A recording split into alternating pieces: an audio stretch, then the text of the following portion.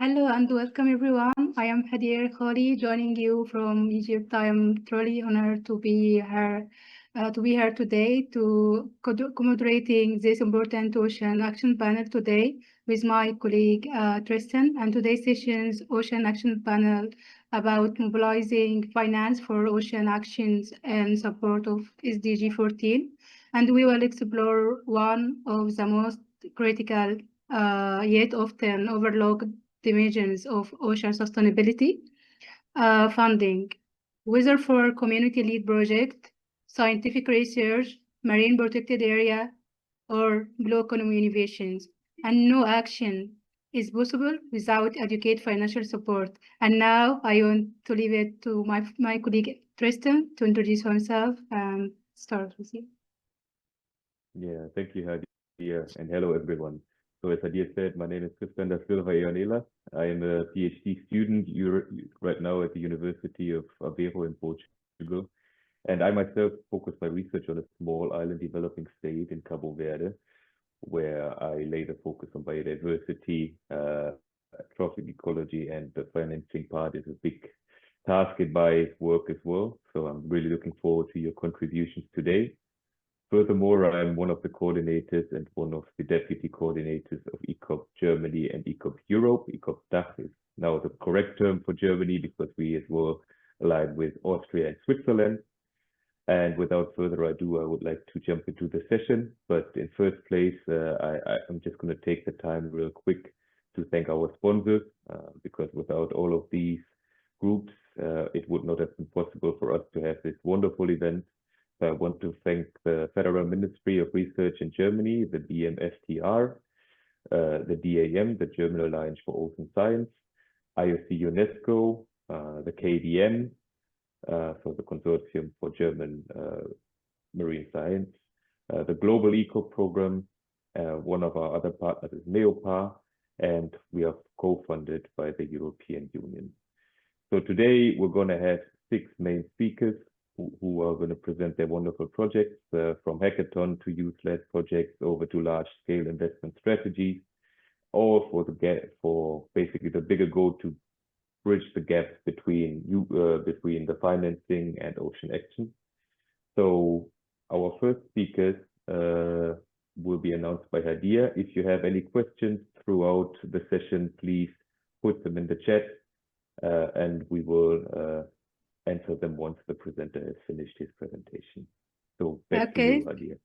Thanks a lot, Tristan. And now to begin, I am delighted to introduce Ines Maria, who will be sharing insight from one of my close heart organization, Oysters program, a pioneering initiative, Young Ocean Aeromarine Network, that supports young ocean professionals through practical governance, funding, access, and strategic participation. And thanks a lot for Ines to join us, and it's up to you now. Hello, everybody. Good afternoon, and thank you for the invitation. So I'm here today to present our working group. It is from the Aeromarine Consortium.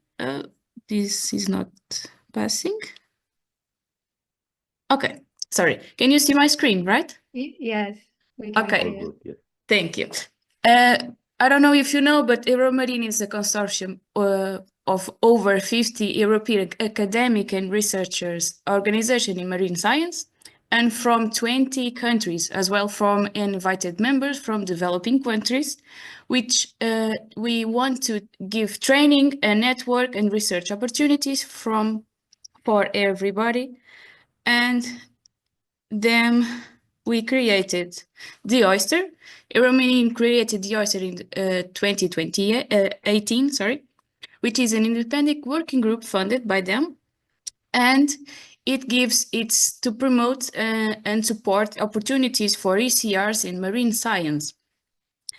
And to do that, what we normally aim to is to engage with and represent ECRs within Aeromarine network, to give skill development, networking opportunities, and professional support for ECRs, and give initiatives to support and integrate ECRs within Aeromarine research, and to contribute to capacity building for ECRs and Aeromarine organizations. So, who are we in 2025? We are 25 members, PhD students, postdoctoral researchers, and technicians, and we are from 11 countries, which represents 69% of the Euromarine countries in the institutions, and we are from 18 Euromarine institutions. Normally, we give a call for new members in the last of the year and the last month of the year, December. So after this presentation, if you would like to join us, feel free to give your application. And also, if you are a marine scientist, social scientist, we truly want you to be with us because we need you. So we have 6 working groups. We have the secretary, which is responsible for the monthly meetings and take notes from that meetings, and also responsible for individual fellowships and ECR's cooperation projects. But I will go on that after this slide to show you what are our opportunities. Another working group is the communication one, responsible for engage with social media platforms and responsible for the communication, dissemination, etc. We have another one that is the mentorship team, responsible for managing the mentorship program and establish the mentee-mentor pairs. I will get to you also about this. And also the engagement team, which is responsible for engage and communicate with other ECRs or groups networks and establish collaboration with other networks as well. And we have another working group which don't have a main rule, which is the ones that normally help us with the other rules, because sometimes we don't have so much time to do that, or we have all the deadlines, because normally we do this after our work jobs. So that's a teamwork. That's these mentors are made for, more or less. And we have the co-chairs. I am the co-chair this year, and also another one, so we can make a smooth function between all the groups and stay connected also with the Euromarine representatives and to be in the meetings as well. So how do we work? We normally have, we ask for 1 year of mentorship to be with us. And normally we have monthly virtual meetings, but also an in-person meeting with a workshop. And this year we go to Bodø, to Norway, right before the EMBS. Also, we are normally in contact with Euromarine chairs and secretariat, and we are also from, we are a representative from the steering committee of Euromarine. Normally, this rule is are for the chairs, but if I and my colleague cannot go, normally the other person can go and join these meetings, and also the General Assembly and steering committee twice a year. Okay, so regarding our activities and our programs to help ECRs within the Euromarine network. Maybe you know about this, is the Euromarine Individual Fellowships. This year it's closed, but we'll try to open earlier next year, which is for training and also to attend conference, okay? This is also a good opportunity to go to conference, to present your work, and also to have more training with these individual fellowships. We have another one, which is the ECR Cooperation Project, also for members within Euromarine. It is to give, to bring together the ECRs and through collaborative research projects within Euromarine.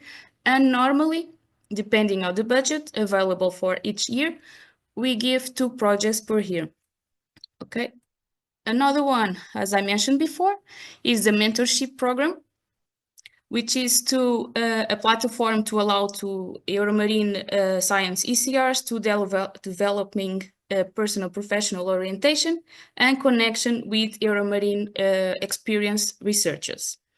Normally, what we do is we have a database from the mentors we have available for each year, and the mentees are ECRs from the Euromarine institutions send us an email, and we try to give a match, more or less, to that researcher from the Euromarine, so they can have a meeting and have a continuous open collaboration, as more or less. Other things that we can help ECRs is the conference prizes. It's the conferences prizes that the conferences that we go, normally Oyster members, and we give best poster and best oral presentations. And this year we give the Spot International Youth Conference. It was 2 weeks ago, I think. We will give in the World Sponge Conference, also on MBS, and we have one spot available left for another conference.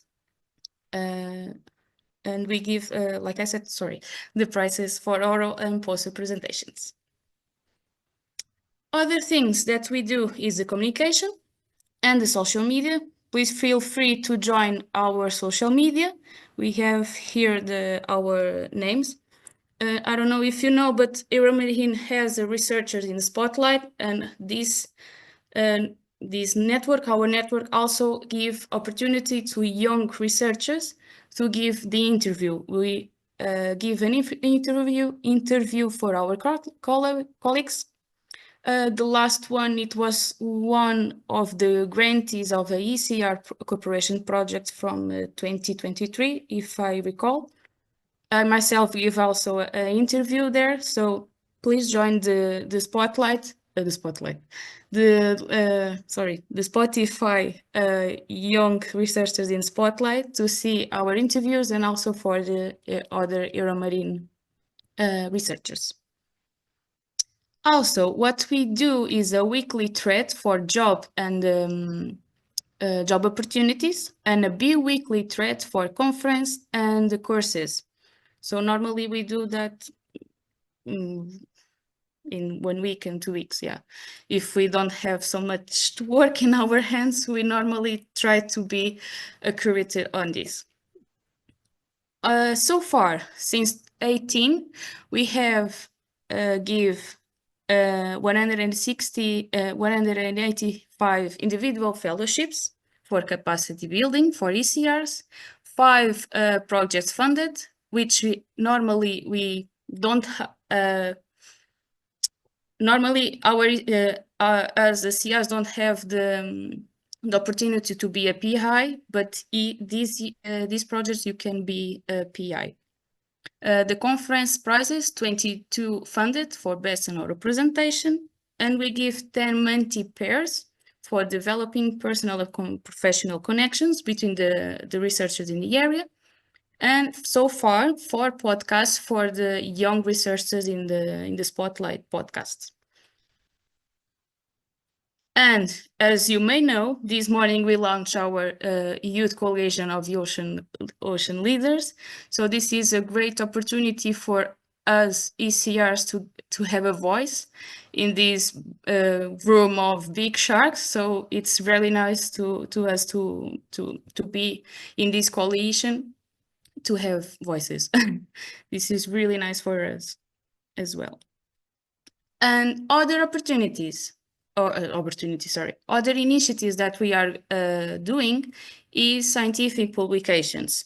We have at least 3, and we gonna have another one, which will be building on the survey that we're gonna launch tomorrow. We will share our survey with you to give a manuscript, a food for thought on the impacts of early career networks to foster collaboration and ocean sustainability. So tomorrow, please, if you want, just respond to that survey, and we have more information to write this manuscript. And I think that's it. So if you like to get in touch with us, please send us an email or be in contact with us as well. Just follow our social media, and we are happy to respond to you. So thank you again for the invitation. Thanks a lot, Ines, for joining us, and I encourage all of you to join Oysters and also to sign the collations. And if you have any question, feel free to write down chat. So you can ask about the opportunity, about anything you want from Oysters, and Ines will be happy to respond to you.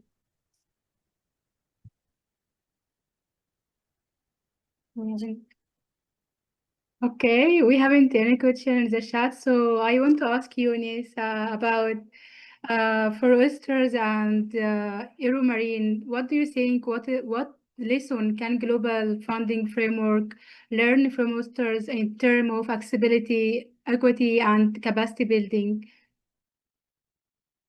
Years, you mean, or general? Yeah, in general, for oysters and in general. Can you say again the question? Sorry. Yeah, like what lesson can global funding framework learn from oysters? Like equity, about capacity building. It is for all people. I think it's for all people, not in a specific region. So, what lesson do you want to tell the people about that? Yeah. In the beginning, for my side, it was difficult because, like you said, it's a lot of people from different countries and different personalities as well. So for me, it was not easy to sometimes to review the calls, and also, but with this you can have more capacity building for that, to review the calls, to give other feedbacks for the ones that didn't have the grantees, the grants. Yeah, it's really nice to have this engagement with the team, and also from the Euromarine side, the director and the secretary and the CEO. They are always happy to be with us and to help us in any case. You know, it's really nice. Yeah, I don't know if I answered your question. Sorry. Yeah. I think when we share the opportunities and a lot of people join the opportunity, not only for one region or for some people, it is for all of us to have the equal opportunities and the equal capacity building. Even you can't have the fun. I saw what is the amazing work the oysters, and I saw that with my eyes. So thanks a lot for joining us. And now I will leave it to my colleague Tristan. And thanks a lot. Thank you. Yeah, Ines, thank you so much for your talk. I think we see how ECOPs usually struggle with getting funding all across the scales, and I think it's a great, well, international program which you guys have set up, and the numbers speak for themselves as well. So very, very great job, and I encourage every ECOP to reach out to the Oyster program. And thank you once again for your amazing contribution. Thank you guys. Okay, great. So with that being said, we will now move on to our next speaker, who is Anne-Sophie Saint-Marie.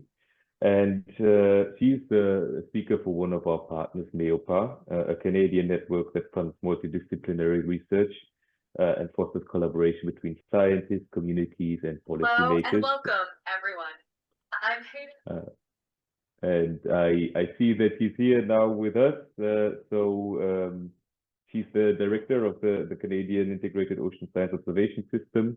And Anne-Sophie, the stage is yours. All right. Well, thanks everybody for having me. It's a bit of a crazy day being here at Prince Edward Island in Canada, where there's a Coastal Zone Canada conference right now. So I'm taking a couple of minutes to present myself.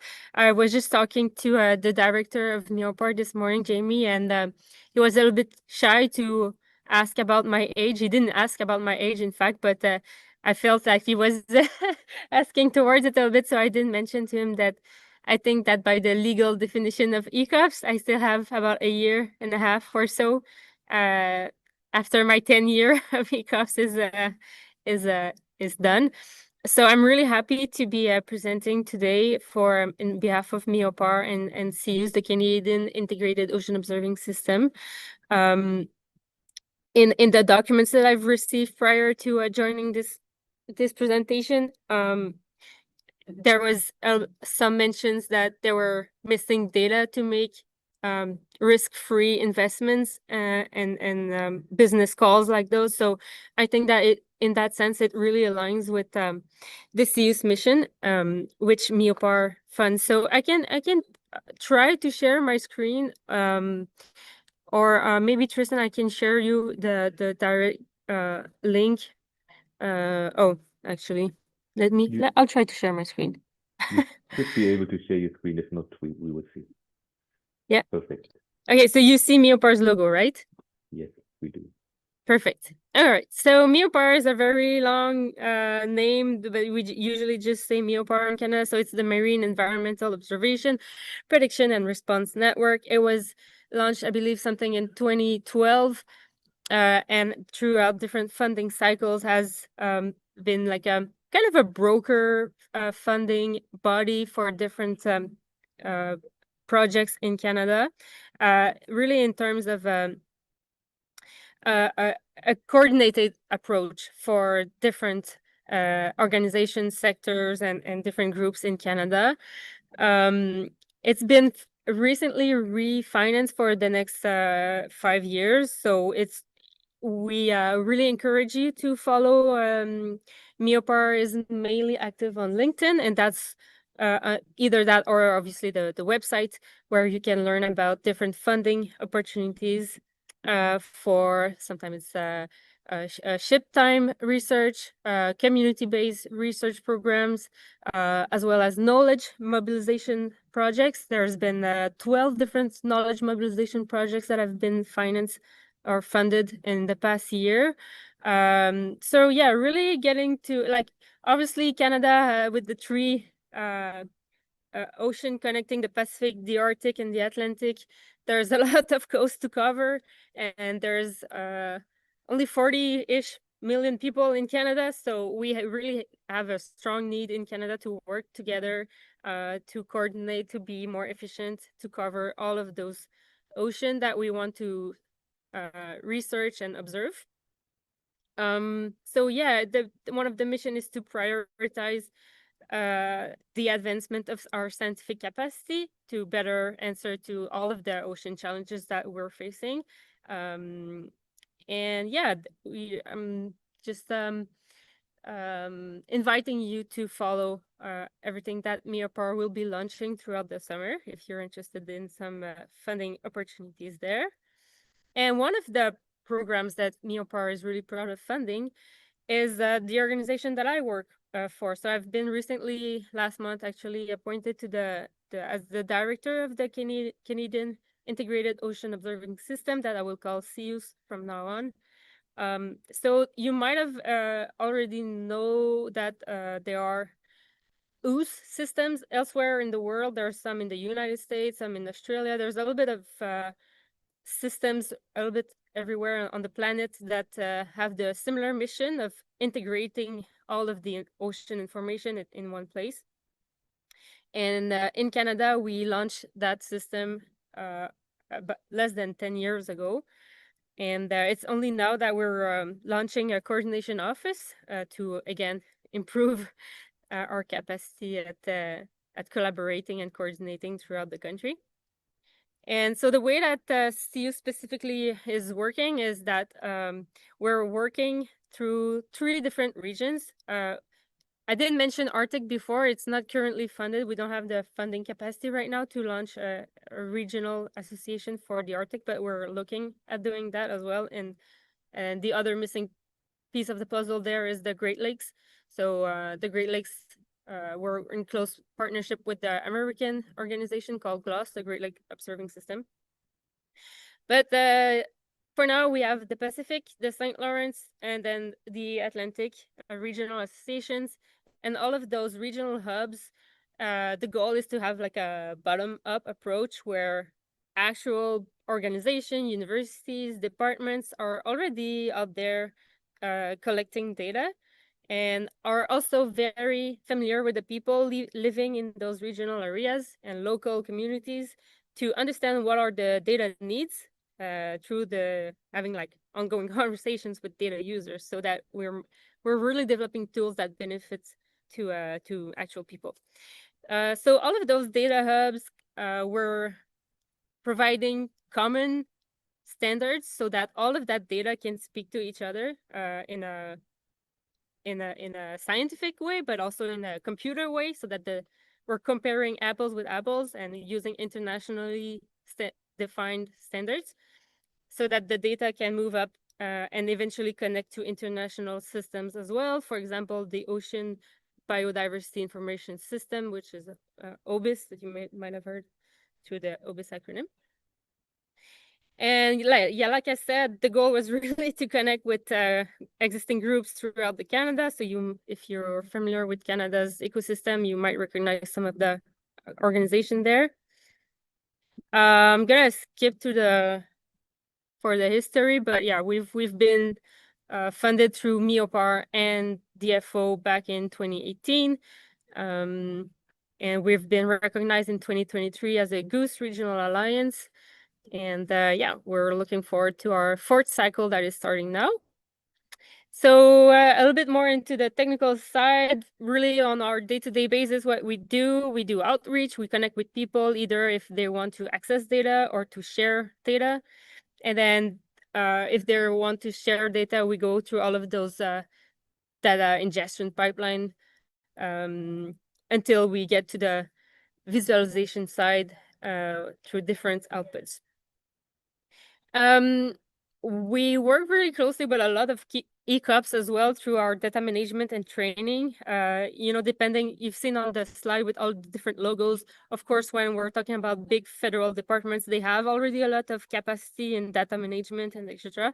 But sometimes we're working with students, postdocs, small nonprofit organizations where they have very varying capacity or time allocated to data management. So we really take the time to have a customizable, dedicated training for them, pick up where they are at in their knowledge of data management.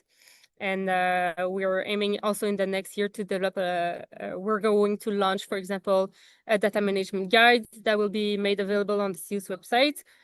And then one of the exciting projects that we have right now is through the Canadian Ocean Supercluster called Building Bridges, where, the open science and open data paradigm being more and more spread out as well in Canada.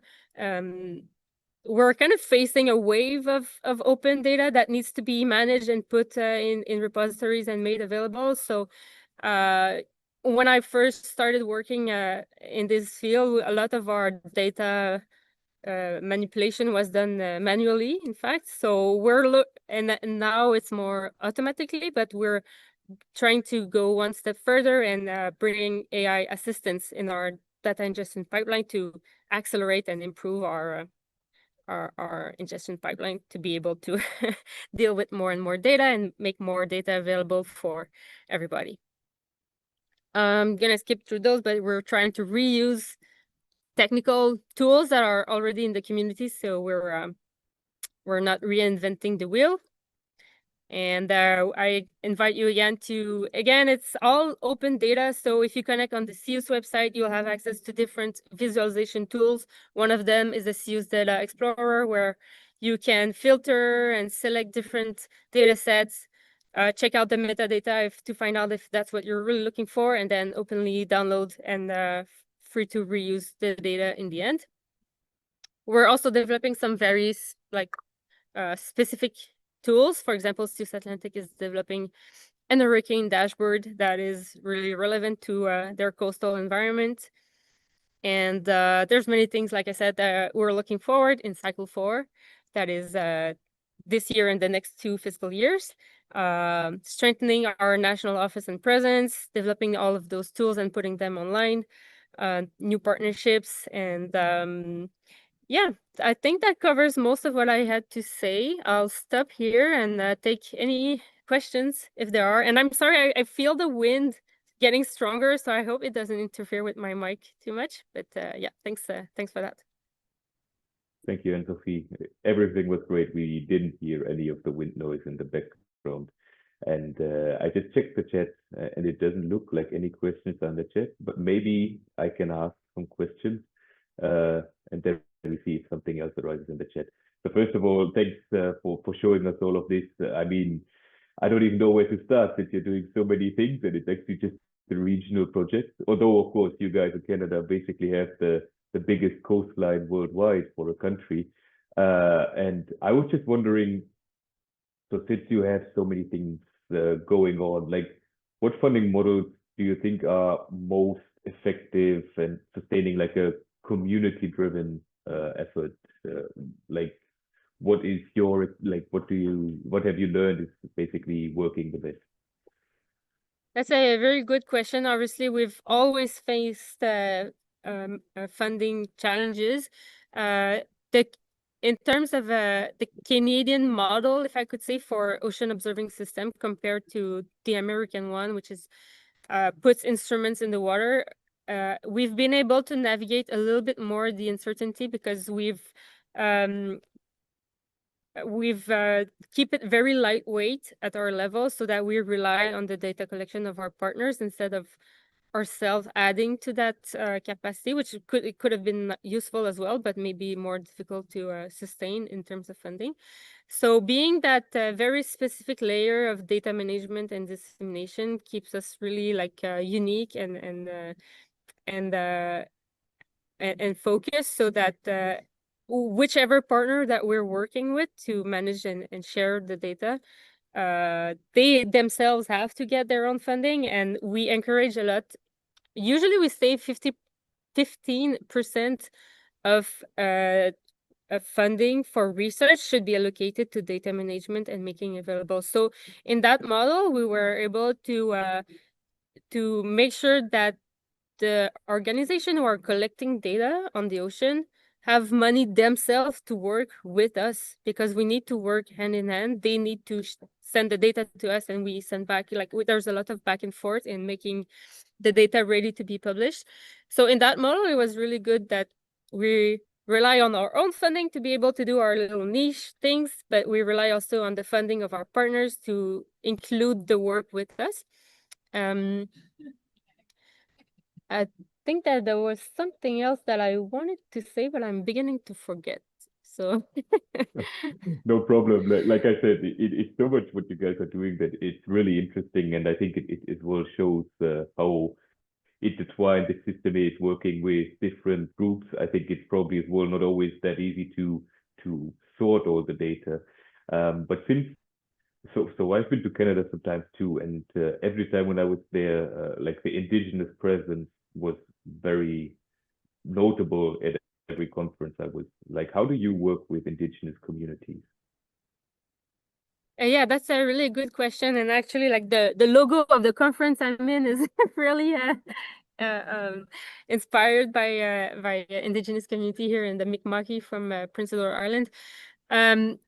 It was one of the main reasons why we really created the 3 regional hubs, so that it really, like I said, is bottom-up approach. So we didn't want to have like a one-size-fits-all indigenous data strategy throughout Canada, because there's so many differences between a First Nation in the West Coast, in here, or in the Inuit in the Arctic. So we really want to be like ongoing conversations that are very specific to local communities, and so far has worked well in doing that, with developing partnerships with that are based on trust and relationship development.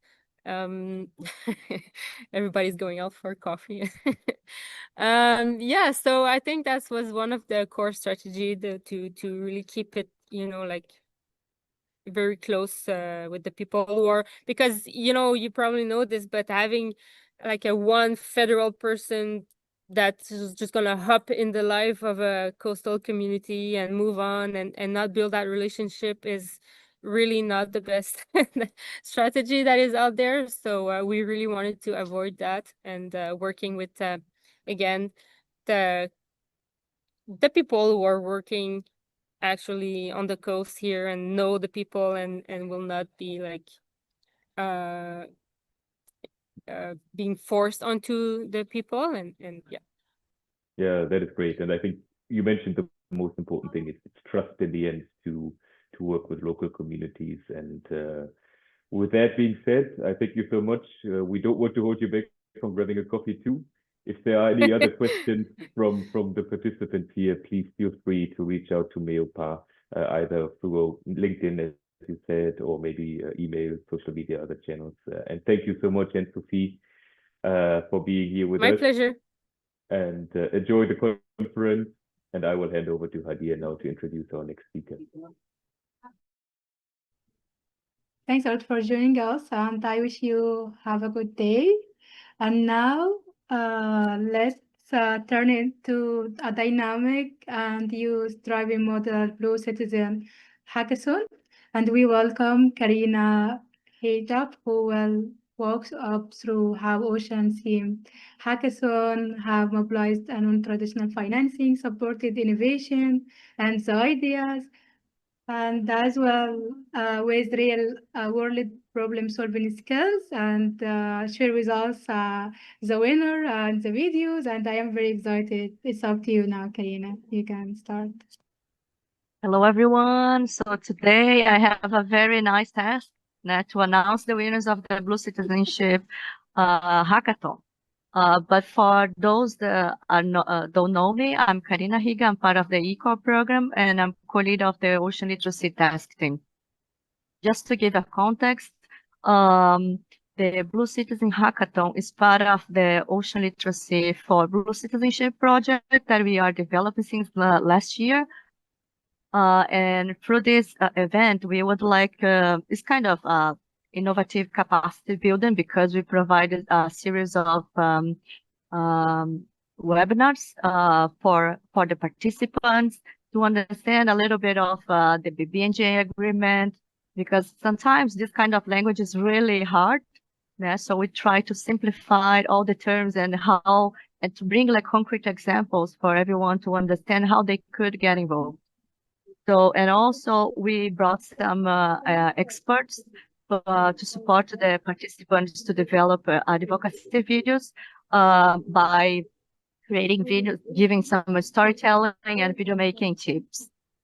So, and also this event is part of the awareness campaign of the Ocean Literacy for Blue Citizenship, that we would like to bring people close to us to understand more the role of the Blue Citizen in advocate for ocean.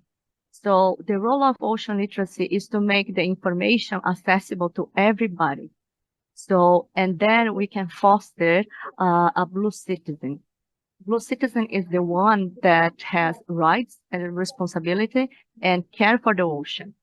So, and today I'm going to announce the 3 winners of this challenge, and by sharing with you, sorry, the 3rd place. So the 3rd, oh, sorry.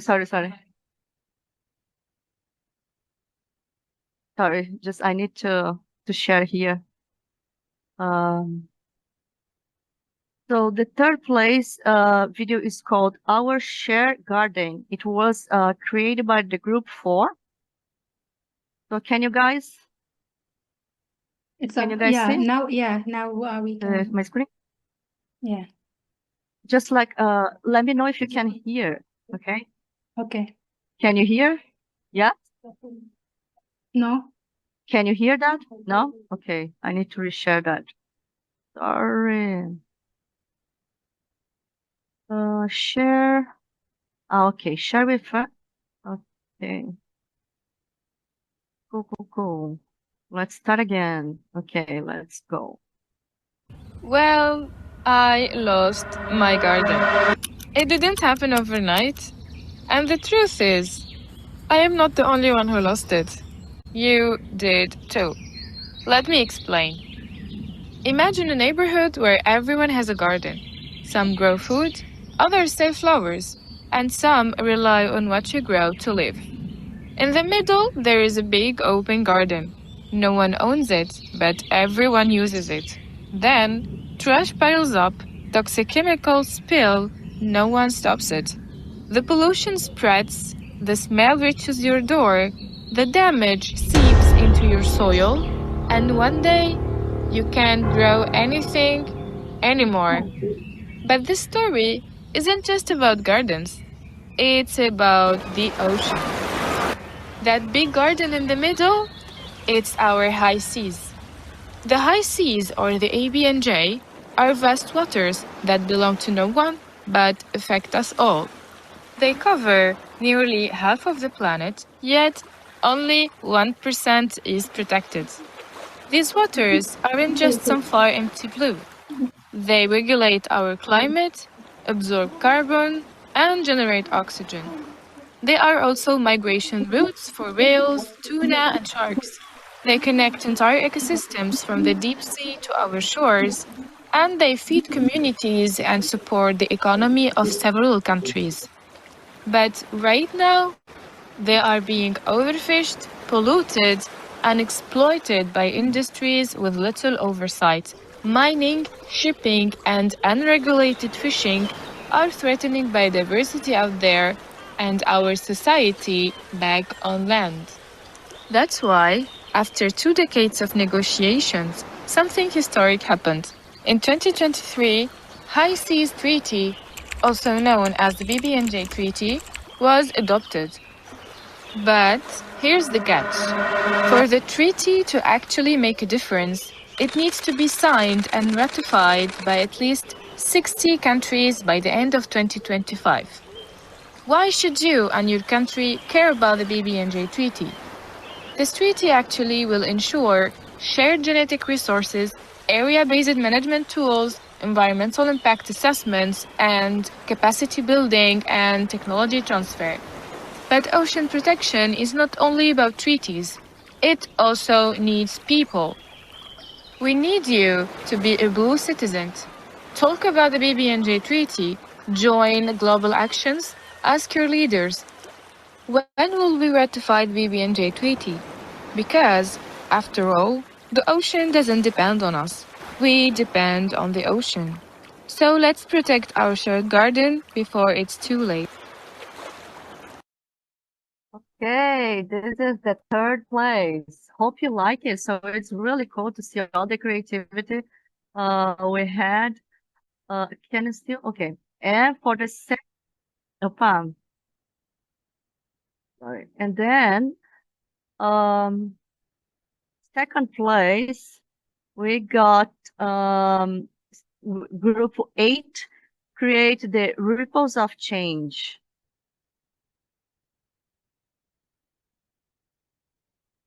So let me. Have you ever started to think what is happening beneath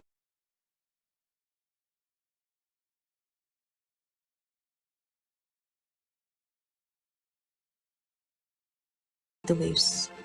The ocean is changing. Climate change is heating the waters, bleaching the coral, driving the fish away. Trash pollutes our port. Life underwater is in danger. Once upon a time, the ocean was full of color and life, but now it's just tired and fragile. Here is something many of us don't realize. The damage isn't just near the shore. Far beyond the national borders, the high seas and deep sea beds are dying. But there is hope. The Biodiversity Beyond National Jurisdiction Agreement, that is BBNJ, is the world's first global treaty to protect the marine life in international waters. It's one big step forward. Some countries have signed it, but not enough have ratified it. But the ocean can't wait. So what does it have to do with you? Every second breath that you take comes from the ocean. It cools our planet. It feeds billions. It drives our climate. And right now, it needs us. You don't have to be a policymaker to make waves. Join Ocean Youth Network. Start a campaign at your own school. Share the story. Post a reel. Just make some noise. Because the ocean does not have a voice. But you do. The ocean belongs to no one. But It's the responsibility of all of us. Let's protect it together.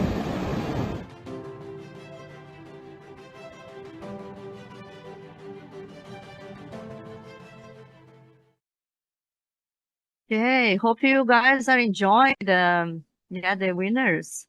So, and the first place we have group 3 with the video called Be a Blue Citizen, your voice for the high seas. Just a moment, guys. There are a lot of things here. Second.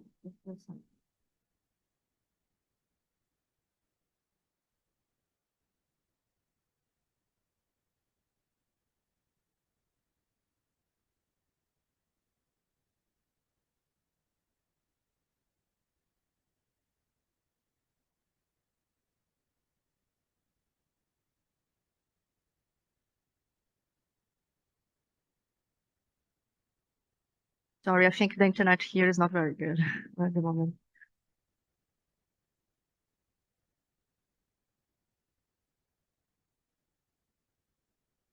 Wow.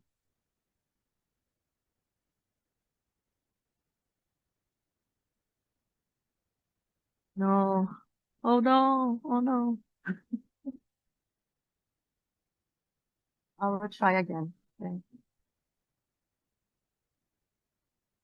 Yeah, maybe you try again, and during that time, I think 2 great videos which you have already shown, highlighting the importance of what we as a generation can do, but as well which challenges are ahead of us. But still, I think it's always really important to simplify science, and I think you selected 2 great contributions for giving them prizes already.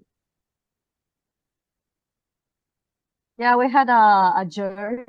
They were like expert in communication campaigns, so they select. We have so many criteria, but all of the participants they were a winner because they put a lot of passion and efforts to create all the videos, and we are really happy with all the videos. Yeah, but unfortunately we had to elect the third one, only the best video. Okay, let's try again. Oh no. Yeah, unfortunately it's not working. One more time, let's see. But yeah, because we are I'm in at the green zone right now, so the internet connection is not very good at the moment. It has been challenging for us to connect. Yeah, sorry guys. No, let's see. Fingers crossed.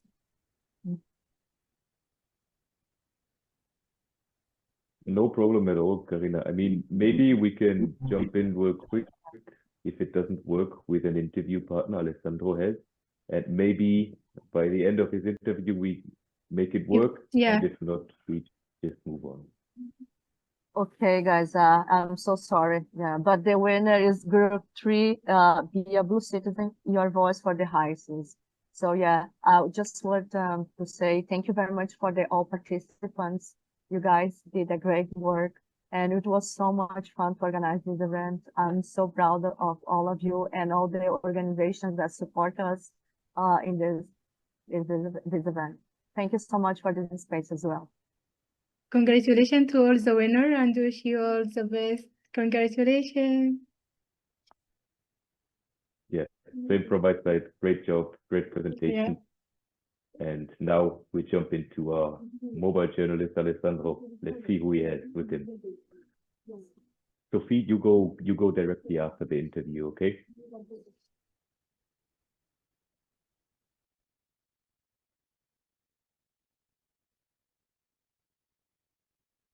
We are back from La Baleine, as you can see, and we are right in front of the Costa Rica pavilion because we have a special guest with her, you know. Hello, Marta. It's Marta Camri. Cambra, actually, I pronounced her name right. Yeah, Marta, you are from Costa Rica. Costa Rica is the host of this whole conference, and you work with Migramar. Can you tell us a little bit more about that? Yes. Yes, it's a pleasure to be here, and especially in front of the Costa Rica side of the Baleine. I am a marine biologist. I work with Migramar as a project coordinator. So I help Migramar, which is a network of scientists in the Eastern Tropical Pacific that studies the movement of migratory species for their protection. So I help them implement projects, and also I support them to implement scientific expeditions. I am specialized on the shark research using baited remote underwater cameras. So I try to also help Migramar with this kind of methodology. Really, really interesting. And tell me, so you work with beta remote underwater video stations. Can you tell us a little bit more about that for those that don't work directly with what you do, and what your learnings are about the shark populations there? Yes. So beta remote underwater video stations are basically a frame where we attach some cameras and we put a bait container right in front of the cameras. So this has been super effective to study sharks, because usually to study sharks are species that are evasive. So if they see humans, they leave. Or even if trying to study them doing diving, you can affect their distribution because they leave. So with these cameras, we actually are attracting them. We are not in the water, so we remove the human presence of the water. And we started using this technique in 2017 in Costa Rica with my advisor, Mario Espinosa from the University of Costa Rica. And we discovered that is a super successful tool to study these species that they are very threatened in the region or globally. So this helped the first tries that we did in Cocos Island and the successful projects that we did there helped us to promote the use of this technique regionally. So now with Migramar, we're using VROPs in different areas in Colombia, Ecuador, Panama, Costa Rica, Mexico. So we are covering a large array of countries and oceanic islands, underwater seamounts, coastal areas, and we want to identify important sites for conservation for these species. We want to understand the distribution, how it changes around the region, and also to evaluate the effectiveness of the marine protected areas that have been recently created. All right. So you mentioned many countries now in the region. How would you describe the coordination between these different initiatives in the region? Do you think are you well oiled, so to speak, or what are the points that you run into more difficulties, or what do you wish for the better coordination between all these different initiatives in the region? Yeah, I think the Eastern Tropical Pacific is a global example of regional coordination. There are different bodies that allow a better coordination between countries. For example, there is the CMAR, the Marine Corridor of the Eastern Tropical Pacific, which is created by the ministries of the different countries. So that's the idea, is to help on the more political side, help implement strategies that are more regionally coordinated. And then Migramar is also like the scientific network in that area that is creating the technical information that the CMAR needs to suggest the implementation of different conservation measures. No? So I think that's been a good example for other parts of the region that also have been trying to implement this kind of regional coordination. And also there are different fundings that really like these structures. So we have been seeing now that working alone and by a single organization is much harder, and you will have much less effect than working in networks. So I think this model is attracting more funding in the region, so that we've been able to expand also our efforts in Migramar in the region. Okay. Thinking about, since we are a program made by ECOPs for ECOPs, and what would you say to somebody who is still studying or like at the beginning of their career and they would like to go in a similar direction to what you do? What would you tell them now? Would you say like this is an area that definitely needs attention, or what is your view on that? I think everyone should select the area that they are more passionate about, because it's not an easy career, maybe as any other. I'm not sure, I've always been a marine biologist, but it's hard. You have to work a lot, and if you want to get good opportunities, you really have to be there. So I think it's important that you select what really you are passionate about, to be able to have the energy to scale up on this field.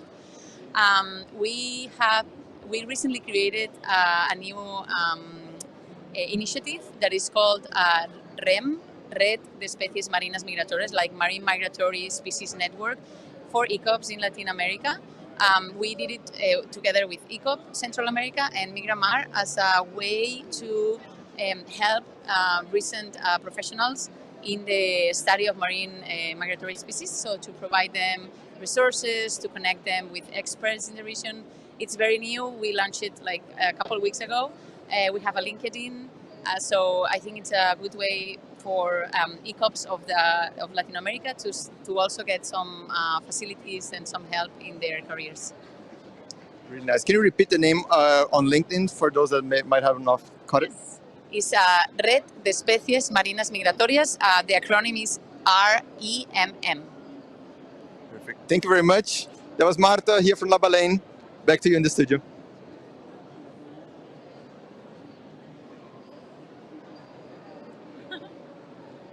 Quick interview and elaborating on how important passion is to choose your path in science. I think that is something I recommend to every ECOP as well. And next up, we have another passionate person, hopefully, is presenting today as one of our partners from IOC UNESCO, the IODE program, which stands for International Oceanographic Data Information Exchange and was established in 1961. And today with us, we have Sophie de Ben, and I will leave the floor to you since we're already a bit behind schedule. Without any further ado, the stage is yours, Sophie. Perfect. Thank you very much. Thanks for having me and for giving me the opportunity to present the Ocean Teacher Global Academy, UNESCO's IOC's training components. The Ocean Teacher Global Academy, Sophie, yes? You are in presenter mode. Can you maybe switch to the full screen? Because we could see your notes on the side. Ah, okay, sorry. I thought it was the opposite. Sorry. No problem. Let's switch again. Give me just a second. And then you should see this, I hope. I hope it's better now. Or no, you still see sorry.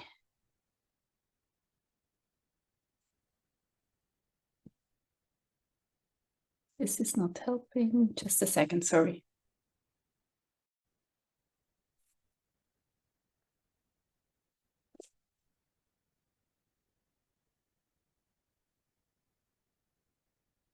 Okay.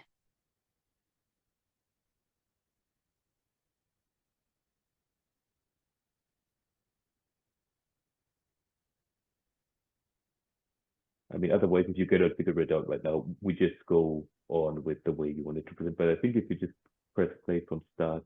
Now it's good.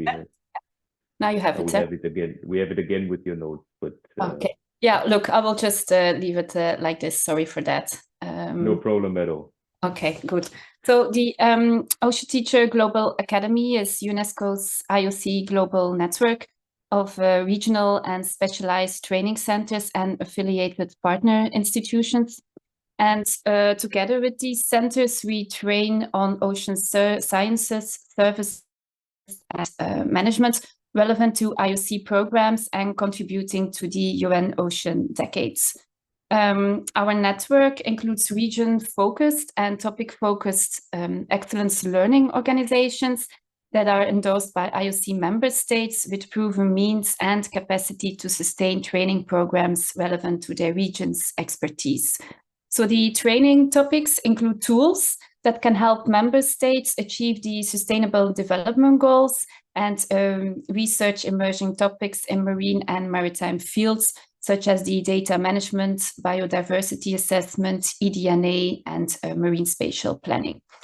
Leveraging existing infrastructure and human researchers within each region, IOC creates more training opportunities and importantly covers around a variety of knowledge systems and learning needs.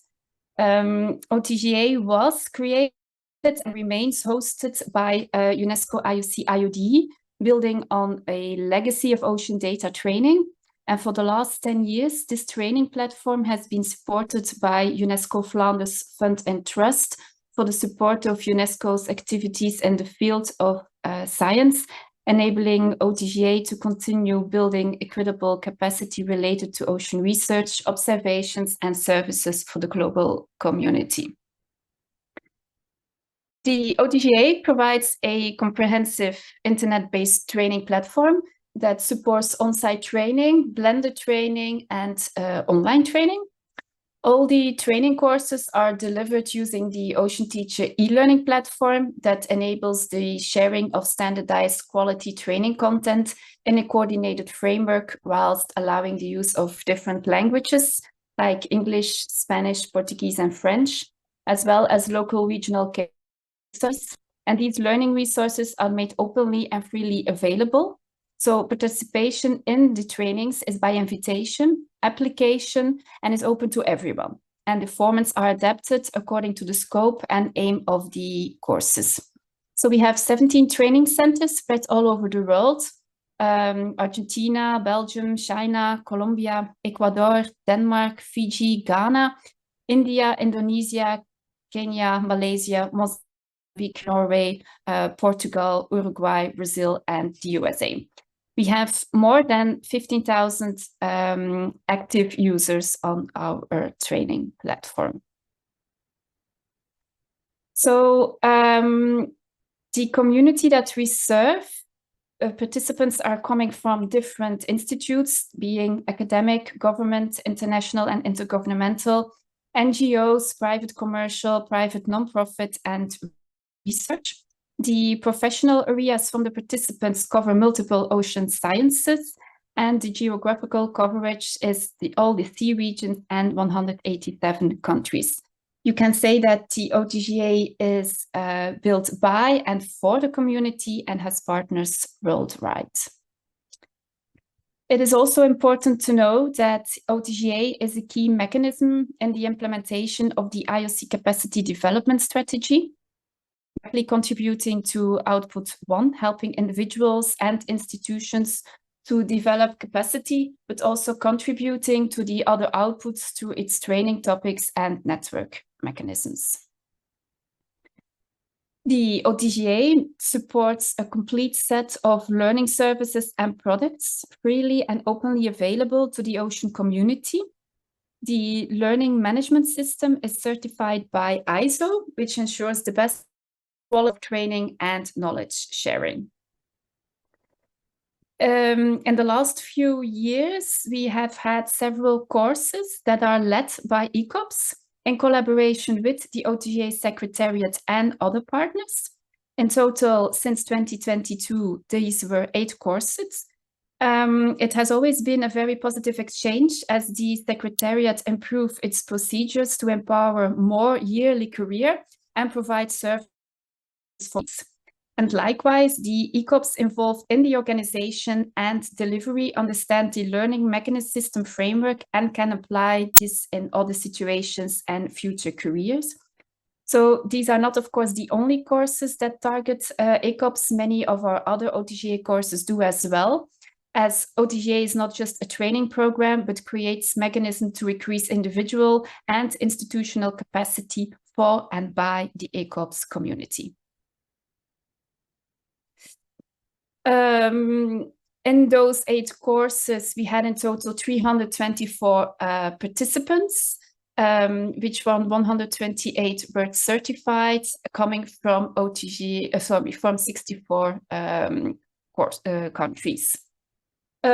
Also this year, in 2025, we will have 3 courses led or organized by ECOPs in cooperation with the secretariats, where the applications will open soon.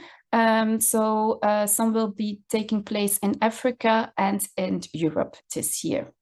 So for the people who will follow us through the social media, they will see when the applications will open.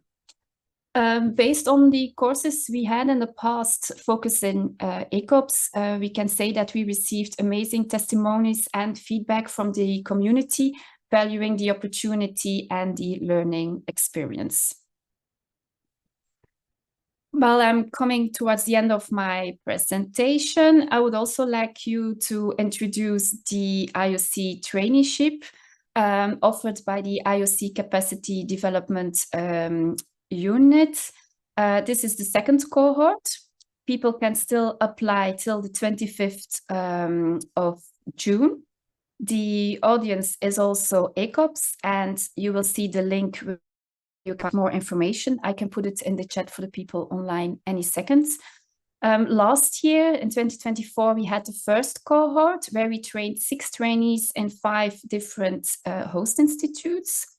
This year, we will have 6 host institutes where the trainees have the option to see which institute meets their needs on where they want to focus on. And these trainings are taking place mostly in English, and one is Spanish. Thank you very much for giving me the opportunity to present Ocean Teacher Global Academy to you. I would also invite everybody to subscribe to the Ocean Expert Directory, where you will find an overview of all the training courses by the UNESCO IOC. Also, for the people who subscribe, they can receive mailings for future training courses taking place in the focusing on ECOPs on your scope, and also all the social media is available to find new courses to apply to or to just easily enroll to.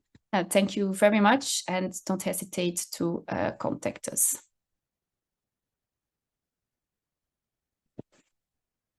Thank you so much, Sophie. What a great initiative, and great ways to engage and get involved for the ECOP community. And I highly encourage everybody to follow you among the social media channels, and I believe as well there's a newsletter. Correct me if I'm wrong, but I think so. Mailings, no? yeah, mailings on specific courses that we sent out, yeah, based on the information they put in the directory. Correct. Great. So since we are a bit behind schedule, I would encourage you, Sophie, maybe to put a way to contact you in the chat if there are any questions arising. Okay. And I just have to sort it out now. Either we have a Mojo contribution now from Alessandro again, and if not, we will move to the next contributor in our time schedule, who's David O'Sullivan. So maybe, David, give me 1 or 2 seconds to see if we have our Mojo there. Otherwise, Sophie, thank you so much once again. Highly appreciate that you made the time for us to hear from the IC. Okay, Karina says she had some technical problems. No problem at all. And definitely check out the ECOP Global or any ECOP channel to see the contributions of the respective winners. So I just got the message that we don't have our mobile journalist ready. So David, if you're there, I'm just going to introduce you real quick. So David O'Sullivan is representing today our Shared Ocean, a project led by is an Irish-led initiative that channels international funding to support SDG 14 through international collaboration, especially focusing on small island developing states, shortly SIDS. And without further ado, David, I let you present. Thanks very much, Tristan. Aren't we glad this actually happened in the end? I'm on the ground in Nice at the UN Ocean Conference at the moment, folks, and maybe some of you are as well. It's been kind of chaotic. I was supposed to be in the Blue Zone earlier, and I lost Wi-Fi, and I lost my laptop there for a little while, but I dashed back to a hotel to make this just in time for this call. So I'm delighted to be here. And I know Tristan was quite worried over the last couple of hours. He was sending increasingly frantic text messages to me to try and coordinate me. So apologies to you, Christian. Hello to you all. So I'm David O'Sullivan from the Marine Institute in Ireland, here in Nice at the moment. And we run a funding initiative to work with the small island developing states, and it's called Our Shared Ocean. So I'm the project manager for Our Shared Ocean. It's got a specific remit to build ocean and climate research partnerships with the small island states and utilizing Ireland's pretty good, it has to be said, marine research capabilities and marine infrastructure, and just a very good kind of knowledge of working with the ocean, marine science in general, understanding of that research infrastructure. So it's that experience that we built up over the last 20 or 30 years. We are an island. I mean, about 150 years ago, we were a small island developing state by any regard. So we just feel that as an island, we have a lot in common with islanders all around the world, which we do. We've gone through our own journey for political and economic independence. We know a little bit about it, so we're just trying to share that knowledge. If people and if other island states want to get involved with us, we're more than happy to chat to all the islanders out there. So that's the backdrop to Our Shared Ocean. I might as well share a few slides since I'm here. Thanks as well to Gary, who I'm not sure he's online at the moment, but my colleague of mine from Ireland helped set up this call, but I don't see him online there, so I'm going to share Our Shared Ocean presentation. Hopefully this will work properly. So you can tell me, guys, if you've seen those slides or not. Looking good, David. Looking good. From beginning. Off we go. So there is our lovely bit of branding, all those lovely things, Our Shared Ocean, building partnerships with small island developing states. There's me, David O'Sullivan, the Programme Manager. You've heard that. Government of Ireland. So the Irish Aid, which is Ireland's developmental coordination group, basically administer these funds to the Marine Institute, where I'm based. So it's entirely funded by Irish Aid, and it's entirely managed by ourselves at the Marine Institute. But it is an Irish focused led program, and we've been endorsed as the UN Ocean Decade. So Decade Action, that was 2 years ago on World Oceans Day in 2023. That would have been, we're endorsed as a Decade Action.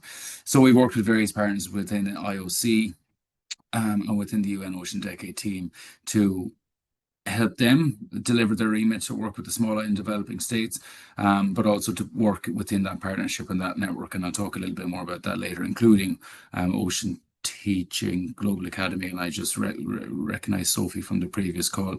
I'll come up to that as well a little bit. So we're in that space. I sit on the IOC, a group of experts for capacity development globally. So within that space, then we are currently implementing the capacity development strategy for IOC for 2030. The capacity strategy is up until 2030. So it's useful seat at the table and helping to guide those conversations, and it's a very useful table to be at in order to ensure that the small and focused impact of our program reaches as far as possible. So listen, I don't know how much time I have here. I don't want to take up too much of your time, guys. A Better World is Ireland's developmental policy for international aid. Within that, we have a global strategy, our second strategy for partnership with the small and developing states. So there's very few countries in the world that actually have a strategic partnership to work with the SIDS, or the big ocean states. I don't like calling them SIDS. So we are growing research partnerships between Ireland and the SIDS, supporting capacity building and building Irish capability. Three main themes: oceans and climate action, inclusive and a sustainable blue economy, and marine policy and ocean governance. So we fund calls for different types of projects, which could be for 12 or 18 months, small projects. We've funded master scholarships. And the researchers come to us with the idea. We help tease out that idea a little bit. If we feel it would benefit from sitting beside an Irish researcher who's got expertise in that space, we will put those together, a bit of a matchmaking thing. If the researchers in the SIDS are confident that they produce the plan, they want to work themselves, that's absolutely fine too. So we're not trying to get involved really. We're just trying to get the most out of each of the individual bits of research. You see on my array of lovely flags along the bottom of the screen. So, we have to understand the problem. We can't just barge in and think we know everything, because I certainly don't. So it's a lot about talking to the clients, or talking to researchers, talking to islanders, and making sure we understand the main thing. I mean, there's commonalities that run through all the SIDS. I'm going to assume that many of you know what they are, but let's just say climate and coastal resilience, rising sea waters, things like this, low economies of scale, very little industry in the islands, in particular small, sometimes geographically isolated in the Pacific. So it's a lot harder to deal with that and build up that research capability. Obviously, sargassum emissions in the Caribbean. So the relative sets of problems, but each island has its own personality, and you have to get to know those types of things as well. So we want to understand the problem. That comes down to good stakeholder engagement, which is more listening than talking, even though I'm doing lots of talking now. We increased the number of eligible SIDS. The original list on the UN list has 38 SIDS on it, and there's another 20, which are kind of regional commissions, the likes of Guam, Martinique, some countries in the Pacific, and so on and so forth. We've included them within our sharing bracket, so we fought to ensure that was going to happen, because we need to make this program equitable for everybody. So like a rising sea, like the Caribbean, the hurricanes that hit the Caribbean hit all those islands, not just the ones that are in CARICOM. So we want to remove as many barriers to the SIDS getting involved in this program is what we've been doing. So getting endorsed by the UN Ocean Decade as a transformative decade action was part of that process, because one, we wanted to work with the UN Ocean Decade. We wanted to leverage their partnership. We also wanted to leverage their network and be seen in that space, so we get to know people and so on and so forth. And when we start from the ground up, these are the things we had to consider. We also realized that the co-design is a very influential part of what the UN Ocean Decade is trying to do, and it's lacking in some ways. So the co-design initiative is whereby, you know, like, people work together towards a solution, but the ideas are coming from the islanders or the SIDS, for instance, in this example themselves. So often has been the case that if someone comes with a funding bracket, they say, I want you to do research in coral reef technology, whatever the case may be, deep sea mining, whatever. And then the researchers have to do that, but it's not really co-designed. So what we're trying to do is tease out the exact specific nature of the problems that is necessary in each research institution, and then able to do that. So it's a social science. There's techniques and strategies to doing that.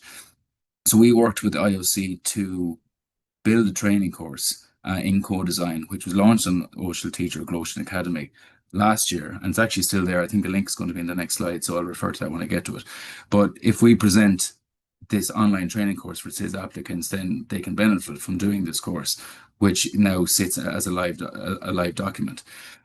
We've already worked with other project partners as well. So we've done a course last year and this year called Best Practice Skills for Sustainable Development in the SIDS, and that was a project partner called Island Innovation.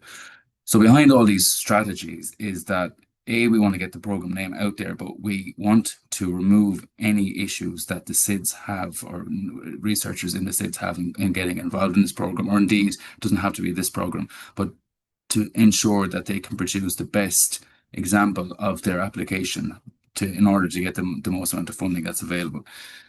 There's invisible barriers to SIDS, and we feel this is one of them. That shouldn't have happened.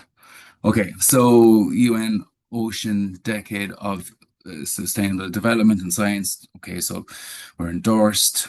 We sit in the group of experts for capacity development, as we mentioned. So we're well positioned to deliver the scope and the strategy of this project within that strategy, but also to get a good understanding of what types of capacity development are needed. And co-design always comes to the top in this. We need projects from people and places all around the world that are bringing that learning, bringing their own learning themselves. So co-design, there's the link. Now, I probably should have had some kind of fancy QR code or something. I'm pretty sure if you went to Ocean Teacher, I'll leave it up on screen for a little while, Ocean Teacher Global Academy, and Google that and our shared ocean and co-design, you would get it. That course is still online. It's going to be online for the rest of the year. I've done it myself. I've got a certificate from it. It's actually really, really interesting. I'm not just saying that. There's a whole lot of stuff in it. IOC were able to build this course and brought a lot of expertise from the SIDS to the course, and it's a self-paced course, and you get a little certificate after it. But it's just I found it very useful myself. Last year was SIDS 4, which is a high-level UN conference, especially for SIDS. They only happen once every 10 years. They're trying to make it happen every 5 years now, because such is the need to ensure all these voices are heard and brought together. That was in Antigua and Barbuda. A great experience to be at, to meet so many passionate researchers in the SIDS, that has to be said. Like you guys, and on this call as ECOPs or promoters, advocates for ECOPs, and the people I've met at conferences like this, like SIDS last year, like, they're so passionate. They have the knowledge within them. So for example, people of Trinidad know what's best for Trinidad, and they're the ones that are fighting in the face of climate change. I've just used Trinidad as an example. So they bring that out. They bring their own enthusiasm. They have the answers, and we're just trying to harness all that energy just a little bit and just move them in the right direction if they so require that. And even though we, David, sorry to interrupt you, but could you maybe wrap up, because we have another mobile contribution, and then in 10 minutes we have to move to the next session. We'll absolutely wrap up. So sustainable development, shaping. There's some students we get to.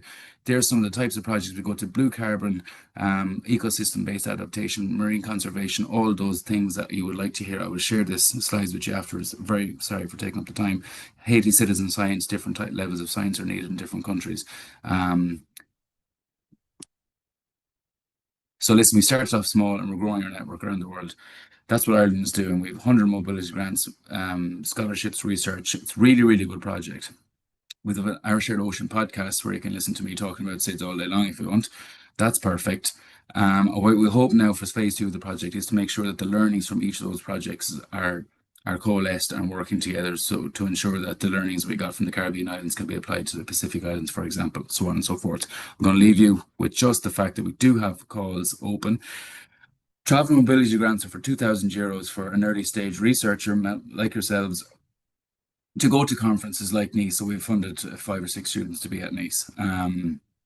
So if you want to go and share and present your work at an international conference, we'll allow you to do that upon application. And as of today, to coincide with Ocean's day and week that here in Nice, we've launched direct funded project awards, which are 3 projects we have for €100,000 each, and they're for 12 to 18 month duration of project. You'll have about 2 or 3 months to think about it before you have to apply, but just know that they're there for now. Have a little think about it in the background. Contact me at any time. I think the email address is there, oursharedocean@marine.ie, or you can find us online and there's a contact form there. We're happy to progress the conversation with anybody in this call, and indeed anybody with any of the SIDS. So thanks very much for your time, and thanks Tristan for trusting in me to show up on time, and appreciate the invite. Yeah, David, thank you so much. Thank you for the great presentation, the great project itself. I myself work on SIDS, so I will definitely reach out to you after UNOC. Perfect. And I think we have another mobile contribution, which I would hand over to now. But until then, David, thank you so much. Thank you as well for empowering the youth. And I think you touched on some really important things in which affect small island developing states in particular, which might be very different from what we encounter in the mainland of the continent, for example. And that collaboration, especially empowerment of the local communities, is paramount for these projects to flourish and succeed. So thank you too. So Ale, are you there for? There you are. Okay. Yes, I am. Hello. Now we are at the mouth of the whale, so you might hear she chiming in sometimes. She does like to sing. And I'm here with a dear friend of mine, Franciele Monteiro. Franciele is actually the person who got me started in this entire ocean protection journey. And thank you for that. And we meet again at the United Nations Ocean Conference. So quite a milestone. Fran is a founder of bentos.ai. Would you tell us a little bit about what you do there and what's the idea behind it? Yeah. So I'm an oceanographer and data scientist, and Bentos is almost like a mix of what I have as background, but also what I have as background in terms of where I'm from. Being a member of a local community affected by a polluted bay, make my way to have a company that is actually a non-profit, but also with a social enterprise side, where we help the databases and also like AI in general to be more diverse in terms of what is knowledge, that we don't only base our conservation efforts in knowledge that comes from academia. So we bring more of this local perspective, context, and cultural awareness in the data sets for AI, but also for, in general, algorithms that we are going to use in the future and are using now. So we do a lot of social media inclusion and diversity in terms of telling people what is about to be conserving your area, your local area, with your traditional or ancestral knowledge. And also we bring that to the academia so we can combine knowledge and make more over powerful situation for ocean conservation instead of being separate. Amazing, really, really nice work you do. And you chose to create a chatbot, right? To help people solve accessibility, so to speak, so that different groups that have also their own sustainability projects can also have easier access to information. Why a chatbot? Like, how did you get to the idea? Yeah, the chatbot, what is different from other chatbots is that it's not just like that we go to the website and you can search for the chatbot. You can also use through WhatsApp. So WhatsApp is a channel that we use for our daily communication in many cases. And I wanted to put a chatbot in a place where people can really be direct with conservation questions, ocean conservation questions, or finance, or like some topics that are most of a taboo in terms of what is finance for, I don't know, mangrove restoration, or also like asking question that is more relevant for local context. If you ask a question that is from the Philippines, then our bot will answer based on the local knowledge, and first the authors will be from the local region that you ask for, and then if we didn't find any answer, then we go for a more global aspect. But the idea is just to be more local relevant in terms of knowledge when you ask questions compared to other chatbots, but also to have this chatbot in your cell phone that you can just ask and not just be dependent on other chatbots that are not really representative for certain groups. And you've been, it's been what, 2 years since you started? Yeah. It is a long story because you never really start with the idea that you end up with. You always make a lot of pivots on the way. And I started thinking about more like a startup concept coming from academia. And then I went all the way through understanding Germany, which is a little bit of bureaucracy. Bit of context, like we both live in Germany. I met her in Berlin. Yeah, so in Germany, a foreign language, it wasn't that easy to understand and navigate this path for entrepreneurship. So I did a few mentoring, and I put the capacity on me to understand what is a business, how can I do business being a non-profit, and having the profit to reinvest in my non-profit. So a lot of things that until I got it here, it's almost like I started a year ago with the Bentos as like a company per se, but like all the paperwork took a lot of time, and also you pivot a lot because you cannot tangle all the problems at once. We need to like sometimes be more narrowed down about what we want to solve. But important is that we start. So 2 years ago, I start and I put the idea out there and I say, hey people, if you want to collaborate, I'm doing this. It's maybe crazy. I don't know how I will end after this, but let's just starting something. And actually it moves a lot because a lot of people came to me willing to be a partner or collaborating with the idea. And it was just idea 2 years ago. And now we are more of a company. So it's quite, yeah, a long road, but for other people, they would say 2 years is nothing, you know. Yeah.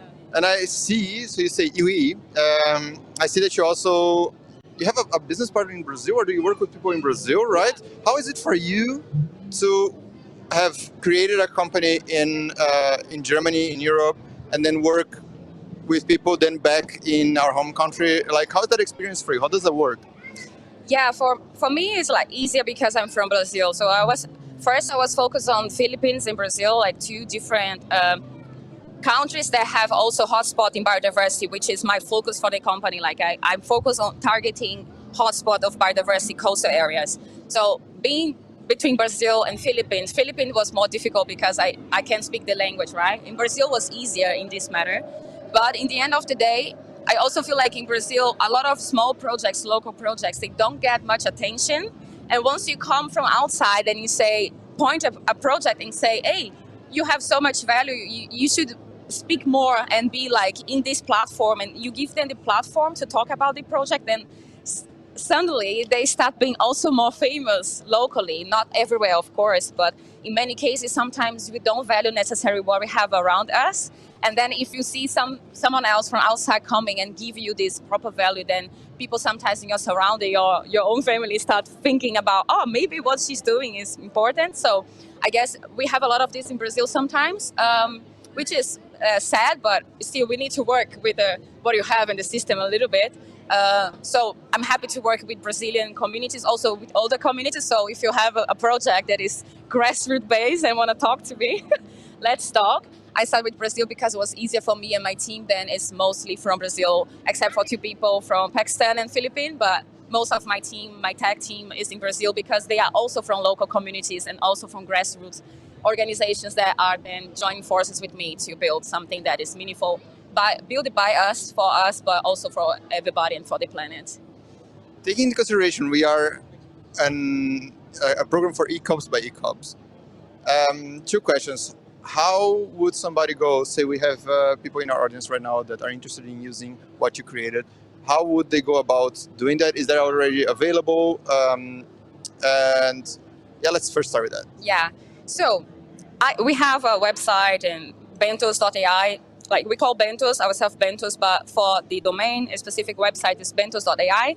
We can also go for social media, and we do 2 works, which is the chatbot as a tool just to improve our database. You could collaborate, improving in our database, giving some context on where you live, if you are from a local community that do conservation efforts, or if you are a young leader that also want to join us, being an ambassador, you can also reach out. But also we have the social media where we do a lot of web series, a lot of video series talking about the people. So you could help in different spectrum. It's just that because we are in the beginning now, we don't have like voluntary specifically for now, but watch out, maybe in a few months I will be able to have also more of this collaborative work. But we can definitely reach out to be more like, if for a project that is grassroots based, you can definitely reach out. So we can do more of like a base in social media work for you. But if you want to use our chatbot, this is also available, WhatsApp and the web. And you can also collaborate with data. So these are more specifics that you can do. And being a ECOP in general, if you want to reach out to ask questions or how I start, I can also give a quick answer. I can not always like talking video calls, but I can also give answers and maybe help in terms of what to do. If you're coming from academia, willing to be in the business space, we need more people, doing things, being more active. So definitely also happy to help in this matter. If you want to reach out, my social media is LinkedIn or email. But I don't know if we can. Yeah, Franciele Monteiro, that's perfect. Monteiro, yeah. So building up on that and to wrap it up, you've been building this for a few years now. What would you tell first to yourself from 2 years ago? What tips would you give it yourself if you could talk to you from 2 years ago? And by extension, what would you tell to somebody like an ECOP in Europe or in Germany who want to start their own company? What would you tell them? First is that trust yourself more. Like, this gut feeling that people tells you about, you should trust. Definitely, I would be trusting me more if myself from today would tell me like 2 years ago. I was very much in doubt about, I don't have experience doing it, so how am I supposed to do something that is new? So I was listening to a lot of people saying that I should take ways that were necessary my way of going. I didn't want to go full for profit, so I was very unsure if this is the path I want to take. So definitely go for what you feel comfortable with. No, don't just go because other people are doing. And also, if it seems like it's impossible, just try it because you are young. You have time now to try out, and maybe you discover something every day. So for me, every day is like learning masterclass kind of situation. So I'm very happy that I took the way that was a little bit shaky, but in the end, it was great to just try out. I would trust myself more in the process. And the other question was? Yeah, exactly. Like, what do you tell both to yourself, younger self, and to others who are starting? Yeah, just then trust yourself, trust your skills. Sometimes we don't necessarily have the skill sets for doing this because of our experience or lack of experience, but just try and ask questions. Also ask for things, because sometimes I feel like I don't want to disturb people. I don't want to ask for things, but if you don't ask, they don't know that you need or they don't know that you want. So just go out there and ask questions. Not necessarily you need to put yourself in the social media, but if social media is the best way to go, then go for it. But just go for it and ask for things, ask for questions, for partners, for collaboration. So it's very important that we don't stay alone, because it can be a very lonely path if you don't go for this community and network aspect too. Perfect. So this is Franciele Monteiro, here from the mouth of La Baleine. Thank you, and back to you, the CEO. Thank you.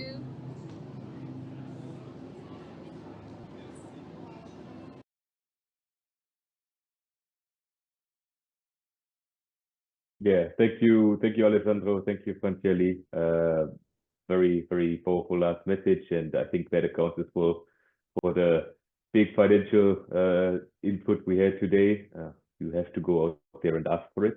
There is a lot of opportunities that we have seen, and I encourage everybody to get in contact, because you never know if you will get support that you need. And I think we're just going to wrap up right now because we're already over schedule. Hadia, I'm leaving this to you. Just wanted to thank our sponsors once again, and looking forward to the next session by Kirsten and Volita on Ocean Action Panel 4. And Hadia, I give the last words to you. Thanks a lot, Tristan. As we know, time always flies when we are embraced in such powerful and helpful conservation. And I encourage all of you to keep in touch and reach out to different organizations to get more opportunity. And a big thanks to you as well, to everyone who joined us live. And please stay tuned to our next session, Ocean Action Plan 4. And we are very, very sorry for timing, and we can't manage it. It's up to you now.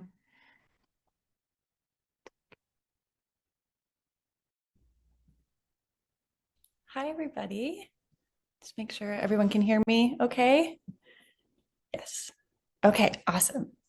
All right, so hello and welcome. Thank you for joining us on today's virtual session, Preventing and Significantly Reducing Marine Pollution for All Kinds, in particular from land-based activities. We're excited to be your moderators for this important conversation, featuring some incredible guest speakers from around the globe who are working across sectors to tackle pollution at its source and protect our ocean. Before we dive in, we'd just like to highlight the two programs that are hosting today's events. So ECOP Canada and the Blue Futures Pathways program are two interconnected initiatives hosted by the Students on Ice Foundation.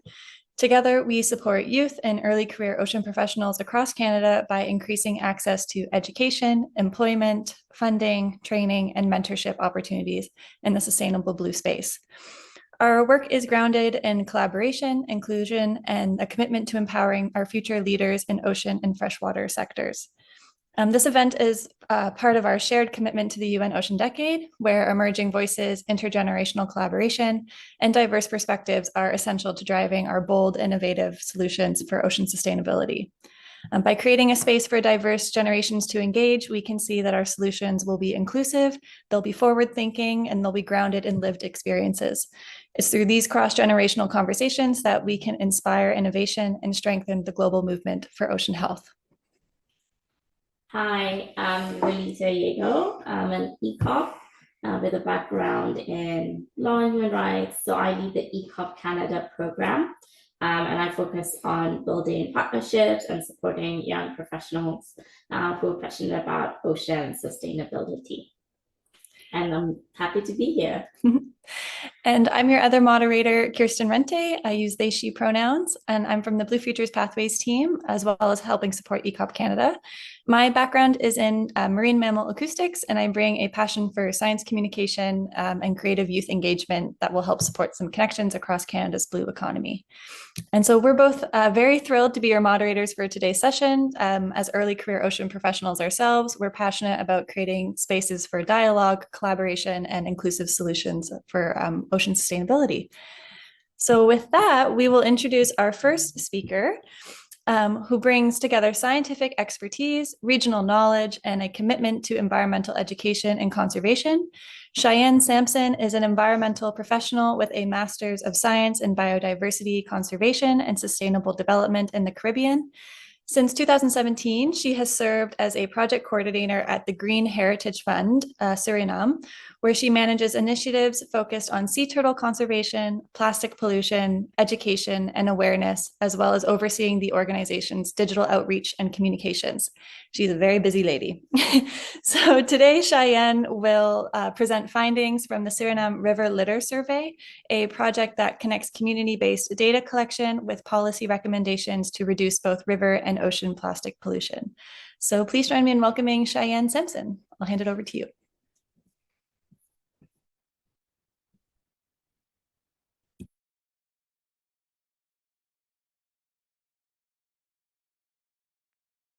I was on mute. Hi, everyone. Again, thank you for having me, and I'm really excited to be here and talk about our ProMar project. I am having some issues with the presentation, so I'm going to ask if you could help me out with that and help share the slides.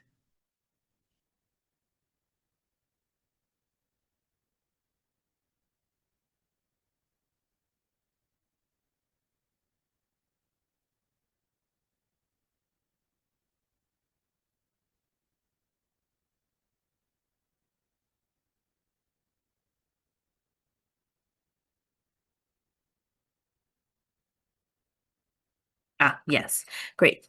Oh no, why does it look like that? But okay. So I'm here to talk a little bit about the Suriname River Litter Survey, in which we will link waste data to targeted riverine and ocean pollution policies. This is part of the ProMar project, which is a regional project that's being implemented in 5 countries, including Suriname, and is funded by the German government.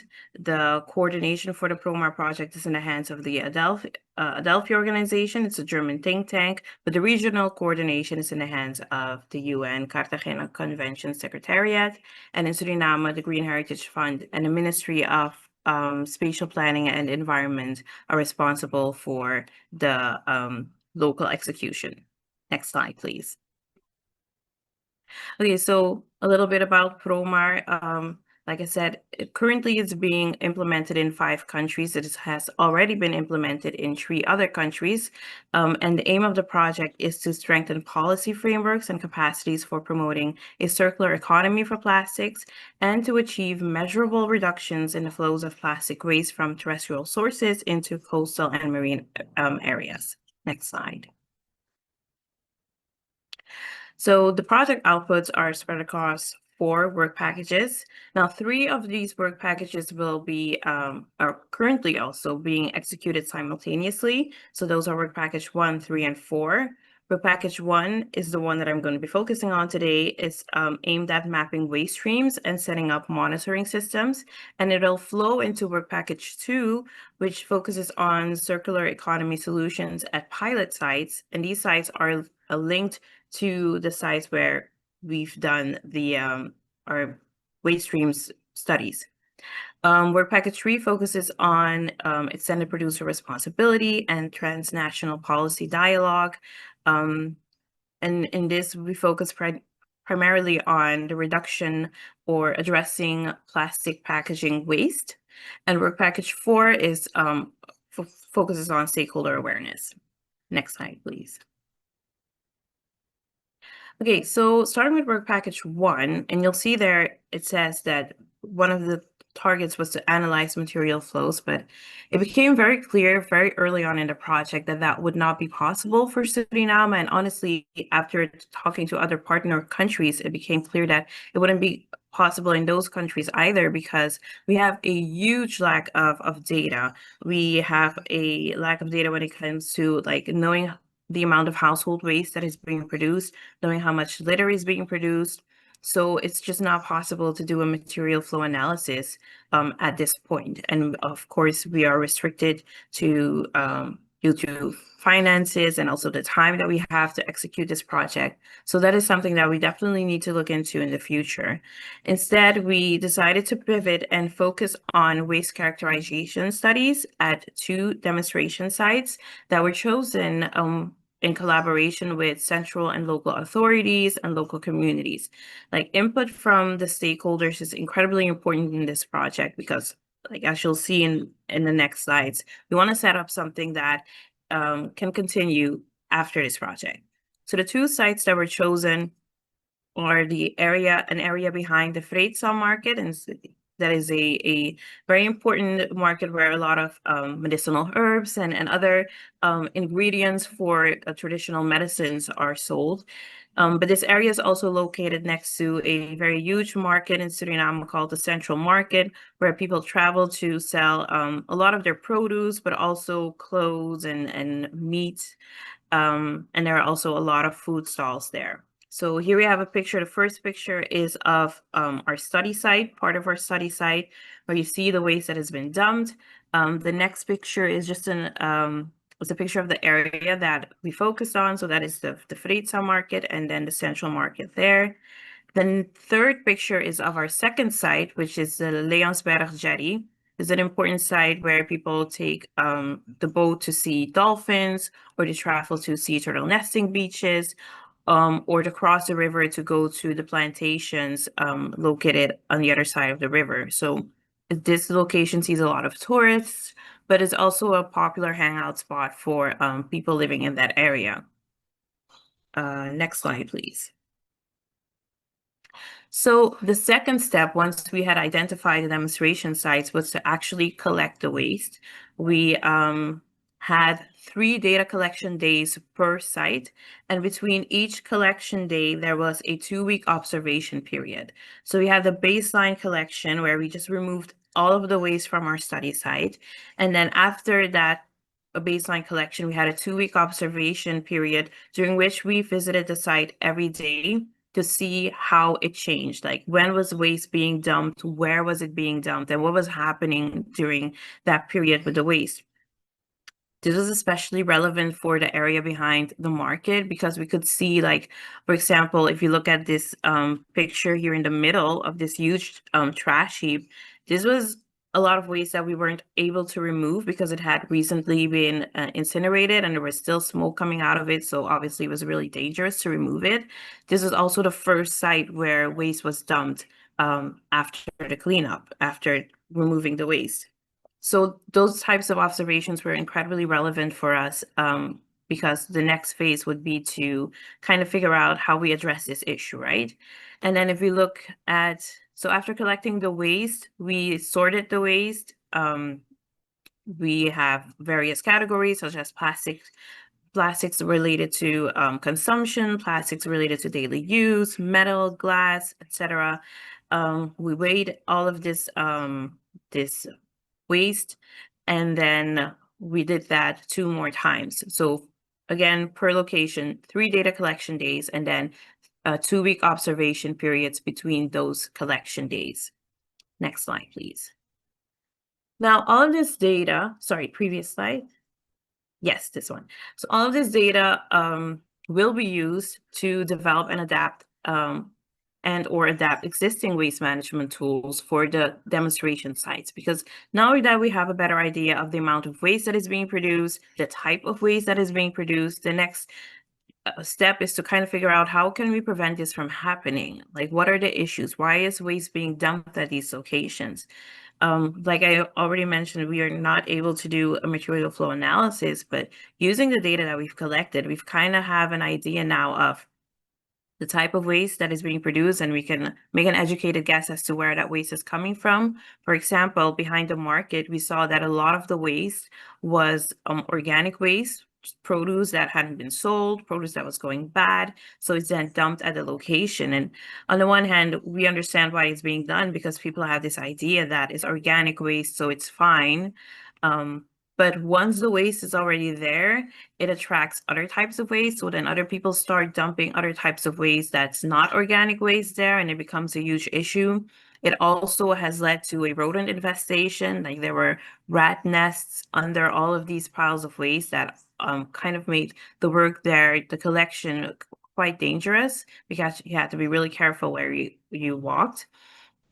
And then at Leonsberg, it was clear that it was people that were hanging out at the pier, people going to the boat that were dumping the waste. And actually, one of the days, as we were cleaning that area, tourists walked by, and one of them threw waste into our study area as we were working there. So it's very clear now to us who are the sources of this waste.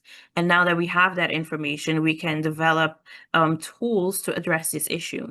And then the next step will be to implement these tools and see what works and what doesn't work. And obviously that's easier said than done because it does require a lot of collaboration and, of course, support from the various stakeholders, which can be really difficult because, especially in the case of the people working at the market, how do we get them engaged enough to change their ways and to actively participate in these interventions.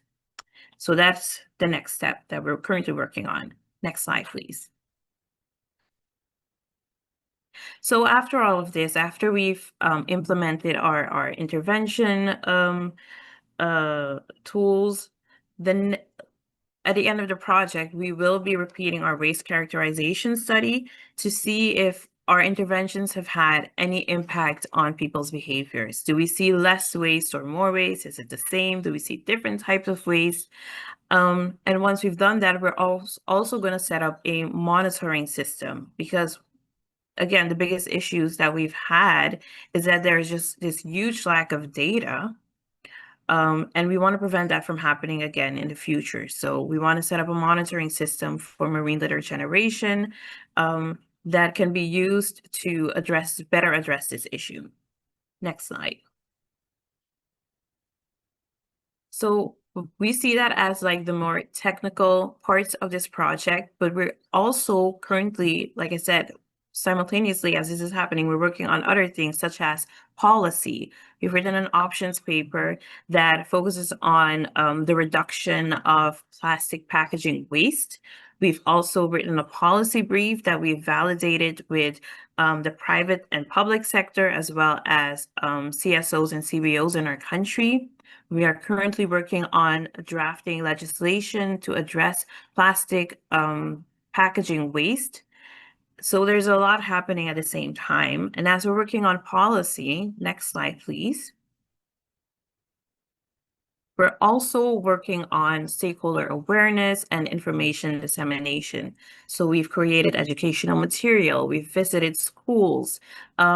We've also done a knowledge, attitudes, and practices survey. And this survey was really interesting because it showed us that of the 522 people that we surveyed, they all scored quite high for knowledge questions about marine litter and plastic pollution.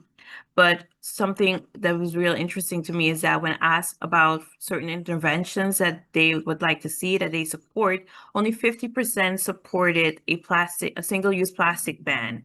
This is important because that is something that our government is currently working on. They're working on policies and on a single-use plastic ban. So now that we know that only 50% of the public supports this ban, we have to kind of work on that. So that's why I also believe that these types of studies are incredibly relevant, because we keep doing things and we're not always taking the time to figure out if the awareness and education activities that we're conducting are actually having a significant impact. So yes, I think that's my last slide. So thank you for your attention, and if there are any questions, I would love to hear them.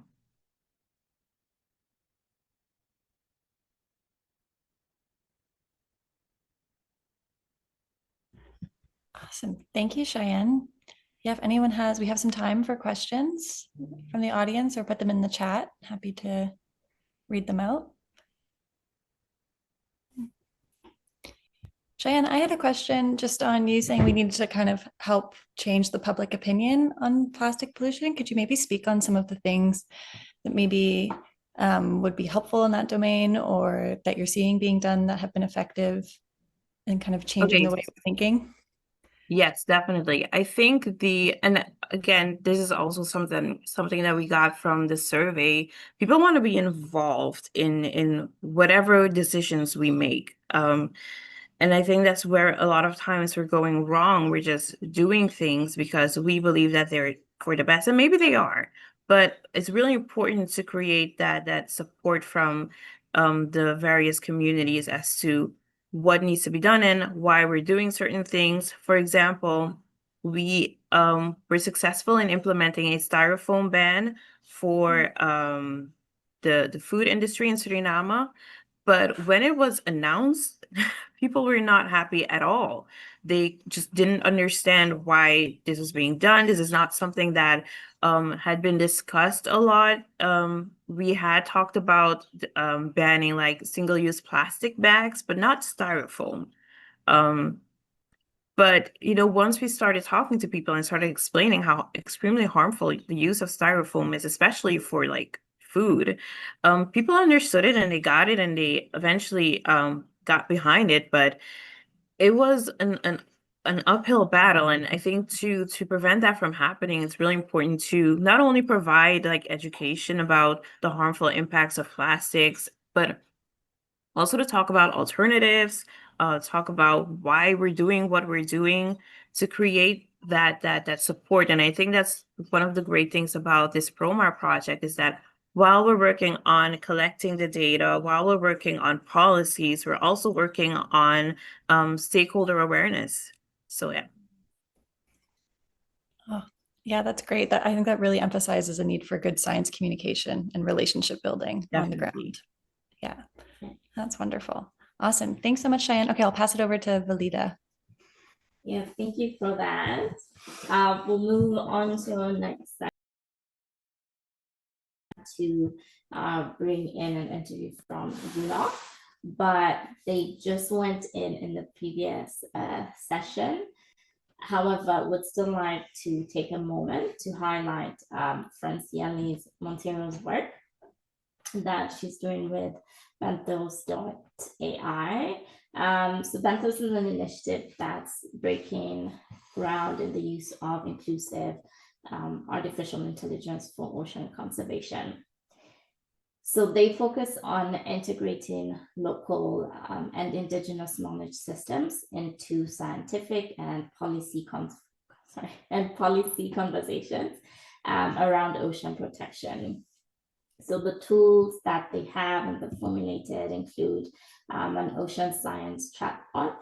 And what it does is that it's designed to amplify diverse voices, create accessible data sets, and produce media rooted in local perspectives. So for more on Franciele's work, including a roots and algorithms video, you can visit their website, which we will put in the chat. It is benthos.ai. It's really a great example of how digital innovation is being used, not just to study the ocean, but also empower the communities that depend on it.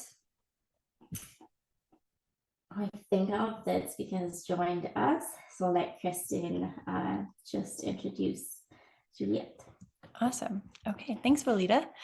Yeah, so our third speaker will be Juliette Lasserre. She is a marine science graduate who began working on marine plastic issues during her academic studies. Now she's applying that research in an innovative way, developing a project focused on eco surfboards, exploring how bio-based materials and sustainable crafting can help reduce land-based sources of marine pollution. Her work is highlighting the power of practical, design-driven solutions that connect environmental responsibility with recreational culture. So please join me in welcoming Juliette. Hi, everyone. Thank you so much for having me. So I will share my screen.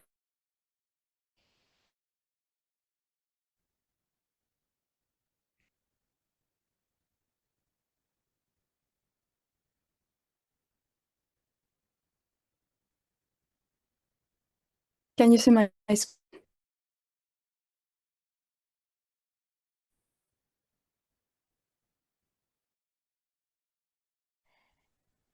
Yes, it is just loading.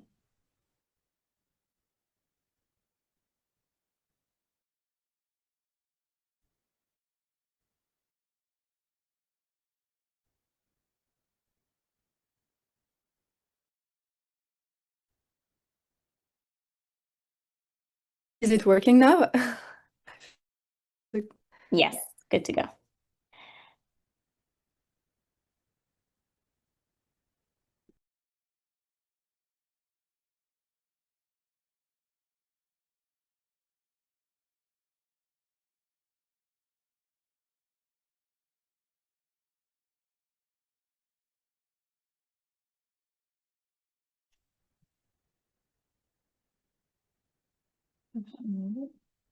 Juliette is...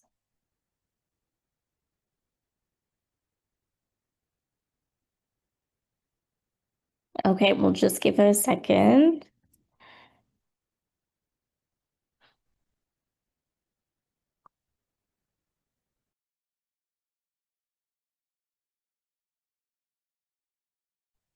perhaps I think Juliet is just trying to rejoin us. So we will go to the next speaker and then bring it back to Juliet when she joins us in again. All right, so we have, one second. Our next speaker has a foundation in marine science and international collaboration to the conversation on pollution and coastal resilience. So we are joined by Ernest Nomo, who is a research technician at the Association of Professionals in Coastal and Aquatic Management. And this is based in Douala, Cameroon. So Ernest holds a Master's of Science in Coastal and Marine Environment Management. Ernest's research focuses on marine worms and their role in nutrient cycling and biogeochemical process along Cameroon's Atlantic coast. He's also the co-author of several notable publications, including a thesis-based research article, a Commonwealth blog post on marine pollution, and a policy brief for the All-Atlantic Ocean Research for Innovation and Alliance Conference. So currently, he's coordinating 2 international environmental monitoring initiatives in Cameroon, the Global Eutrophication Monitoring Project, which is led by Ocean Foundation, and also the Global Estuaries Monitoring Initiative, which is led by City University of Hong Kong. So today, Ernest will share with us his work on community-based eutrophication monitoring, which will highlight how low-cost scientific tools are empowering local actors and informing national blue economy policy. So please join me in welcoming Ernest Nomo. And Ernest, I'll pass it over to you.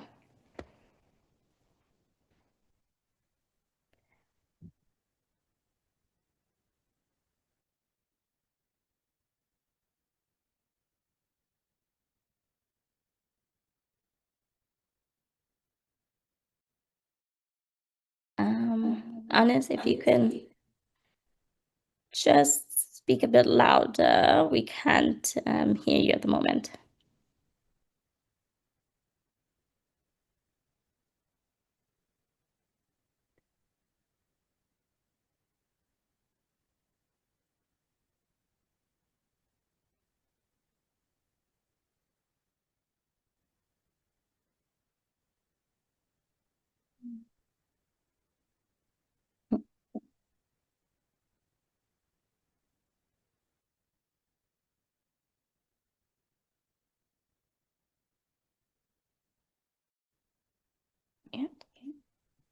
I don't know what's wrong.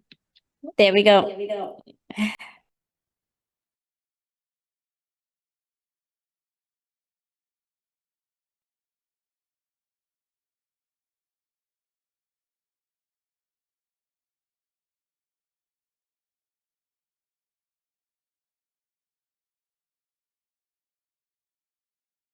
Not yet. It went off again.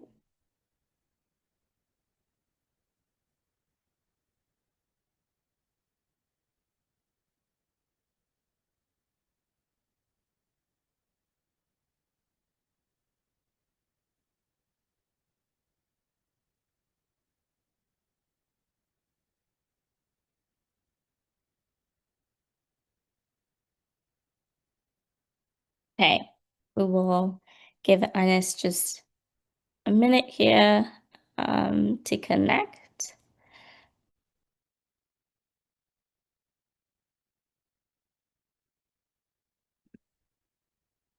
And perhaps we can put a question out there for our audience members. There have been a lot of sessions going out throughout the day, and we can share one concrete action, big or small, that you'll take away from the sessions that you can use either in your work or that you'll take to advocate for. And we can put that in the chat, and we'll read some responses when we receive them. But they have been very great, inspiring sessions. And I think a lot of lessons learned along the way. So it'd be good to hear from our audience too. Hello. Is it okay? Are you getting me?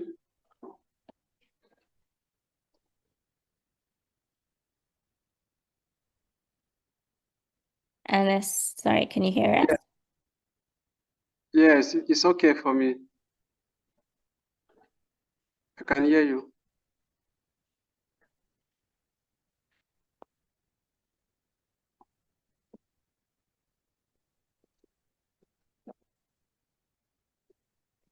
Please, can you share my presentation?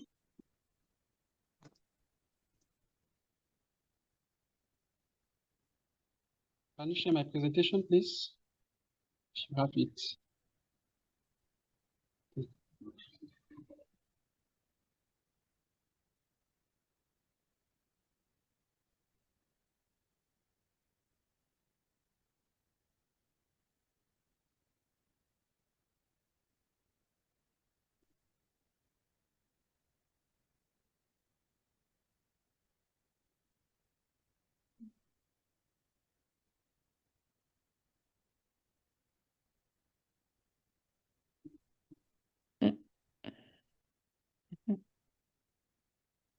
Yes.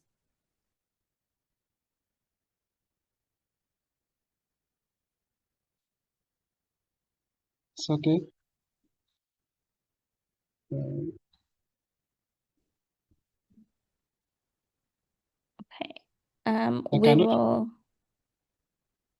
I cannot share my presentation because my computer have a technical problem. So I don't know if you. We are still unable to hear. Or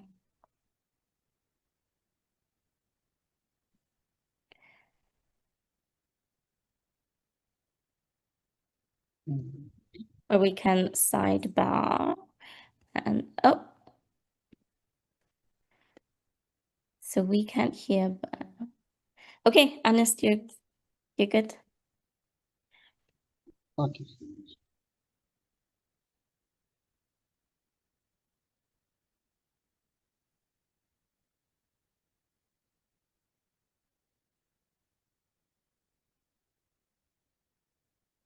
Okay, I will screen share.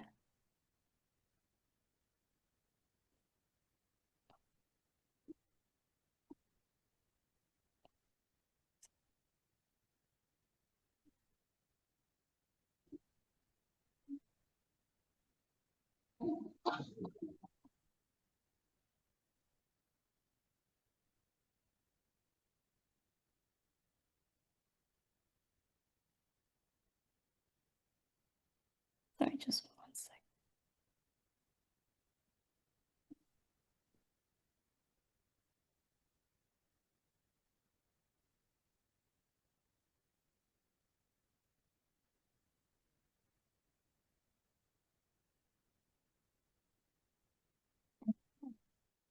There we go.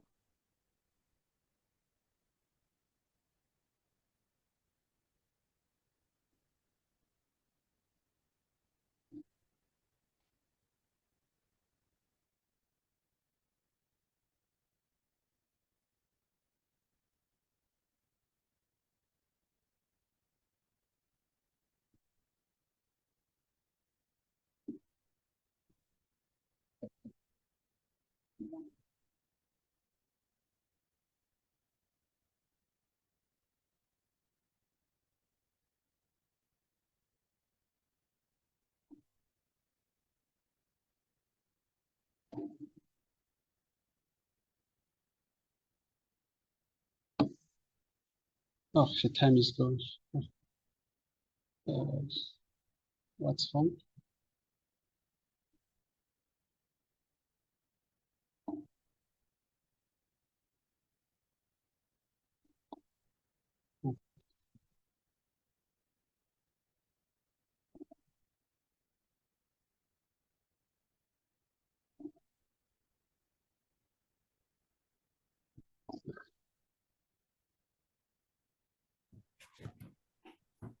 Hi, Ernest. What? So we are Yeah. having just a slow delay in sharing slides. It is still loading, but perhaps we can start and then as we catch up, as it loads on the screen, I will catch up with the slide that you are on.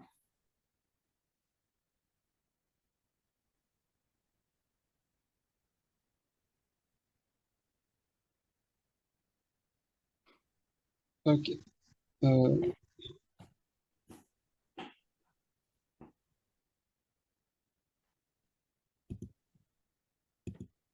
Can I present without a slide? I don't understand your word that you have said. We can start without the slides. It's just loading. Okay. And Okay. then, yeah. Okay. So, good afternoon, good morning, everyone. Sorry for this short time disturbing. It was not in our plans. My name is Enes. As you said, I am based in Cameroon and I am working for the Association of Professionals in Coastal and Aquatic Management. So I represent, this time I present a short part of my life, focus on marine pollutions, oceanifications, and the using of low-cost instruments to support blue economies, policy, and local sciences. So, okay. Let me go. Okay. I joined the Association of Professionals in Coastal and Aquatic Management in 2022 after my master degree defense. So I was very interested in the resolving of ocean issue problems like ocean acidifications, marine pollutions, and the other changements in these areas. So I involved in this organization as a research technician, where I am a guide and some young students in their projects, research projects, around focusing on the disturbing and the functioning of coastal and marine ecosystems. So we are also involved in some various kinds of projects like the marine mangrove conservations with blue carbons, and we are also introduced a short project which is called the OECMs. So we are trying to integrate the local communities in the preservation and the restoration of mangrove ecosystems. So I will also, is the previous slide, I will also involve as a scientist communicator at different conferences, seminars, and workshops. Okay. By this slide, you can see that my first travel was in Ghana to follow a training on ocean acidifications. I have the pleasure to meet some senior experts on these domains, like Dr. Kathleen Broders, Dr. Sophie Shu, and Professor Emile Asunkao. So after Ghana, after my training in Ghana, I was also jumped to Canada to follow a training at the Institut Akai with some specialists in monitoring of oceanifications. So I was also a part of the All-Atlantic Dialogue, where some of young ECOPs make some reflections on the needs of all Atlantic communities, what they need in terms of finance, in terms of research, in terms of, let's say that capacity building to reinforce the conservation of mangrove, the conservation of marine and other biodiversity resources. Next slide. My contribution and scientific impact is term of the highlight, as you can see this publication of the Commonwealth on our training on coastal occupation. I write this presentation with my colleague, like Dr. Betel for the University of Bahamas and Dr. Nukobunga from the South Africa.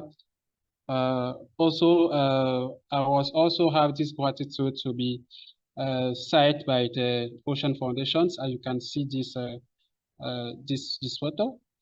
And with my groups during the All Atlantic Forums, we have designed this policy brief on All Atlantic Coastal Resilience and Stewardship Charter. So that's what the slide. Talking about the global oceanification network, so it is constituted by various members coming from different countries, and we have some partner with like the Minister of Fisheries and Oceans, the Commonwealth Bush Charters, the Ocean Foundations, the Foundation Polar Land, and the COENA, the intent members was coming from the Caribbean country like Trinidad, Tobago, Bahamas, in Africa, Cameroon, Kenya, South Africa, Asia, Malaysia, Bangladesh, Sri Lanka, and in Oceania, we also have Solomon Islands. Next. So during our oceanification workshop training in ACA Institute, we have learned mostly how we can collect simple waters by using low-cost instrumentation monitoring, as you can see in the first picture, and also how we can also analyze these oceanification parameters and then to also how we can visualize it by using some specific software.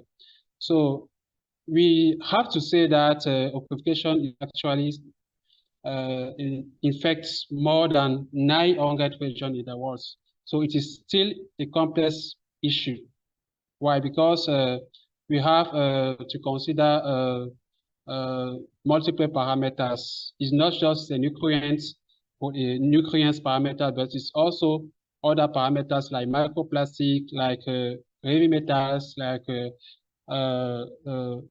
pharmaceutical residuals, and organic matter. So it is very complex problem. So actually we have to collect many data. We have to collect many data. We have to train a lot of people on how we can use some low-cost instrumentations to build some network and to make this data comparable with other regions in Africa and other regions in America and Europe. So the case study of Cameroon, I can say that Cameroon have a long coast, say 402 kilometers, and we also have like other region. We also have marine protected areas. Actually, we also have OECM sites which have already designed. But this, let's say that this ecosystem has to be protected by marine pollution. So to protect them, we have to reinforce some capacity building on how we can mitigate the effect of oceanifications. Next.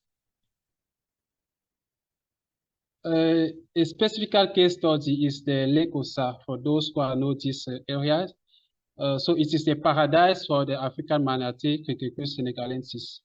And by this picture, I want just to show you that the evolution of the infestation of Lake Osa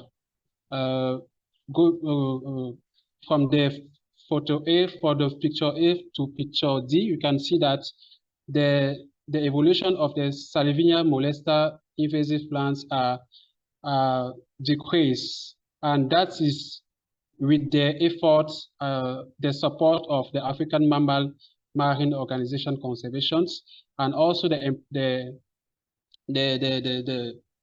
participation of local communities. So we are give them some importance capacity building on how we can remove these invasive plants manually, and how we can also transform these invasive plants as some specific economics components that we can sell it for to have money to pay some things for their well-beings.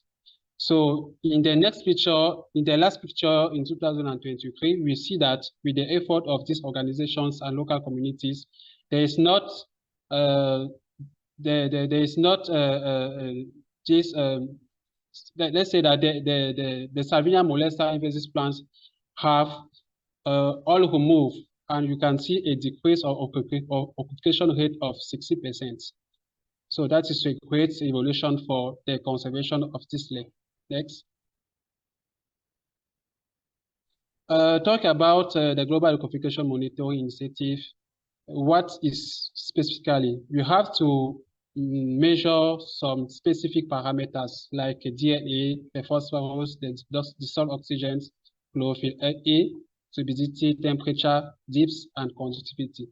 So by monitoring of these parameters, we can have the health status of coastal and marine ecosystem in terms of marine pollutions. Next.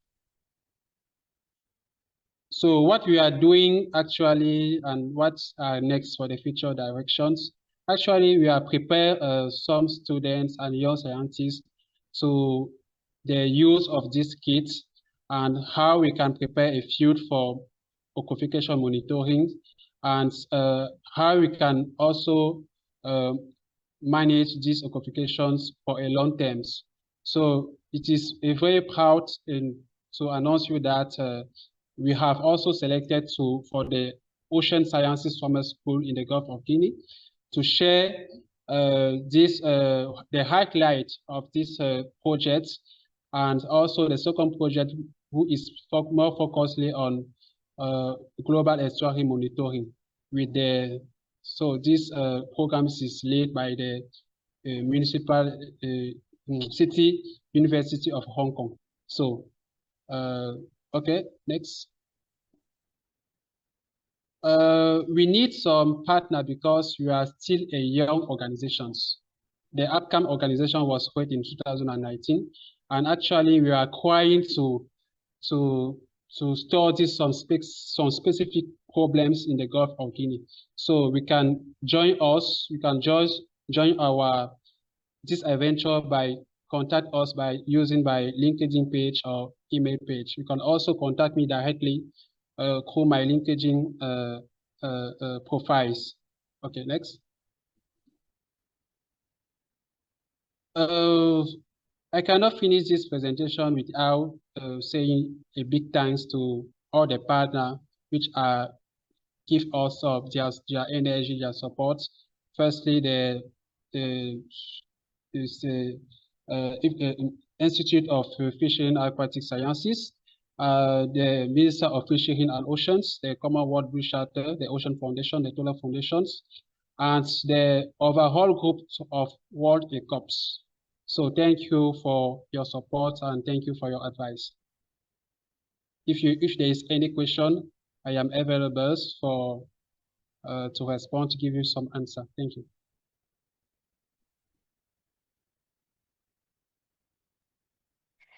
Okay, thank you, Anis. Are there any questions? What we might do, just because we are running a little bit behind, if there are any questions, please put them in the chat and then we will answer them at the end. If that is okay, I will pass it on so that we have our next speaker. Okay, thank you, Ernest. So I think Juliette has reconnected with us, so I'll pass it over to Juliette if hopefully our connection works this time. Thank you, and sorry for the technical problem. All good. So I will share my screen now. Can you see it? We can, yes. Yeah. Okay, so hi everyone. My name is Juliette. I'm from France. I'm very excited today to talk about EcoSurfboard project from a plastic pollution perspective. So just to present my background, I'm a marine science graduate with an earth sciences degree, and I started working on marine plastic pollution during my academic studies. And I was involved in chemical characterization in land to sea plastic pollution, also in numerical tools to analyze the to modelize the plastic pollution transportation, and I also worked in citizen science programs. So this gave me a great vision of plastic pollution and also the impact from land-based activities. And more recently, I started to work in a very exciting project with my partner, my partner who's a professional surfboard maker. And so as an environmental scientist, and I decided to become an entrepreneur and to help developing a very ecological project on the surfboard crafting. So this is very schematic of how a surfboard is made. And there are two main steps. One, shaping the product from a core material, then glass the product. So it's a layering of fiber and resin. And actually all the materials used now mainly it's EPS, so expanded polystyrene, PU, polyurethane, and the resin is epoxy or polyester. And so from the material itself, it's a source of pollution, of plastic pollution, persistent plastic, biodegradable, no biodegradable. And there's a volatile organic components that can be very harmful also for the person crafting the board. So what I've been doing is looking for the better alternatives that exist today for this activity. There's a very interesting material that was developed by Knopf Industry. It's a bio-based EPS. Well, it's still, I guess, non-biodegradable, but they have a good recycle system in the industry. So it's made from biomass. It's a naphtha. It's like a surface petrol. So that's interesting. But what I would recommend more is it's a biodegradable material, such as what was used traditionally to craft surfboards, Polonia wood. It's a very light wood. We call it the aluminum wood. Here we can see a lot of projects, people growing Polonia wood those days.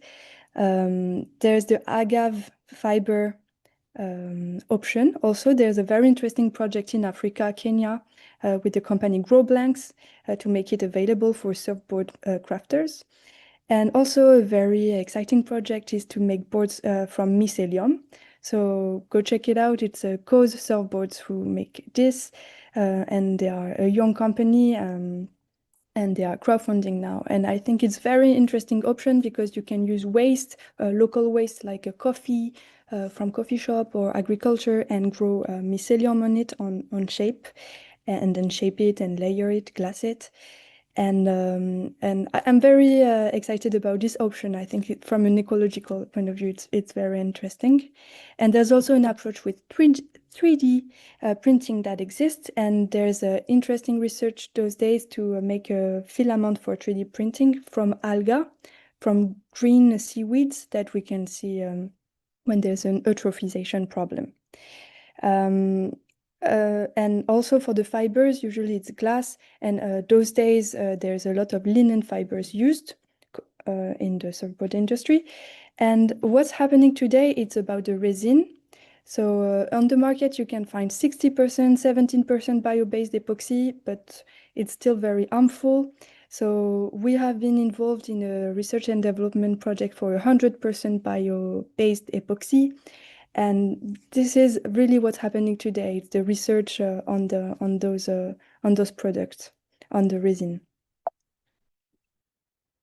So also last point about the workshop, surfboard workshop itself.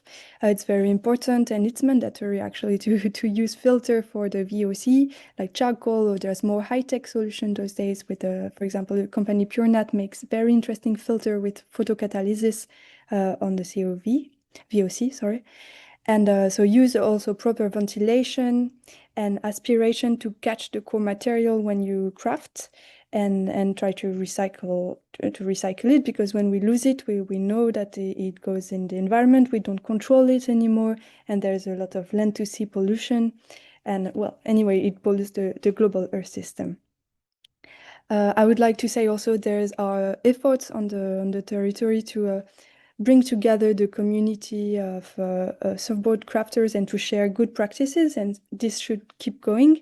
And my conclusion would be also to continue the efforts to use non-toxic and biodegradable material to craft surfboards.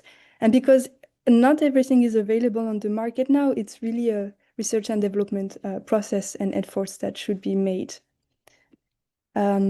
So I'm a ECOP. I'm really young in my career, and I'd love to connect with more experts. And if you're working on related topics or know someone, please feel free to connect. And thank you so much for your attention. And I hope you enjoy the conferences. That's amazing. Thank you so much, Juliette. That was really inspiring. So yeah, please, anyone reach out to Juliette. And if you have any questions, we'll put them in the chat. We can, you guys can reach out to Juliette towards the end. But since we're running a little bit behind for time, we'll jump quickly into our next speaker. So thanks again, Juliette. So our next speaker brings forward critical insights at the intersection of conservation science, Indigenous knowledge, and community-led action. Yannick Rosen is a freshwater and marine conservation researcher whose work centers on inclusive, community-driven approaches to environmental stewardship. Her recent graduate research focused on Indigenous-led marine protected areas and coral reef restoration as a nature-based solution to marine pollution, and cumulative impacts research that was co-produced in close collaboration with the Aitakai partners in Fiji. Today, she will speak about how coastal Indigenous Fijian communities are responding to the growing pressures of marine pollution and ecological change, offering both grounded challenges and place-based solutions. So we're very pleased to welcome Yannick. Hi, everyone. Can you hear me okay? We can, yes. Perfect. Okay, I'll share my screen then. And you can see this? We can, yes. Awesome. Amazing. All right, so hi everyone, I'm Yannick Rosen. I'm coming to you from Canada today. Nice to see everybody, and thanks to all the speakers for the presentations. So I'm going to be talking a little bit about my master's research work on Indigenous-led marine conservation and coral reef restoration in Fiji, specifically looking at marine pollution and cumulative impacts. So this work has been completed through the University of Northern British Columbia and in partnership with the Indigenous Peoples Observatory Network. So in the Pacific Island region, coral reefs are experiencing numerous different anthropogenic pressures, which are really stressing the marine ecosystem as well as the communities who are dependent on these ecosystems for their local livelihoods. So marine pollution is considered as one of the greatest global drivers of biodiversity loss, as well as climate change, land and sea use changes, invasive species, and overexploitation. And so the objective of our work was to try and identify some of the drivers of change affecting coral reefs in the Pacific Island region, and to identify what scales are occurring and how communities are responding. And so this case study, as part of the work, happened in Fiji, which is in the red circle on the right-hand side of the screen, which is located in the Pacific Ocean, not too far off the coast of Australia. Fiji itself is actually made up of 330 different islands. The biggest island is called Viti Levu, which is in the square on the left-hand side of the screen. And Nandiri is on the west coast of this island. It's on what is called the Coral Coast, which is actually renowned for being the longest coral reef in the world that is accessible directly by land, meaning that you don't have to take a boat to go and access it as you would say to go to the Great Barrier Reef. But this also means that the reef is quite susceptible to human harm and to very localized and direct impacts. So along the Coral Coast there are many Itoke, indigenous Fijian communities who have been living for thousands of years in very close proximity with the marine environments. A lot of people continue to practice subsistence-based relationships with the reef. And in the community where I was working in Nandiri, the people's relationships to the reef are quite gender-based. And so women will go out and catch octopus every day, while men will go out and spearfish and use gill nets. So 100% of community members are Etoke in the community. And so as part of this work, we worked with local knowledge holders and with Indigenous knowledge systems to have these Talanoa discussions, which is a Fijian method to conduct interviews in order to have a better understanding of what was going on in the reef and how it's been changing over time. And so the first thing that we did was really try and identify and create this timeline of change that has happened to figure out what's happened historically, what's happening today, and give us a better idea of how the reef might continue to change in the future. And so what we found was that in the 1970s, the reef along the Coral Coast and in this area was actually quite healthy. And so it was renowned for having very abundant fish, corals, and different invertebrate species. And then around the 1990s, there seemed to be a very, very significant decline in coral fish and invertebrate populations. And the cause of this decline was not entirely evident. There was also really big changes to sand cover and water levels along the beachfront. And so in 2007, a group of youth in the community decided to actually implement a marine protected area to try and really restore the reef to the health it once was in. So they got permission from their village chief to implement the marine protected area, and they have been managing it ever since.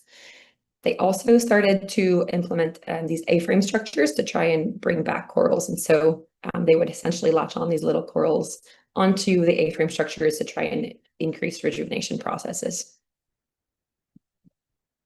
And so you can see this is a A-frame structure. So the first photo was taken my first field site visit. And on the right-hand side was a year later when I had the chance to go back and spend some time in the community. So very quickly, the reef has been rejuvenating and has been recovering. So because of this, the youth has started to invite tourists from a local resort nearby to snorkel in the reef in order to try and generate some income for the village and provide new economic opportunities. And so when we were identifying what factors have had historical impacts on the reef and which ones continue today, we found that over time there has actually been 15 different drivers of change. And a lot of these do accumulate. So over time, different impacts will affect one another and can have exacerbated influences. So today there continues to be 8 main drivers of change, which includes illegal poaching, sand mining, deforestation and runoff, coral bleaching, sea level rise, outbreaks in the crown of thorn starfish, human pollution, and changes in governance. And so today I'll be focusing specifically on the changes that we found in regards to human pollution and deforestation and runoff. So proper waste management is quite a complex issue in small island developing states like Fiji throughout the Pacific Island region because of limited space for landfills, as well as due to the increasing demands of tourism. So Nandiri is a great example. There's a big resort that has opened upstream from them, and they are really seeing the impacts of this downstream due to pollution and just increasing people coming by the area. In Fiji, there's actually currently no national waste management plan or solid waste management policy. And so because of this, communities are having to burn or bury their waste to dispose of it. And this obviously causes very significant harms to human health as well as environmental risks. And so in these photos, you can see some of the waste that's commonly found on the beachfront and inside of the reef. And so in the left 2 photos, this is tin sheets from the housing. And as climate change is resulting in increasing frequency and severity of hurricanes, whenever there's these big windstorms that happen, they actually tend to pull the tin roofing off of the houses, which get deposited on the beach or inside of the reef. And they're very heavy and they can be very difficult to dispose of. And they tend to cover corals and can kill them. And then on the right-hand side, on the 2 photos, there's increasing plastic pollution and lots of other things that you'll see in the reef when snorkeling. Some plastic bottles, some glass jars, some batteries. And so these are coming directly from community members because of a lack of other options to dispose of garbage, but they're also coming upstream from the nearby resorts. There's increasing deforestation in the area. So this photo was taken approximately 2 to 3 kilometers inland from the coral reef. And this is being practiced by some community members who are selling their farmland to forestry companies in order to make a profit. So there are unfortunately quite limited economic opportunities in these rural Etoke villages. And so oftentimes people, whenever they do have access to this land, rather than farm it, if they are in need of an income source, unfortunately selling it to a forestry company is a pretty direct source of income. And as deforestation is increasing, we're seeing these impacts being reflected in the reef. And so you can see in the photo 3 different inlets where the streams from inland will come into the reef. And you can see these bare patches where coral is not growing because it's not able to. So as there's heavy rainfall, it will pull sediments into the reef and actually cover the corals and completely kills them so they can't grow in these areas. And when you go inside of the reef, the impacts of these of the inlets is very striking. And so on the left-hand side, this photo was taken inside of the inlet, and the right-hand photo is just a few meters away inside of the marine protected area.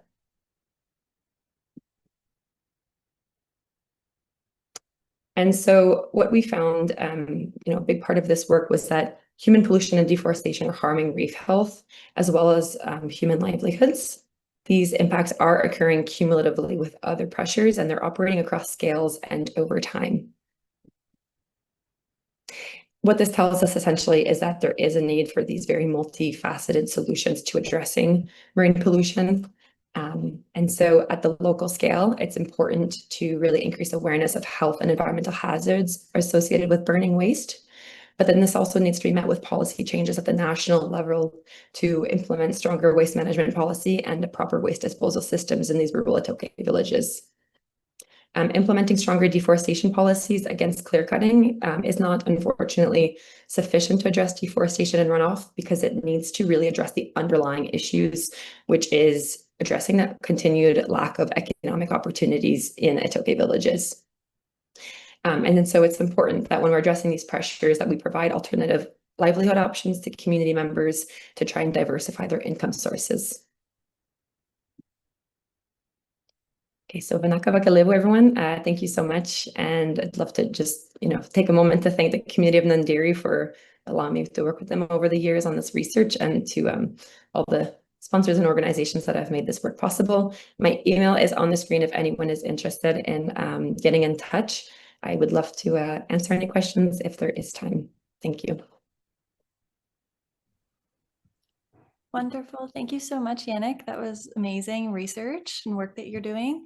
So please reach out to Yannick at her contact information or leave any questions in the chat. We are running a little short on time, so we're going to just move along to our mobile interview.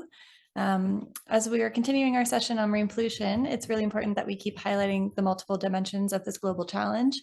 So while plastic pollution is remaining a pressing concern, another critical issue is chemical pollution caused by dumped munitions in the sea, the remnants of the past conflicts that continue to threaten our marine environments. So to explore this topic, our mobile journalist Marie is conducting a live interview from UNOC with Romina Schuster, who is working on a project investigating the impacts of these underwater munitions. So we'll now join Marie and Romina on site for an important conversation.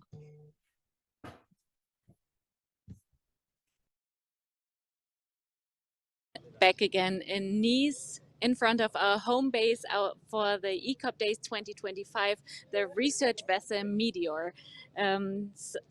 So yeah, we are still in the middle of the UN Ocean Conference, and you can see that we are standing here right in the middle of the old port of Nice, and I met Romina Schuster, who's a very motivated and engaged ECOP marine scientist from the Alfred Wegener Institute in Germany, and exactly you work at the Department of Ecological Chemistry.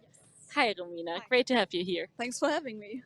You're investigating the biological effects of World War II ammunition dumped at sea, with a focus on how substances like TNT affect marine life, such as dabs and mussels, dabs being flatfish and mussels mainly blue mussels, if I understood that correctly. We're excited to learn more about your research and also about your passion for the ocean. So was there a particular moment or experience that drew you to the ocean and inspired you to study marine science? I studied normal biology, but I grew up in Frankfurt, and while growing up, the Senckenberg Museum, which is the Natural History Museum, was like my second home. So as a small child, I already knew I wanted to work something in natural sciences. But also when I got older, I discovered my love for history. And when I studied like my master's program, I saw the master's thesis at the Alfred Wegener Institute in one of the previous projects, focusing on ammunition and the biological effects, which is like basically the same thing I'm doing now. And when I read like the description of this project, I was like, this is the perfect opportunity for me to combine both my loves, history and natural sciences. And it was a good choice, apparently. It was the perfect choice, obviously, yes. What do you like about it, about ocean research? I love, like, it's quite diverse. I can go on cruise ships, I can work in the lab, I can work in front of the computer. I love working on the ocean, I love being on a ship outside, I love the combination with history, I love seeing like the wrecks underwater and stuff like this, so it's like the perfect thing for me. So you've actually been on a research vessel like the one behind us? Smaller ones, so mainly we're using the Heinke, which is our research vessel from the Alfred Wegener Institute, which is way smaller than this one, but I've been on the Heinke several times and also other research vessels. And what did you find out so far about how World War II ammunition will affect the marine environment, especially dabs like fish and mussels? So our main focus right now is working with shipwrecks from both First and Second World War. And so far we investigated for the mussels, we only use them for like short-term effects, and we can actually see that there is a change in the detoxification processes inside the mussels. And also we can see that they're like metabolic end products are accumulating. And for the common dabs, we use them for like the long-term effects, so the chronic effects, because it takes months or up to several years to develop different kinds of diseases. So we can use the common dab to see if they actually develop something like cancer. And what we found so far is that in near areas around wrecks, we do have like a higher concentration of dabs with liver alterations. So for example, we do have the SMS Ariadne, which is a shipwreck from the First World War, and up to 70% of the dabs we found at this shipwreck do have liver alterations up to complete tumors. Oh, really? And how far does that reach into the ocean? Like how far away from the wrecks? Until now, it's not too far away, but only basically because most of the ammunition is still in the casings. But time actually just like dissolves those casing, and we do believe that the problem will grow in the near future. But right now it's only like in near proximity to the wrecks, luckily. So this saying the solution to pollution is dilution, that's not true, at least not true as soon as it really leaps out of the ammunition, the chemicals for ammunitions? Yes, I would say that. Okay. So can you describe us a little more about your role at AVI? Maybe also give us more insights into the German marine community, or what's it like to be an ECOP in Germany, and also, as I heard, you've been to Norway shortly. Yes. So most of the projects I'm working on are actually European projects. So I have the opportunity to not only work with German researchers, but also with researchers from all over Europe, which is quite amazing. So I just came back from Norway, where we sampled the Tirpitz site, which is a shipwreck from the Second World War. And then before that, I went to Lithuania to work with Lithuanian and Polish partners and stuff like that. So it's quite amazing to meet people from all over Europe and to get an insight in the problem, because it's not only like a German problem, but it's all over the world. And currently we're focusing on the European waters, but maybe we can broaden it to the world. I assumed that there would be more ammunition in the German seas because of the two world wars. Is that correct? Or have other countries also just dumped their old ammunition at sea? It is a global problem. We do have 1.6 million tons of conventional ammunition in the German waters, with 1.3 million tons in the North Sea and 300,000 tons in the Baltic Sea. But especially the shipwrecks is a problem from all over the world, especially like the coastline of Japan and stuff like that. The Pacific Ocean does have the same problem. The only coastlines that do not have the same problem is like the African coastline and the coastline of South America. But other than that, it's a global problem. So what is policy doing right now about it? Not too much, unfortunately. So in Germany, the last government funded a platform to get the ammunition out of the ocean, to try to at least get something out, but it's only happening in Germany. I know other countries are basically ignoring it, which is kind of sad. So we're trying to start with Germany, influence our government, and if we can actually see that we can make something better, maybe other governments might join us. So that's going to be a problem for the years to come, and therefore for the next generation to come, which is why we talk about this with you as an ECOP and also at the ECOP Days. So you think that this problem, the problem of ammunition affecting the marine environment, will stay with us for quite some time? Yes, I think so, because for example, in the North and Baltic Sea, the waters are not too deep. So it might be easier for us to get to the ammunition and get it out, but other waters are way deeper, so we need to develop new ways to actually get to the ammunition and to do some research to see how the ammunition leaks in other depths. And we don't really have a good idea about how to get the ammunition out there yet, do we? Not really, no, unfortunately not. Because especially when it comes to the shipwrecks, most of them are also graveyards. So it's not that easy. You can't go there and just like get the ship out. So they have to be still in the water.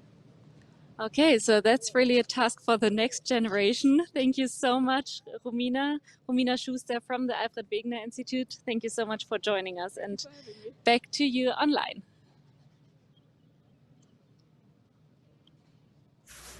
Thank you so much, Marie and Romina. That was really insightful. And it's so nice to see that we can integrate interviews from UNOC. So I would like to just move on to a final speaker for this slot, Lisa Chen. Lisa brings a global perspective and a passion for education and a hands-on commitment to ocean conservation. So Lisa is a marine biologist, a dive master, and an educator with years of international cultural experience across marine biology, fisheries, aquaculture, and environmental education. So while diving in coral reefs around the world, she saw firsthand how marine debris is a persistent threat, particularly for impoverished and coastal communities. And motivated by these experiences, Lisa founded her organization Oceanic Impact. It focuses on empowering communities to take meaningful action against marine pollution through education, engagement, and local leadership. And Lisa holds a Bachelor of Science in Biology and Neuroscience and a Master of Marine Management, where her thesis developed an ocean literacy framework to guide future educational initiatives.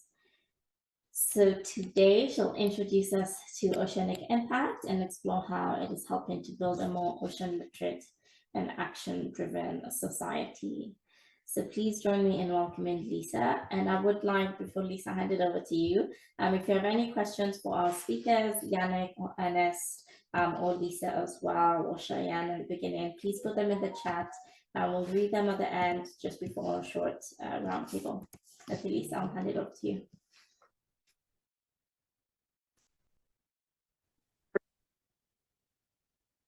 Hi everyone, my name is Lisa. I'm an ECOP from Canada. For the past few years, I've been running this marine conservation social enterprise called Oceanic Impact, where we focus on educating, empowering, and enabling communities to take actions against marine debris. So before I start, I just want to introduce the concept of ocean literacy. So ocean literacy is an understanding of how the ocean influences us and how we influence the ocean. And that is very central to our work at Oceanic Impact. So my motivation for that was when I was backpacking in Southeast Asia, I was standing on this bridge in Borneo, Malaysia, where one side of it was this beautiful water bungalows. Then on the other side were those shacks that local communities live in. And because tourism is a huge part of this community's income, there is actually a lot of single-use plastic in terms of water bottles and shampoos and whatever that is generated by the tourism industry. And because of how far they live away from the mainland, the locals actually burn off this plastic waste and having to deal with is air pollution and other issues in order to survive. So this very inspired me to take actions towards tackling marine debris. So a bit of background on marine debris. There are over 8 million tons of marine debris enter the ocean each year. And about 80% of them come from land-based sources. And they cause grave environmental, socioeconomic, and health impact. And as I mentioned, while I was watching them in Borneo, Malaysia, it caused a direct air pollution issue. Then my issue being that here for me, located in Toronto, Canada, very far away from the coast, how do we connect non-coastal community to the problem of marine debris? So that lead to our first project, which focuses on cigarette butts. And the reason for the focusing on cigarette butts is that there's approximately 4.5 trillion cigarette butts that are littered each year, and that they are actually made out of a form of plastic called cellulose acetate, which is a non-biodegradable plastic. And in fact, because they are made out of plastic, they don't just disappear from the environment, that they break down into smaller and smaller pieces of plastic. And then additionally, we all know smoking is bad, but a lot of people aren't aware that cigarette butts actually contain a lot of toxic chemicals, such as arsenic, nicotine, cyanide, lead, and over 7,000 different chemicals that are just leaching into the environment that is causing issues with both wildlife and plants. So during our first project, the Let's Talk Butts campaign, we conducted a lot of litter cleanup, environmental education, litter mapping, and building cigarette butt cans. So these cans, we actually upcycle old cans to develop new infrastructure for people to dispose of cigarette butts instead of just littering on the ground. And then we will collect the cigarette butts and send them off to recycling. For our litter mapping project, we were able to identify litter hotspots and then we took the data to local municipalities and encouraged them to place cigarette butt infrastructures there to collect cigarette butts to prevent further littering issues. And through this project, over the course of several years, we have educated over 2,400 individuals and cleaned around 200,000 cigarette butts. And we also reach around 8 different countries with our efforts. For conducting this project, I learned that marine debris is not exactly a first world issue, and that there is actually no one-size-fits-all solution. And actually, the simple solution are actually very much scalable based on local context. However, we will need to understand the stakeholders' priority to support our effort and leverage their local network to scale. And then additionally, after being in so many countries, I realized that we really need to increase the locals' capacity to act, as we cannot be in every single country at one time to scale our effort. So in terms of capacity, that includes language support. So while working in Vietnam, we actually found that there are a lot of material that's available in English and other European language, but there weren't material available for the locals in Vietnamese, in other Asian language.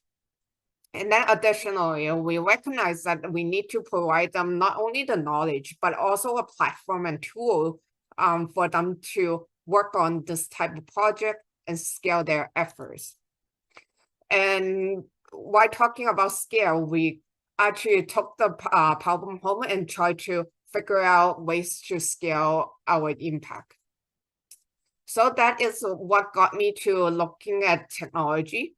So while we were doing litter mapping, we actually taken a lot of photos of litter, and we realized that photo actually have a lot of data. So it tells you where the litter is located, what time it is, and with the development of AI, they can actually be used to help identify, sort, and count waste. So because of that, we can leverage science with technology to help move the needle forward in policy making to create a systems change. So we started working with technology, and we have developed two platforms. So we have the Marine Way app, which is an eBay-like platform that is focused on fishing gear to basically we define the fishing gear supply chain to mitigate the need for fishermen to dispose of their fishing gear in the ocean and bring them back so we can upcycle them and create a circular economy. Meanwhile, we also created the debris mine platform, which is a bit like Pokemon Go. It leverages citizen science for doing cleanups to basically connect with the community to encourage eco-action and encourage them to go out and conduct cleanups and while collecting data for us to leverage to for policy making and for other sorts of efforts. And during the development of this project, I realized that we need to work with a lot of different stakeholders in this ecosystem. So that includes working with government on all levels, including municipalities, provincial, and federal government. We also needed to understand the targets that we are trying to influence behavior change, whether it's the fishermen we are talking to, or the people that are smokers to try to change their behavior. We really need to understand what drives them. Additionally, we talk up to the general public to figure out what their priorities are, what their interests are to engage them with their programming. And we also learn to talk to funders, volunteers, and students. They all have different priorities, different interests, and learning how to align with their interests and build capacity for them to get involved in our different projects and programming. And then during this process, we learned a lot about waste management and had a lot of challenges. So firstly, there are a lot of competing priorities, especially for government. So talking about waste management might not be as a higher priority as housing or food availability. And then additionally, if they prioritize waste, tackling waste management, they need to decide on which type of waste to tackle first. And then additionally, we found that it's a lot easier to engage with individuals, but with larger organizations and government, there are a lot of bureaucracy, a lot of different structures that are already in place.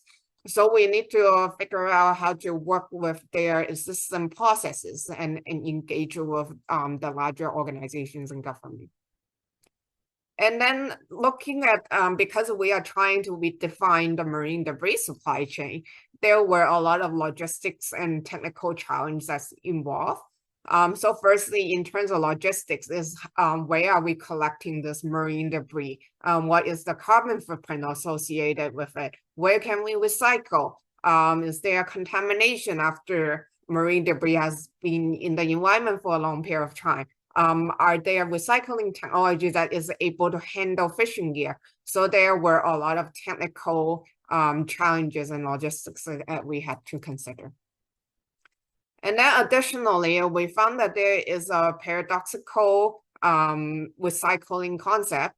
So as I mentioned, like fishing gear, they are actually very difficult to recycle because they are made to last. They need to be able to withstand the strength of all the species, the target species that fisheries is interested in, and that a lot of products are actually just made using a linear supply chain because then suppliers can sell more.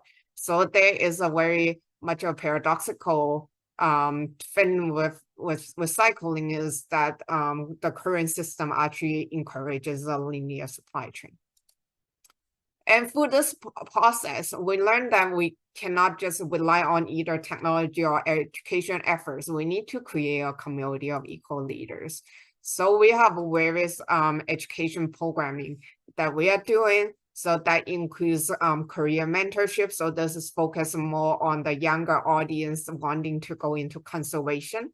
A lot of times I heard students tell me that they hate biology, but they want to go into conservation. So through the career mentorship program, we try to encourage youth to still consider a career in conservation, but through perhaps the arts lens, or perhaps through the physical science lens, or through other lens, and helping them to understand there are different ways that individuals can contribute to conservation. And additionally, we have done a lot of project consulting. So that is youth that are interested in creating, say, a conservation project or any type of projects in their local community, but they are having trouble figuring out where to start, where to get resources, funding, and whatnot. So we would act in a consulting role to help them understand where they can locate all those different resources.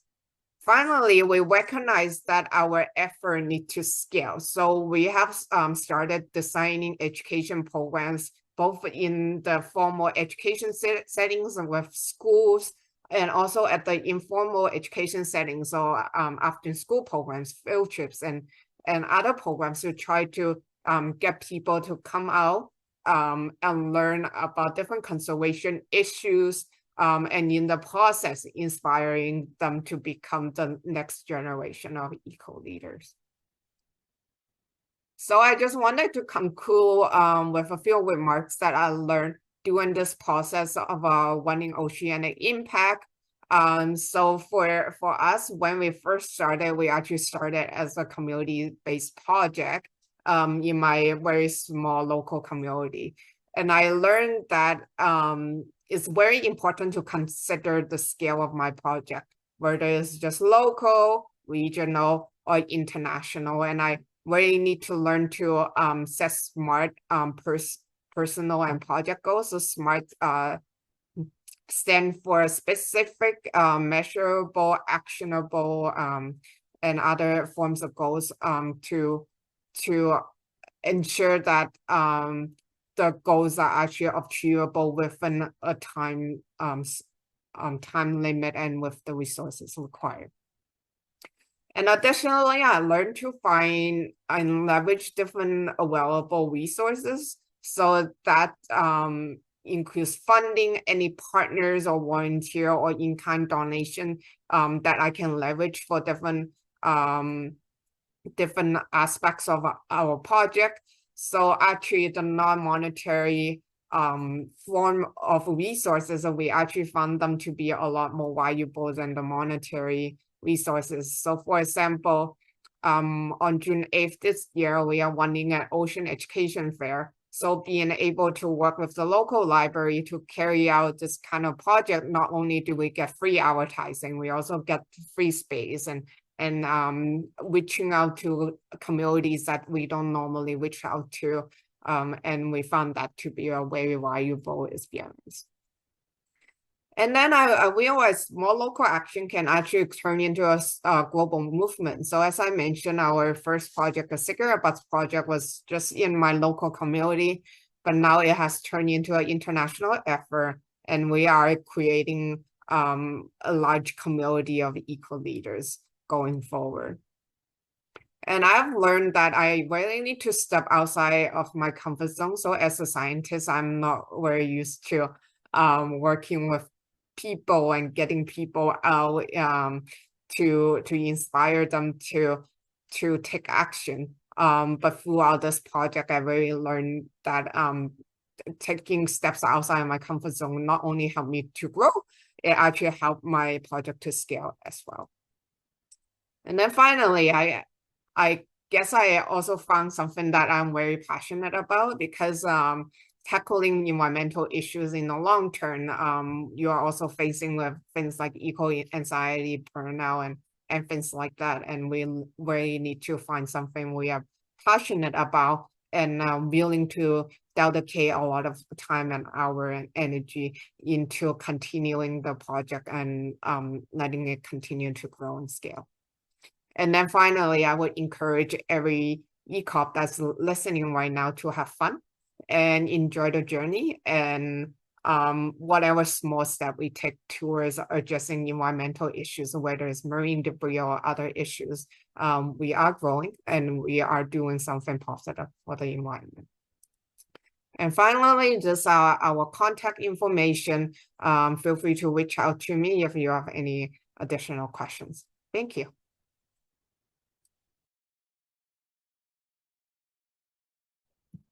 Amazing. Thank you so much, Lisa. That was such a heartwarming and lovely message at the end. And I think we all need to hear that while we're tackling really big issues in the ocean sphere. We have to smile and have fun and be collaborative through it. So that was a great final message.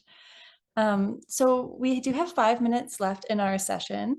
And so we've asked a lot of our panelists to stay behind today, and we're going to turn it over. Instead of doing a full panel discussion, we'll just sort of ask one broad final question to all of our amazing speakers. And thank you all so much for such a thoughtful and inspiring conversation so far. It's been a very rich discussion with lots of inspiring and innovative ideas. So thank you again for sharing your time, your work, and your insights with all of us today.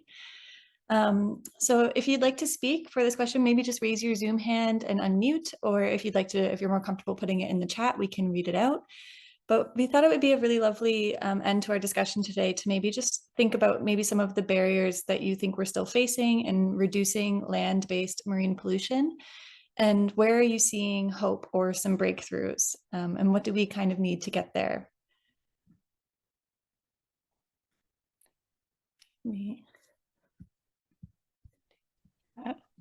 We can pass it on to any of our speakers and panelists. I think Lisa wants to kick us off.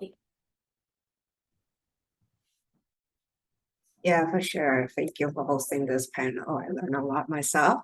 So I think I mentioned that during my presentation, some biggest challenges is competing priorities with the government. So sometimes pollution might not be as much high priority as basic human needs, like for the economy, affording housing, putting food on the table, and things like that. And then another challenge I see is very much the linear supply chain. So a lot of things are still not recyclable. Some are not actually recycled, they are actually downcycled. So you can only recycle something so many times before they have to end up in landfill. So are we just delaying the problem? Are we just greenwashing and things like that? I don't know. At the same time, I see hope in being in the tech space. Like I see a lot of hope with my fellow entrepreneurs doing materials innovation, coming up with sustainable material that can biodegrade in a shorter period of time, and potentially better recycling technology that we don't need to down cycle anymore, that they can actually recycle and stay in the supply chain. So I do see hope in those space, and I do follow all those efforts very closely myself. That's wonderful. That's a great answer, Lisa. Thank you. And I'll pass it over to Cheyenne. Yeah, I think one of the barriers that we definitely have in Suriname, and I think also a lot of other Caribbean countries and some South American countries, is that we just have this huge lack of data, like I mentioned, but also finances and technical capacity to address these issues. Now, one could say that you don't need a lot of technical capacity to address the issue, but like there is only one what we consider to be like waste expert in Suriname. The amount of waste that is being produced is growing every day. We don't know how much it is exactly right now because we do not have that data to back it up. And the last published research that's been done on this subject was published in 2012. So a lot has changed in that time. So that's definitely something that needs to be addressed. And oftentimes when we participate in international conferences or workshops like that, the solutions that are being proposed aren't solutions that are applicable in our countries because, again, because of the lack of finances, the lack of technical capacity, and also the lack of political will to address this issue. So I think that I'm hopeful that this will change. I think the ProMar project is a great example of a regional initiative that brings together countries from the Caribbean, but also from certain South American countries to address the issues and see where there are similarities and kind of discuss how we can address this issue together. But even there, again, there are still a lot of differences because obviously Suriname has different issues than, for example, the British Virgin Islands, right? It's a completely different environment. But I think there needs to be a lot more discussion among these types of countries about how to address these issues, because whenever we're having these discussions, unfortunately, with European or even North American countries, the solutions that are being proposed aren't always applicable to our region.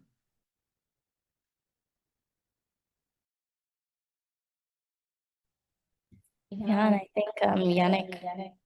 Sorry. Is an echo. I think Yannick had also touched on that when you were talking about community solutions, or rather what's happening in the community versus the solutions that you're seeing when it comes to pollution, especially when it comes to deforestation. And so perhaps there are no bigger or overarching solutions that will benefit everybody, right? But we do need localized solutions.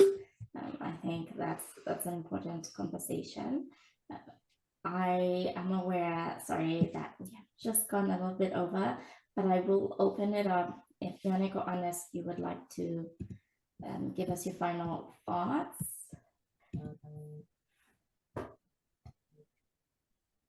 If there's time. Yeah, I do think that locally we are seeing some really incredible initiatives happening. It's easy to see, there are lots of issues that continue, and oftentimes these are the ones that we'll see most forward in the media. But there are really incredible initiatives happening at the local scale by sometimes even youth, like the case of Nandiri. And so I think as much as possible, if we have the capacity to really encourage and promote the work that's already happening, whether it's through funding or through raising awareness of these initiatives and trying to replicate them in other areas. So the youth group is, for example, trying to now tell their story and bring it to other youth in different coastal Itoke villages in order to try and replicate other communities being able to implement marine protected areas to try and bring the reefs back to health and try and decrease marine pollution. And so trying to really, I guess, build capacity in these communities would be a really exceptional way to move forward and enhance what's already happening.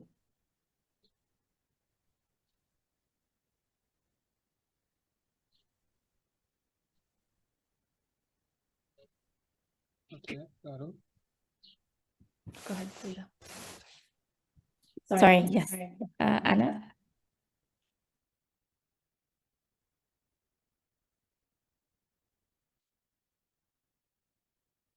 Are you getting me? Okay, thank you. It's very interesting platform where we can, as an ECOPs, we can share a lot of history. And as I am observed in Africa specifically, we have a lot of unrepresented regions. We don't have some good quality data. We don't have some expertise, and it's very important to reinforce these components, because without data we cannot make some actions. So we have actually a lot of projects on marine protected areas as OECM projects where we are trying to implement, to integrate the local communities. But there's let's say that an insufficient implementation or strategy to make it really operational. So it is very important to reinforce the collaboration of all stakeholders and to identify specifically what are the gaps, what are the issue of some specifically problems. So that's really all that I want to say. But I have very enjoyed these events, and I am actually here to continue our mission. Thank you. Thank you. Sorry. Thank you so much. Okay. I do appreciate that ECOPs are leading the charge. I hope we can continue these conversations and continue collaborating. But I also hope we can continue seeing more intergenerational collaboration, so that the solutions that we are coming up with now are also tied to perhaps the knowledge and the experience of those who have come before us. So I will end this here, unless one person has a final thought. I would like to thank each of our speakers for being with us, for sharing with us your work and what you're continuing to do. We hope that for those in the audience, you have been inspired, you have gained something, and that you will continue connecting with our presenters. They did give the information either in the slides or when they were talking, but you can follow us up and we will connect you to them. If you would like to connect with me and Kirsten as well, we'll put a link in the chat, and we'll be happy to collaborate further. But thank you. I will open it once more. If you'd like to say anything or leave your contact, and then after that, we'll pass it on over. We actually have a live side event happening. So if you'd like to give your contact, please go ahead, and then we'll be transitioned to the Meteor.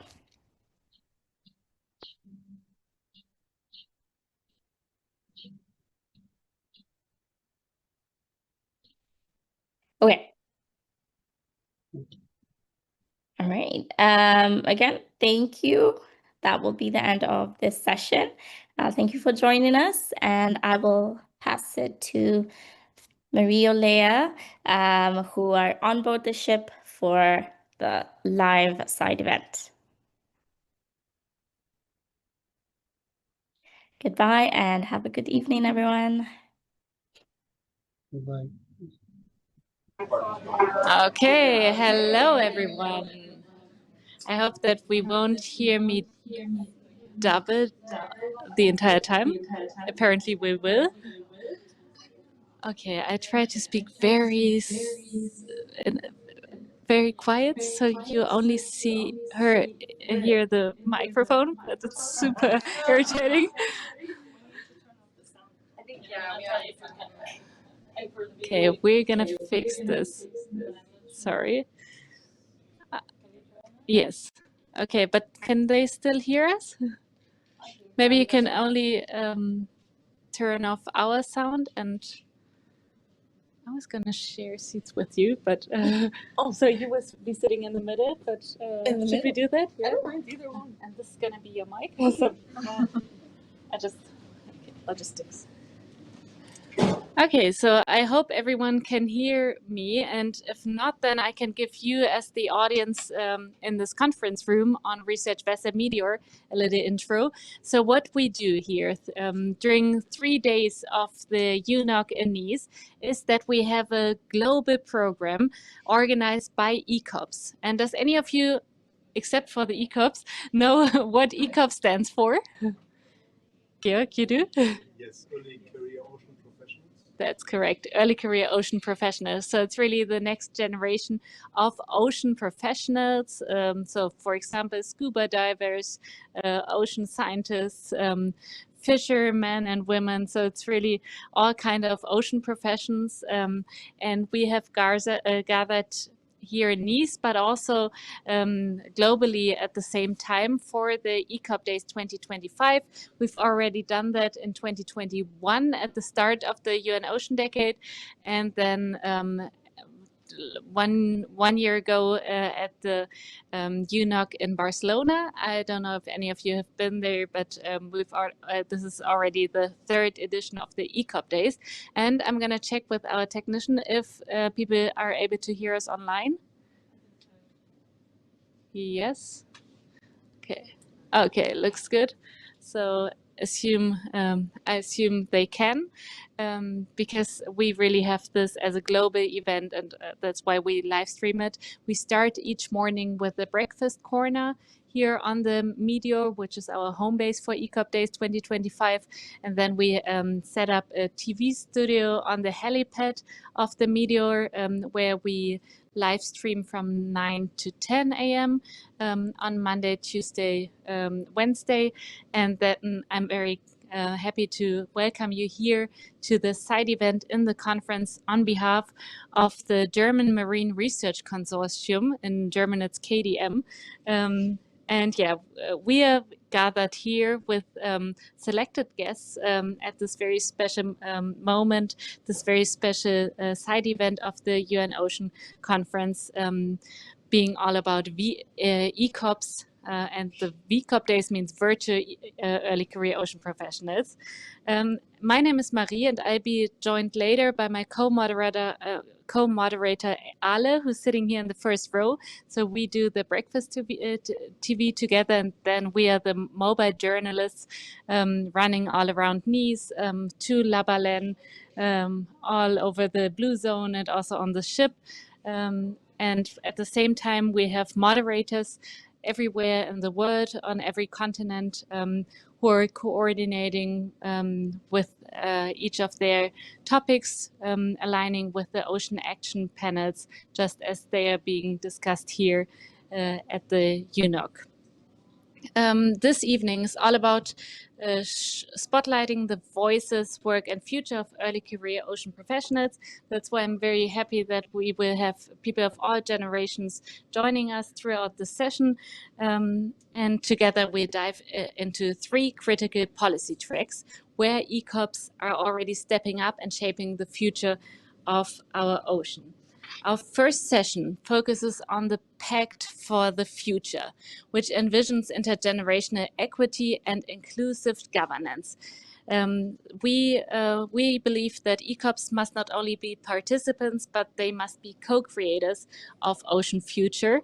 And let's hear from 2 high-level decision makers why it's so important to give the youth a strong voice. And for that, we have 2 videos. The first one is a statement by former Minister of the Bermudas, and the second one is Peter Thompson, who's Ocean Ambassador with the UN, about involvement of the next generation.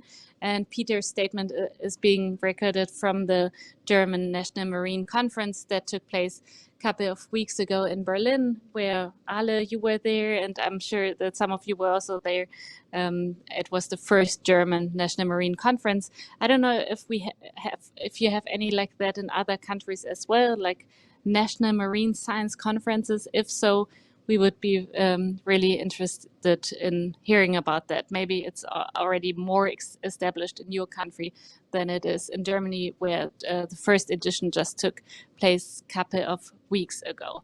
So do we have the statement, Laia? Oh. Okay. Okay, but only online, so we can't watch it here? Yeah, but I just put it once we make a video or something to not hear it twice, you know?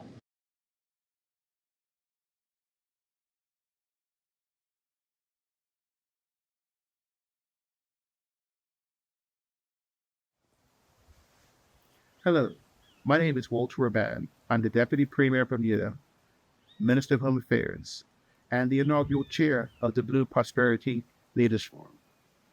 I would firstly like to congratulate all of those of you who have attended this conference and who are part of the Early Career Oceans Professionals Program. You are part of this program because you have shown your commitment to the safeguarding of our oceans, but also to innovation and addressing the challenges that we'll face as we deal with climate change. You're also here because there's recognition of your commitment to education, law, management, and also equitable access to resources and to the long-term safeguarding of our ocean health. It is so important that you as young people attend United Nations conference like this, whether it be COP28, whether it be the High Seas Conference, or any of the conferences that are focused on what we're going to do around this ocean decade to 2030. It is so crucial that the young people who are committed to improving our ocean health and dealing with climate change be involved, that your voices be heard, and every opportunity to attend this conference or any future conferences is taken advantage of. The youth are the future of how we're going to tackle these issues, and your involvement as young citizens of the world who are committed to ocean health and the security and safeguard of our ocean resources is important to the future of our planet. Thank you for your participation.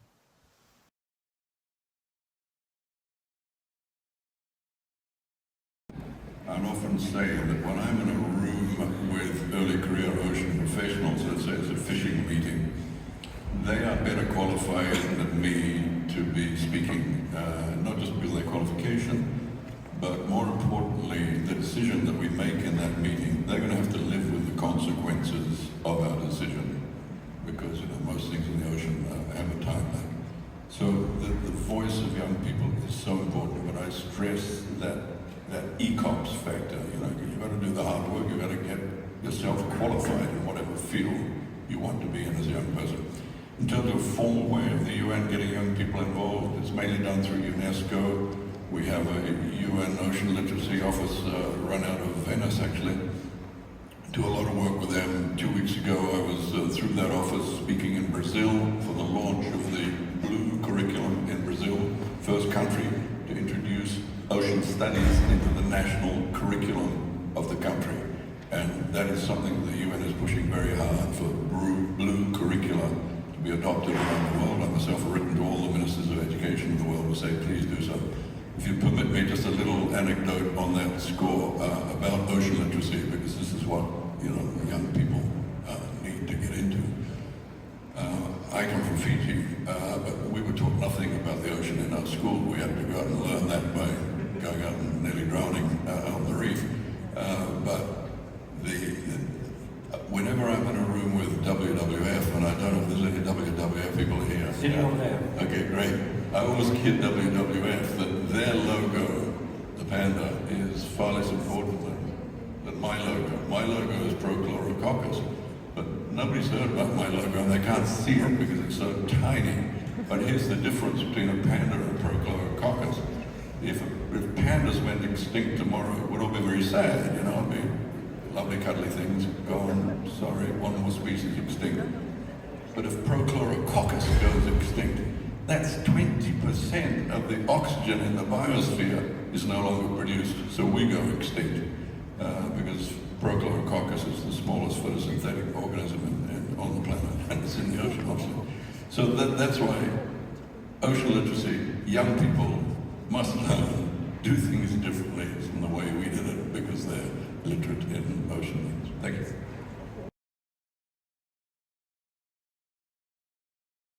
United Nations. Let's take that as inspiration for the side event and also for ECOP Days 2025. And let me welcome our panelists of the first track on the UN Pact for the Future now. At the Summit of the Future in September 2024, world leaders adopted this Pact for the Future and its annexes, the Global Digital Compact and Declaration on Future Generation. It entails the message to strengthen meaningful youth participation at the national and international level. Someone who was highly involved in the summit is Nerea Alicia Garcia, who joins us online today. Oh yeah, there you are. Hi Nerea, good to see you. Maybe we can switch to her screen, Laia. Great. So good to see you. Then we have Ayub Omar Dada. Can we maybe, yeah, thanks. Ayub, you're a PhD student in international relations and law of the sea, and you will also be joining us online. You will be presenting a SWOT analysis about the UN Pact of the Future. And then finally, we have Elizabeth Schur sitting right next to me. So it's great to have you here. Elizabeth, you're a social media influencer, encouraging your followers to protect the marine environment. And you're very successful in doing that. I think right now you, on Instagram alone, you have more than 17,000 followers. So you're really one of the top young voices for ocean protection. It's great to have you here. Thank you. Ayub, you are also on very many boards and members of many, very many societies connected to the ocean. When I looked you up, we would like to hear from you first what the key findings are of your SWOT analysis and analyzing the UN Pact of the Future. Of course. Thank you.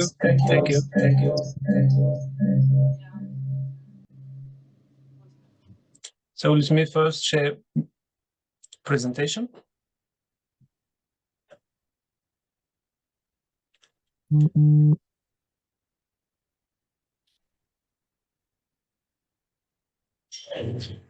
So, Excellencies, distinguished delegates, their colleagues and fellow ECOPs. So it's a privilege to join you today to reflect on the recently adopted UN Pact for the Future. So as a PhD candidate in international relations and law of the sea and a representative of the African Blue Future Coalition, I bring to this discussion both an academic and intergenerational lens. So the Pact for the Future, adopted by the UN General Assembly in September 2024, is more than a document. It is a signal that the international community, despite growing fragmentation, is still seeking coherence. But the key question we must ask is this: does the pact reflect where the world is going or where we wish it were going? So the pact builds on the vision of our common agenda published by the UN Secretary General in 2021. It itself a response to the 75th anniversary declaration. That declaration outlined 12 commitments ranging from justice and digital cooperation to sustainability and youth inclusion. The pact reflects effort to translate those commitments into a single unifying political instrument. It was further shaped by 11 policy briefs released in 2023 and negotiated over the course of 2024, culminating in its adoption alongside two annexes, the Global Digital Compact and the Declaration on Future Generation. So as we gather for UNOC under the theme Accelerating Action and Mobilizing All Actors to Conserve and sustainably use the ocean, we must recognize that the world expects more than declaration. It demands clarity, coordination, and courage. So to explore this, I would like to briefly present a SWOT analysis of the pact, examining its strengths, weaknesses, opportunity, and threats in light of the reality shaping global governance today. So let us begin with its strength. First, the pact's real fields, the foundational pillar of the multilateral system, the UN Charter, human rights, and the 2013 agenda. This is critical at a time when these principles are being tested. Second, it provides a rare holistic vision connecting the development, peace, and digital governance, and intergenerational justice. The inclusion of a declaration on future generation is a powerful normative step. Third, its recognition of the digital frontier, the Global Digital Compact, the regulation of AI and biotech, position it to influence global tech and governance. And finally, it elevates youth, sustainability, and global equity, not just as a side issue, but as central to the future of governance. And many leading experts in international law and governance, particularly the cautious optimists, view this aspect as soft law milestones, valuable for shaping behavior and guiding legal norm.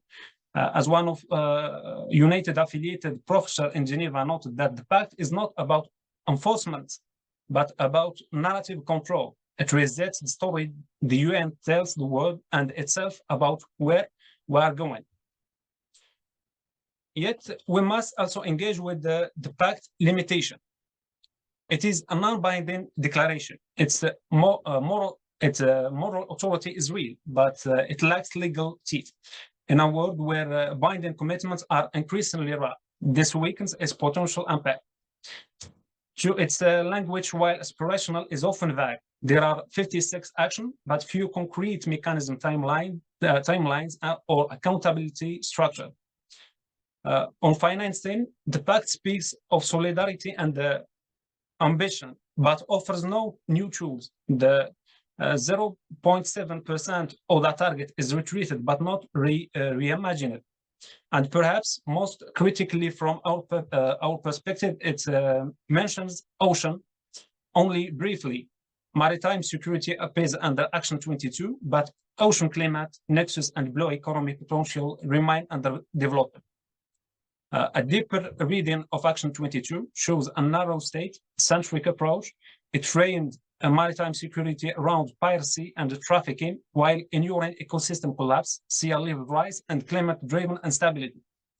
There is no engagement with youth, coastal community, or indigenous actors, and no reflection of the intergenerational equity the pact claims to uphold. Furthermore, the pact misses a critical opportunity to strengthen global human rights mechanisms. The absence of any reinforcement for the Office of the High Commissioner for Human Rights or the UN treaty body stand in sharp contrast to the increasing threat faced by environmental defenders, including many in the ocean and climate space. The pact also fails to reflect the indivisibility and interdependency of rights. Digital governance, climate action, economic justice, and environmental protection are not standalone issues. They are inherently interlinked. Yet the compact addresses them in silos, weakening its potential to promote transformative integrated solution. Moreover, the pact suffers from a structural ambiguity. It attempts to prioritize everything, and by doing so, ends up prioritizing nothing. Without a clear hierarchy or sequencing of objectives, its ambitious risk becoming diffusion. This structural ambiguity is also mirrored in the Global Digital Compact, where the role of multi-stakeholder governance, especially the contribution of youth, indigenous group, and civil society, is minimized. Digital governance is treated largely as the purview of states, despite the fact that technological ecosystems, like marine ecosystem, are transboundary and co-governed by diverse actors. In governance, as in law, clarity is the key to success. Clarity empowers accountability, focus, and transformation. When everything is urgent, nothing is truly urgent. Finally, we must be honest about the financial context. The UN system today is facing a liquidity crisis. Agencies are being asked to do more with less, and this climate vague commitment without financing pathways are simply not enough. According to the recent report, CDG 14 reminds the most underfinanced of all sustainable development goals that alone should challenge us to ask whether the pact is truly addressing the most urgent need. The strategic realist among legal scholars and multilateral analysts often argue that the pact is too vague and too political. One international law jurist remarked that the pact is a well-written obituary for multilateralism as we know it. It neither reform nor replace the system. It just memorialize its struggles. So despite these weaknesses, the pacts open political space for transformation. It aligns with the momentum for UN reform, calls to democratize the Security Council, strengthen the General Assembly, and elevate voices from the Global South. It offers a platform for youth, for early career ocean professionals, and for voices like ours to shape the future, not just observe it. And however, a closer look reveals that this youth commitment often remains vague.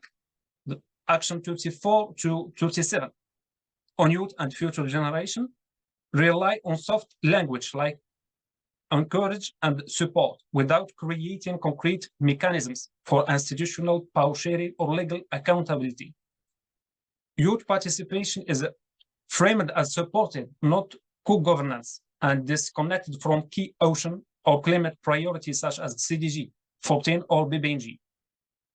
The pact also complements other emerging frameworks such as the BBNG agreement and the Paris Agreement, providing a normative backbone for implementation. Most importantly, it invites new narrative, planetary stewardship, intergenerational equity, and ocean diplomacy can all find answers in this pact if we choose to push them forward. There is also proof that multi-stakeholder approach works. The Global Environmental Facility recently approved a work program worth 190.9 million, expected to mobilize over 2.6 billion in co-financing, driven by whole of society engagement. The same principle must now apply to CDG 14 and blue economy finance. And as a final note, while the pact recognizes the digital frontier, it only superficially addresses the connection between technology, a human right, and sustainable development. For youth working with open marine data, digital literacy, and citizen science, this is a missed opportunity. We are not just users of this system, we are builders of their future. And the International Law Commission in its 2024 report made a distinction between legally binding force and legal effect, affirming that soft law can shape the treaty. Ayub, can you please come to an end? I don't know if you can hear me. Can you please come to an end shortly?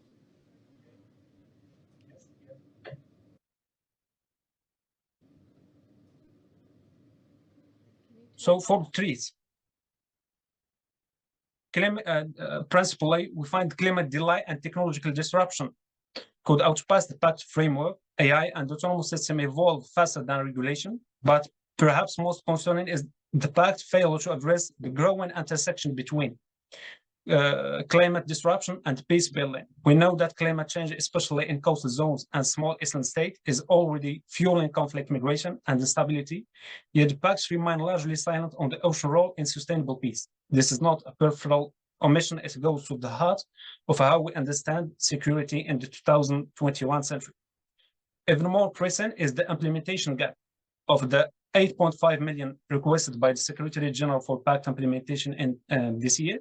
The General Assembly approved only 2.9 million. This funding shortfall illustrates a wider mismatch between ambition and political will. And if everything is listed as priority within the pact, then nothing becomes urgent. The lack of clear prioritization threatens implementation. So, colleagues, the pact for the future is not a solution. It is a test of whether soft law can still shape hard realities, test of whether we are capable of moving from symbolic declaration to structural change. Soft law does not erode international law, it enriches it, offers a pragmatic pathway for states and institutions to respond to shared challenges, articulate emergent principles, and shape future legal obligation. But to succeed, it requires clarity, political will, and embed accountability. And looking ahead, several key global processes will shape whether the path for the future becomes transformative force or fade into soft law. The fourth International Conference on Financing for Development in Sevilla, and the World Social Summit in Qatar, the high-level political forum, and at least 37 voluntary national reviews will serve as early tests. These are not a side event, they are real arena where implementation will be decided. So as an ECOP, and as someone who believes in the power of international law to protect both people and the planet, I see this path as an invitation, an open invitation. And that's why I want to take this opportunity to propose the creation of an informal ECOP-led observatory, a global youth-driven mechanism to monitor progress, share insight, and hold stakeholders accountable to the path principle. It may not be formal, but as we have seen, soft initiative can have real-world influence when they are clear, focused, and inclusive.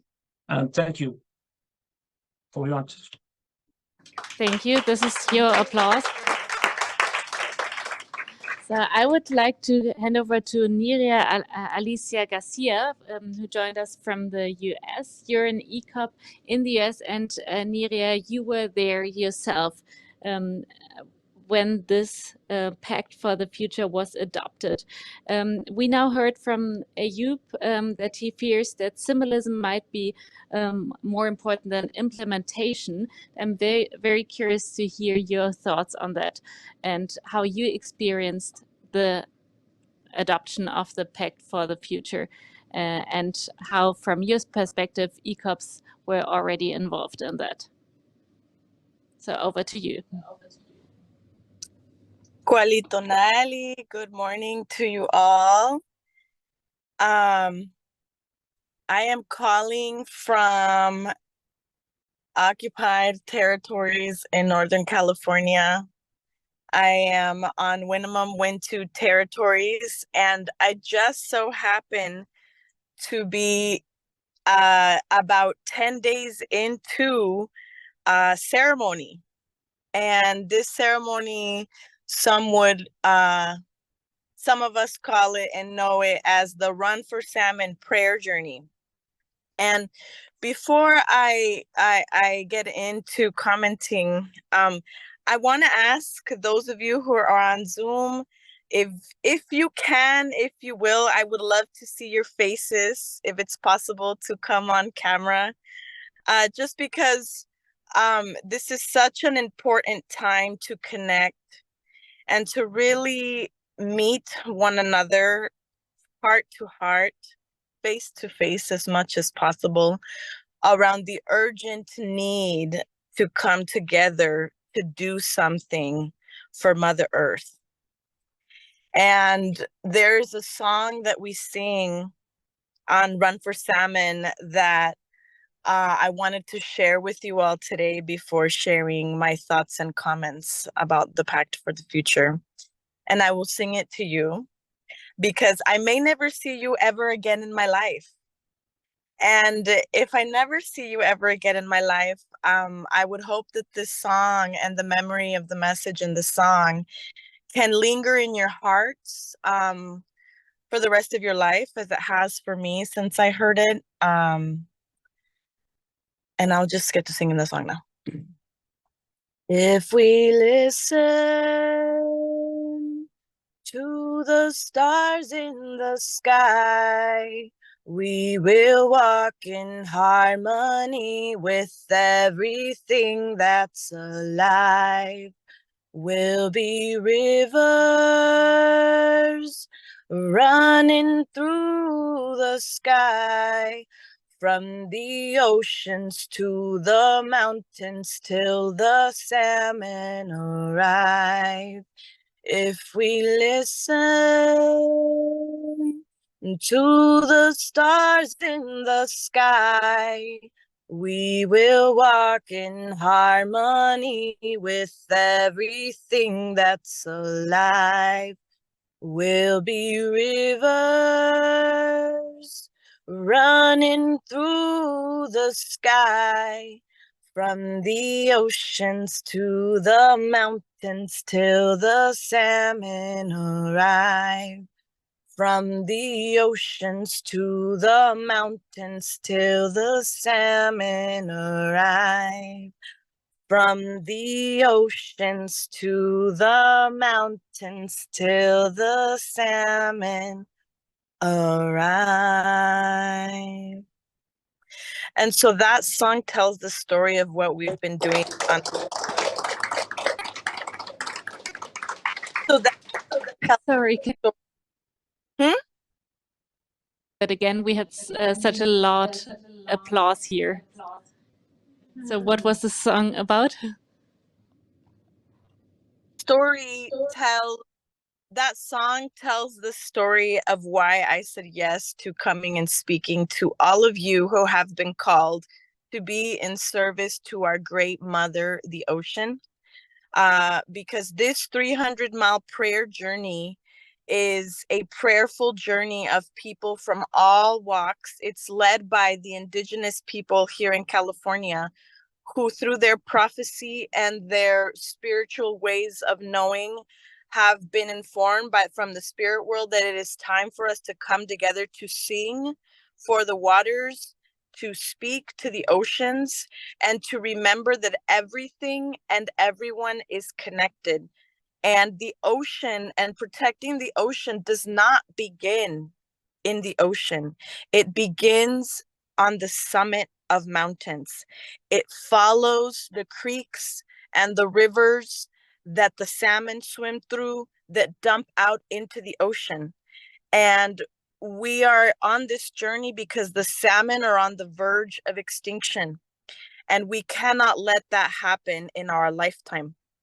And so we have come, this is our 10th time, to bear witness to the miracles of what happens when we speak to these waters and when we speak to agencies and we stand up and we say the truth to those in so-called power.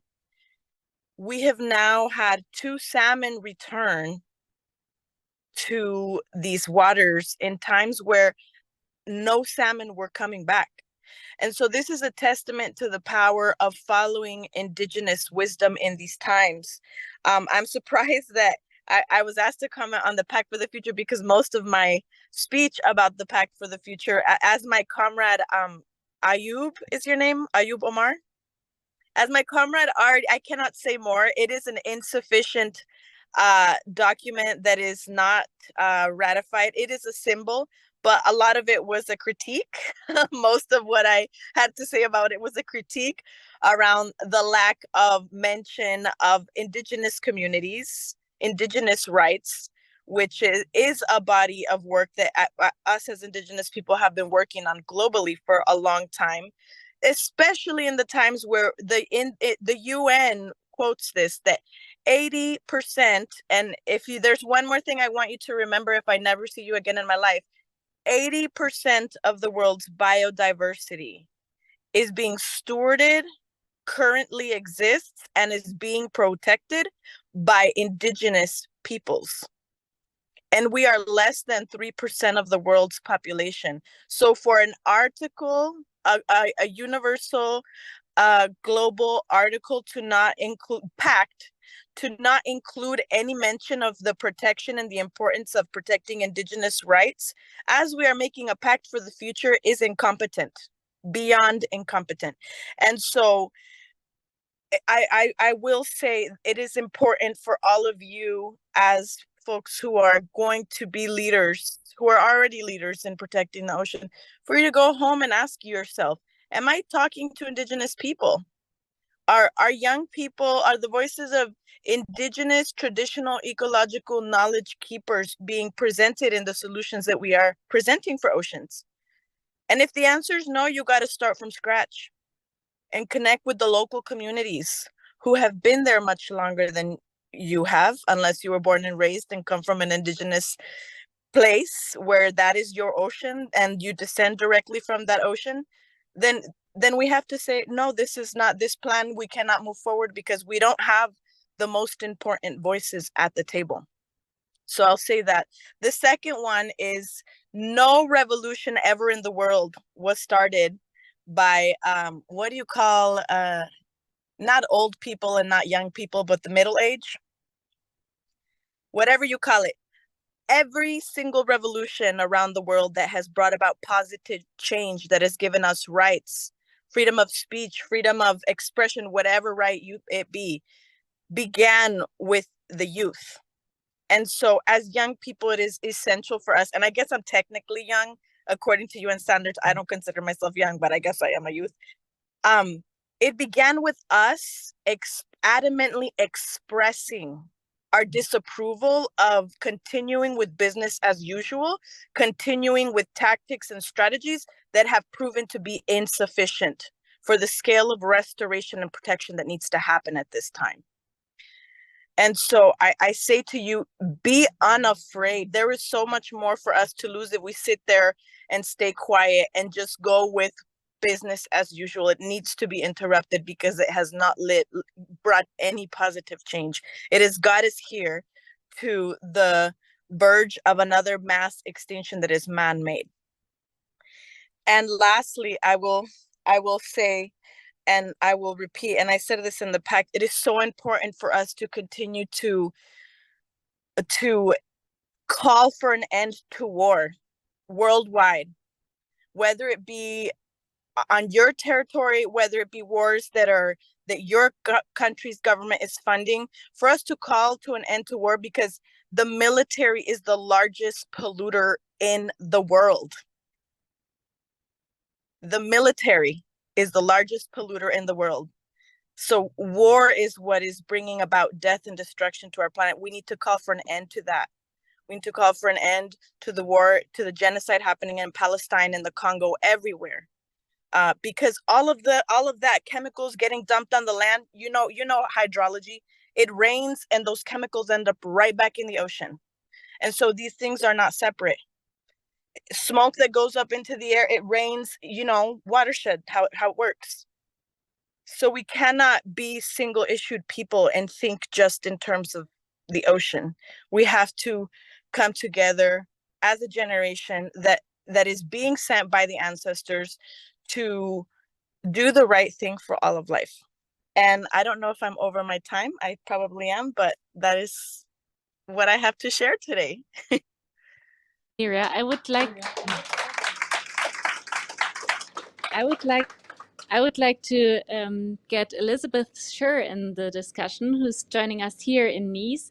And as I said earlier, you're an influencer, but at the same time, you're also a marine scientist, you're a storyteller, and you're a Gen Ocean campaign advisor of the Ocean Decade. So it's a great pleasure to have you here. What's the secret behind getting people involved in marine protection? So I think it's kind of simple sometimes. The secret can be as simple as making people feel seen.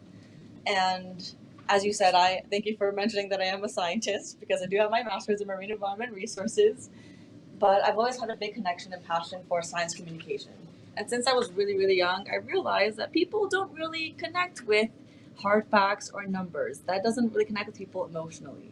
So our role here in this conference, not just as scientists, but also as NGO or policy or business leaders, is to take what we're learning in these conference spaces and turn it into memorable stories that can actually get people to care. Because as Sylvia always says, we can't protect what we don't know. And one example that comes to mind is 30 by 30. Most people who are probably not in the ocean or climate circles never heard of 30 by 30, let alone feel connected to it. But we can really feel connected to stories of protection that work. And I recently learned about a case study in Mexico in a place called Cabo Pulmo, where there was a fishing village that was 30 years ago being completely destroyed. They had an ancient reef, and due to overfishing, they were being just completely destroyed. And so they enforced a no-take zone in this area. And over the past 20 years, this area has increased in biodiversity 4 times its size. And now this village has 8 million in revenue annually. And when you hear stories like this is showing that, wow, protection actually works. It provides long-term benefits for people. And then maybe you can inspire others to do the same in their own communities and lead these kinds of changes, because that's the kind of change that you can get with thoughts and behavior when we have proof, essentially. And another thing that I think is really important in engaging people in ocean protection is simply making it more fun. Like, I think ocean protection is really cool, and if you think so, then I'm sure other people do too, but we have to sometimes invite others and general audiences to be part of our solutions.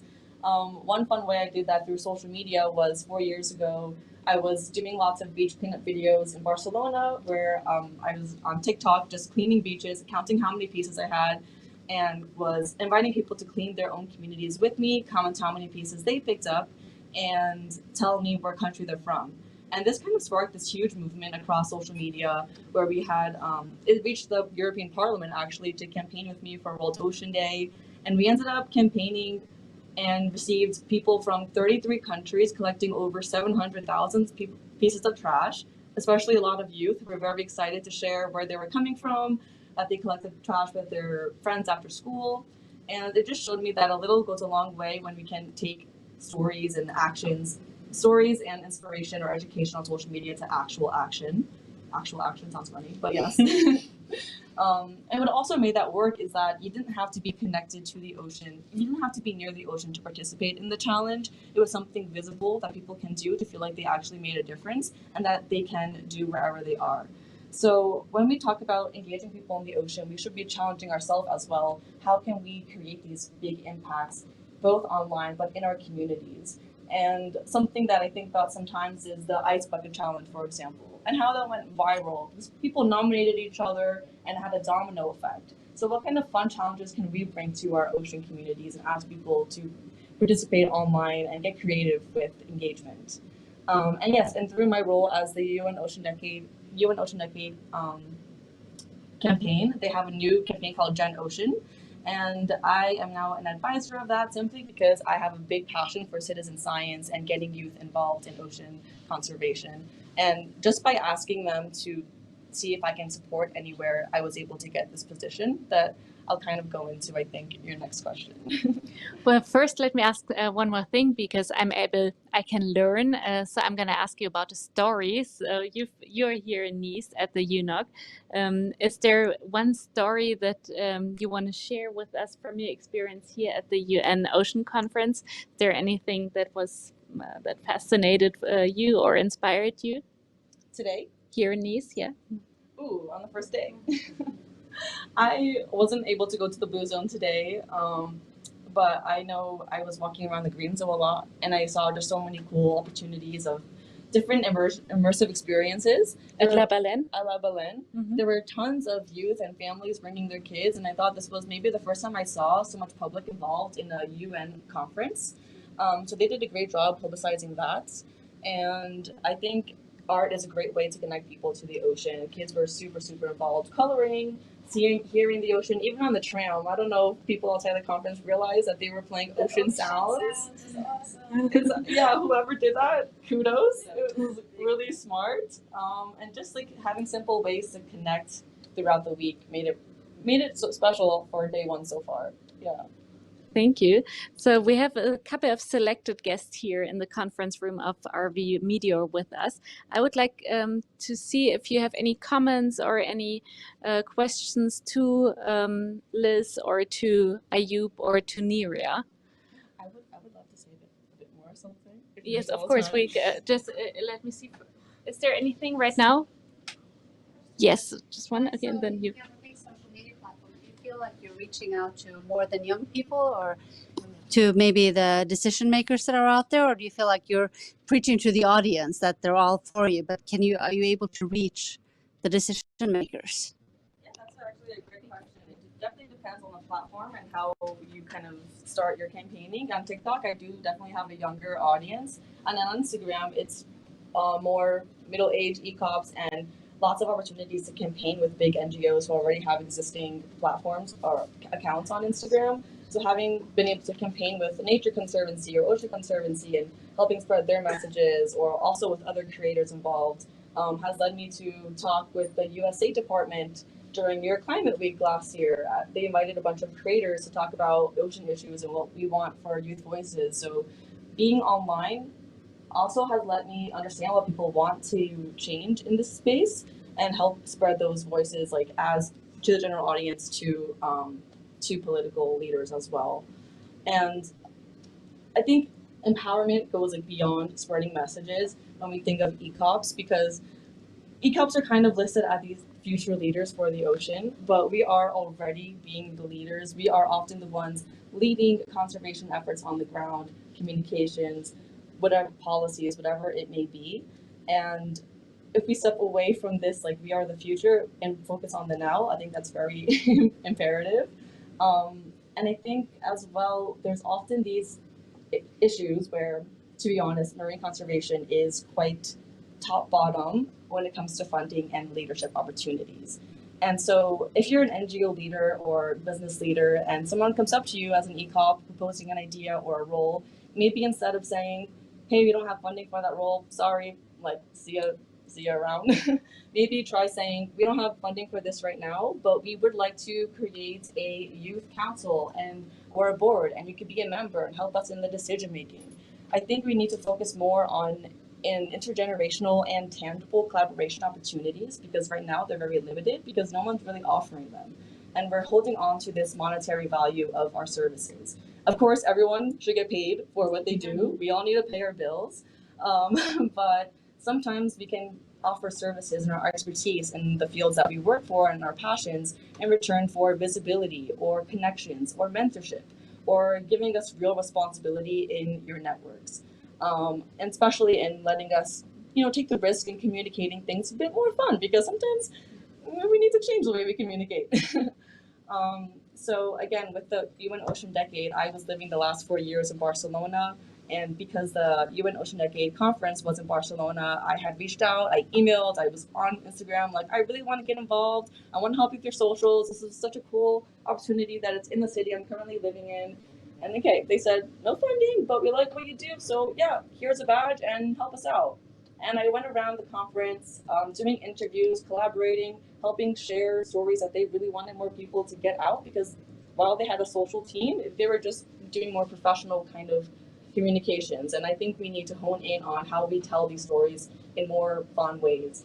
And while I reached out again for them this year, and my role as advisor is voluntary, citizen science is a passion of mine. I think putting that on my LinkedIn helped me become a speaker here today, which I'm very honored about, and helps me as well get connections and learn about citizen science projects that I get to share with my profile and my audience, because I think we're here at the ocean, so getting people involved, especially youth, to learn about different ways to support ocean conservation gives me my passion, helps me with my visibility in my work in the future. And again, you never know what can happen. So don't take no for an answer when you're don't always take no for an answer when you're networking. Try to find ways you can offer different values and meaningful ways to get to make up for the work that you want. And don't be afraid to reach out either.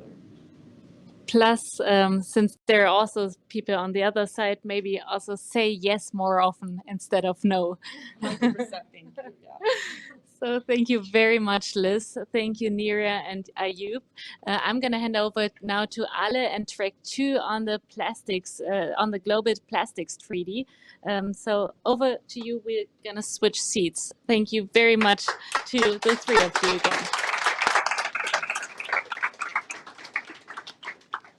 Thank you very much. And I feel pretty alone here, so I'd like to invite some people over. Exactly. So Georg, Emily, Janine.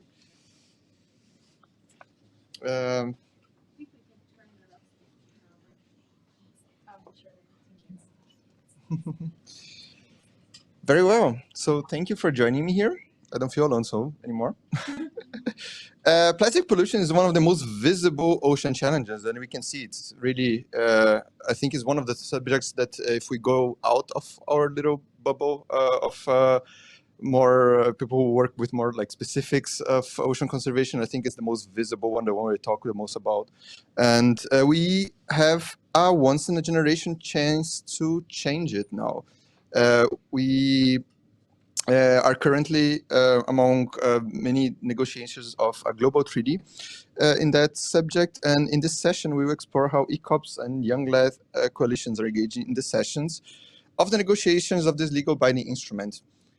And we have here my three friends who just joined me.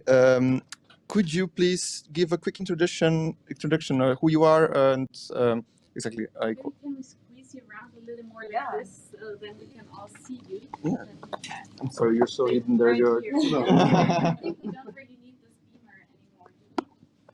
So let's project it. Yeah. No, let's go. No. There we go. Okay. So we should be able to just shut that up. I don't know where Yella is. That's what she told me earlier. Alright, I'm gonna turn it on.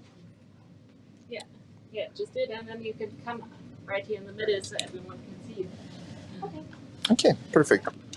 And people online will also just still see you. Just we don't need to see you double. Okay. Do you have more? Like everybody sentence? Yeah. There we go. Musical chairs. Okay. Okay, so Janine, would you like to start? Yeah, sure. Give like a little introduction. How do I know if this thing's on? Is it on? Yeah. Yeah. Okay. Okay. Hello, my name is Janine Sinclair, and I am the founder and manager of Plastic Free BC. We're a youth-led initiative based in Vancouver, Canada, and I'm trying to really focus on raising awareness on plastic pollution as a global crisis, but also connecting and changing the consumer mindset. So connecting the mindset to the wider policies, which Emily will expand upon soon. But I really feel like there's a disconnect right now with everyone on boots on the ground, your regular Joes understanding of plastic and how laws and regulations affect them on a day-to-day basis. So I'm on an educational platform with a science degree. I'm really trying to raise the waste literacy of my community and make sure that they're aware of not only a municipal, city level strategy, but also making sure my community understands the federal laws and how that will affect them. I'll keep it short because I know we're running behind. So that's it. Hi, my name is Emily Cowan. I am a research scientist at Sintef Ocean. It's an independent research institute in Trondheim, Norway, and I have my PhD in political science, specifically on the plastic treaty negotiations. It's called Orchestrating a Plastic Treaty, and I've been following the negotiations since its mandate at the United Nations Environmental Assembly in 2022. And every session that has happened since, I'll be there in August as well.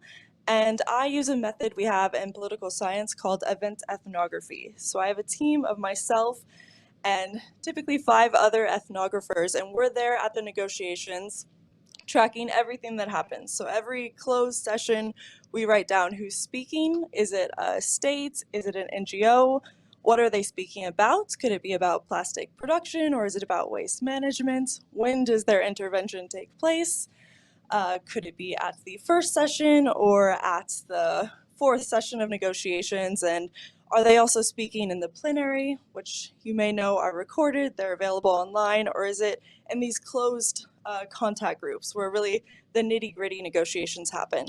So my team, we type out everything as verbatim as possible, and we have this database from the negotiations that we hope future researchers like yourself, early career professionals, policymakers, people working in industry and business, anyone can use to see how the negotiations were formed.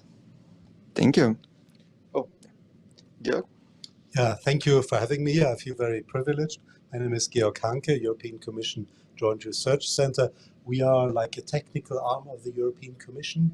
I'm based in northern Italy, and we support our colleagues in Brussels who are working directly with the policies, with science. We're running working groups for them and things like this. And in particular, in the past many years, I've been occupied with the Marine Strategy Framework Directive, helping with its implementation. And plastic, the descriptor 10, you might know, was a quite prominent part of it. So we have been setting up monitoring systems in Europe, trying to get data to support the policy. And yeah, it's a bit my story. Perfect. So now we have three different subjects, two different fields of expertise within a field of expertise. And I'd suggest we start with Emily, because Emily, you have your first-hand experience. You know how it is to be there as an ECOP, like between these negotiations, and then we can go to Janine to see how these negotiations, how what's decided there translates to the public, and how the public, the ones again like bursting a little our bubble, like how what we discuss here gets absorbed, so to speak, by, speaking of microplastics, by the people, the general public. And then we go to you, Georg, and talk about, you know, somebody with years of experience in this, and would love to hear your perspective as well. So going forward, Emily, can you tell us a little bit more about how it is for you as an ECOP to be present there? Like, what are the challenges? What is your perspective from being present? Yes, take this mic. Yeah. Yes. So before I go into the challenges, I was asked to speak a little bit as well about the process, where we've been so far, where we're going. And a lot of times in my plastic treaty negotiations talks, I want to make sure you're still with us here. This is the first day of UNOC, but it's also the evening. I know it's dinner time, so I want to start with a metaphor to get us all involved here, and that is on the Greek myth of Sisyphus. Now, for those of you who don't know this myth, I'll give you the brief Cliff Notes version. Basically, Sisyphus was a Greek king. He cheated death multiple times, angered the gods, and was condemned to a life of rolling this boulder up a hill. Only right before it reaches the top, he thinks he's good, he's gone free, it rolls back down. And this happens again and again for eternity. And I don't know about you all, but I like to compare this to what our past plastic policy and regulations have been on, that it's a waste management problem alone. And that's left us all having a giant boulder of plastics waste, we think out of sight, out of mind, but we're realizing that that is not at all the answer or solution. So in 2022, at the United Nations Environmental Assembly in Nairobi, Kenya, there was a mandate that was adopted to begin negotiations on this treaty to end plastic pollution, including the full life cycle. Now, of course, this didn't come out of nowhere. It's been decades of UNEA processes and scientific research that says, yes, we have an issue with our plastic waste. We need a solution for it. So since then, you might know we've had 5 sessions of negotiations. The first one was very plenary stated, so you can see all of the first session of negotiations online. It's all public. They tried to have a stakeholder forum that only happened at the first session of negotiations, so you might understand how that went. We moved to the second and third round, where we have zero draft text, a lot of different options for what we're going to include in this treaty.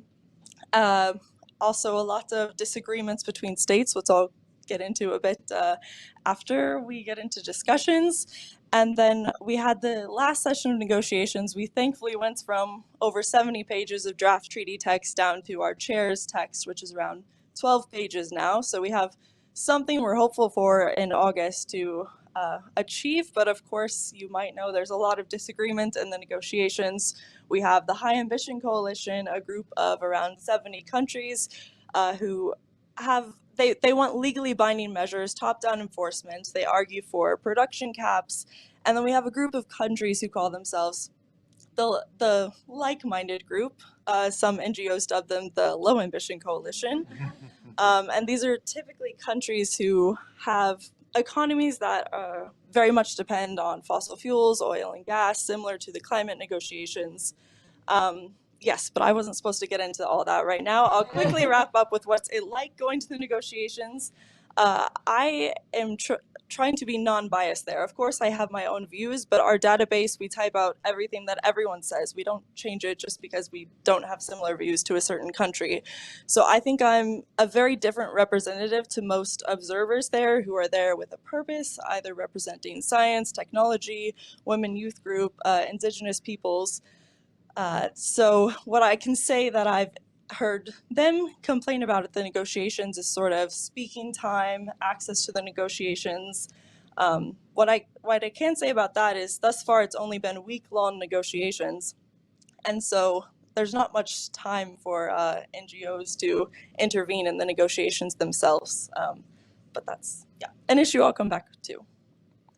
All right. I'd still have one more question actually for you. What is your, so like you're there as an ECOP, you're there as a career evolution professional. What do you feel that is different in your perspective compared to what you most hear in this kind of discussions? What do you see that like, okay, this is actually something that I think differently, and I see more people that think in the same different way that I do among my peers? I think I think very differently from most other NGO observers there. I come from a Norwegian research institute that we want to work with everyone. So we work with fishers and aquaculture, but we also work with WWF and Deloitte across the whole life cycle. So what I see there is there's a lot of, it could be early career ocean professionals and NGOs who want to push out a certain narrative from the negotiations, which I understand, but I think that, and what I've seen in my own research, we have to work together because we can't be making policies that don't include people who are going to have to enact them. So that's a different Dane opinion. Perfect. Thank you. Janine, going to you. We were just chatting here before how we both very much like science communication and to translate science lingo, so to speak, to the general public. Can you go a little into that, and how do you work with this, and how do you make what is discussed in these specialist panels, and how do you make this something that is then, how to say, like reachable to those who are just like from different fields? Yeah, for sure.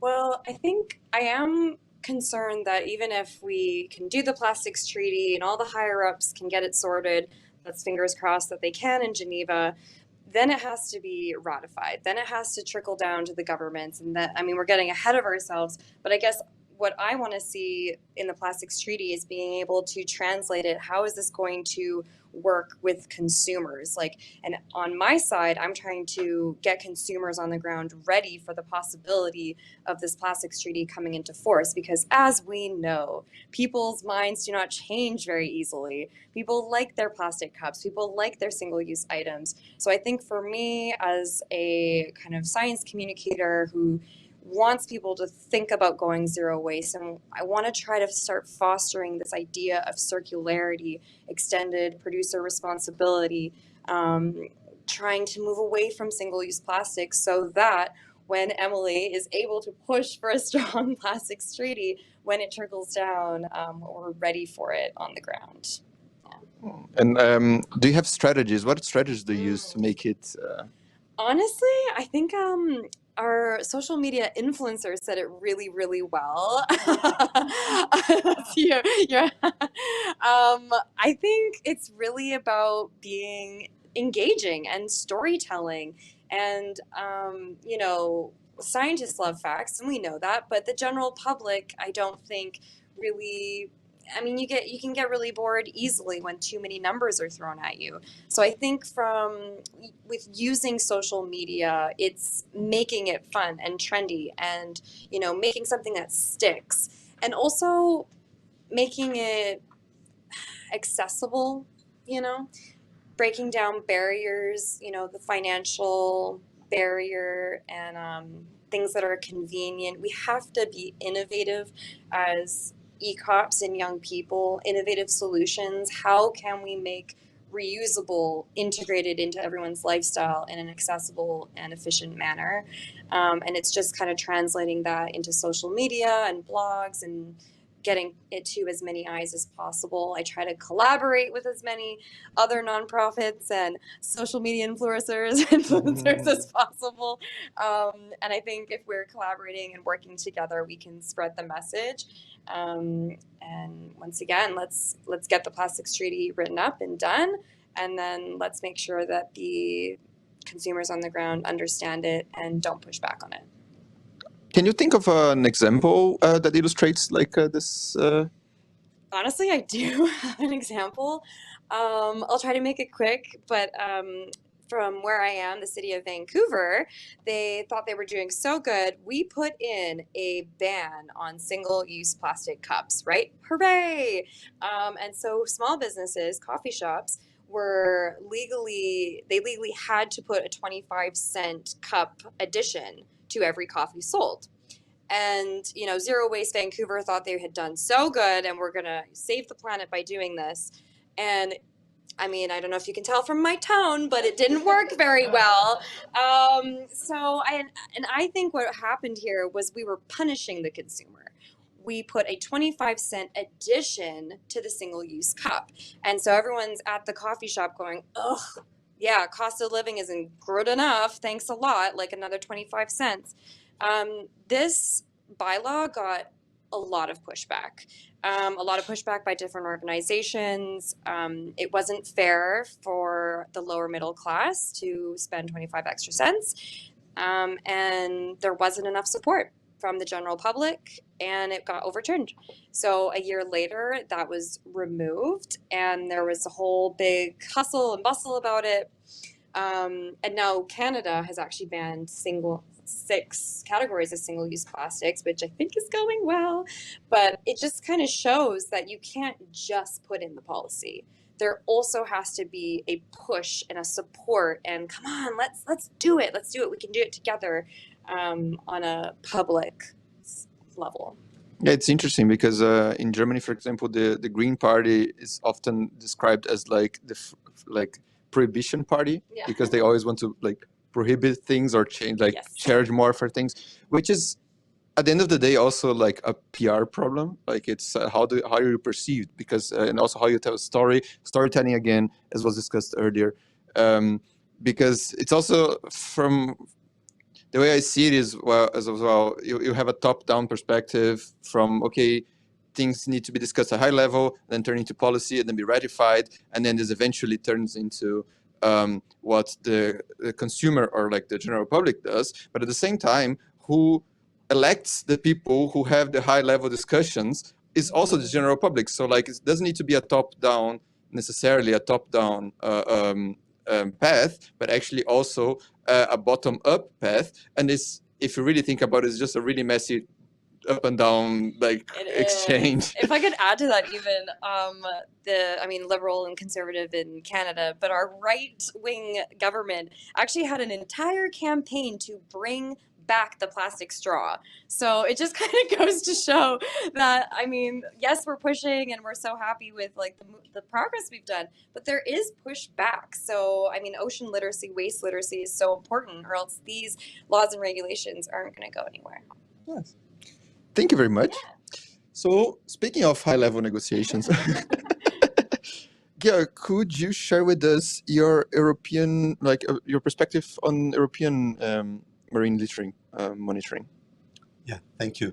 Well, sometimes when people have difficulties to talk, maybe it's good to let numbers talk. Yeah? And so this is where monitoring comes in.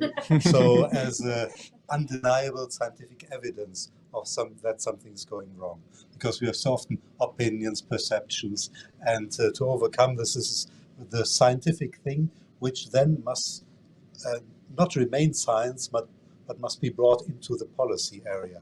So talking about monitoring for the Marine Strategy Framework Directive, we've been able, this is based on work which had been done partially before by regional sea conventions, and we have been turning this into a European thing, getting the countries on board, which, talking back about 2008, who were agreeing to the Marine Strategy Framework Directive, which has one part on the descriptor 10 on marine litter. And then we managed to convince them to have this monitoring setup.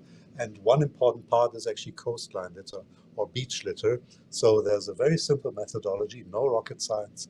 So it's a 100 meter of beach. You go there, you pick it up, you identify it, you bring it into categories. Yeah, and then this is the data which could be very useful. And I can tell you on the one hand, we're still struggling to get everybody to use the same categories, because we're working also with the regional sea conventions around Europe.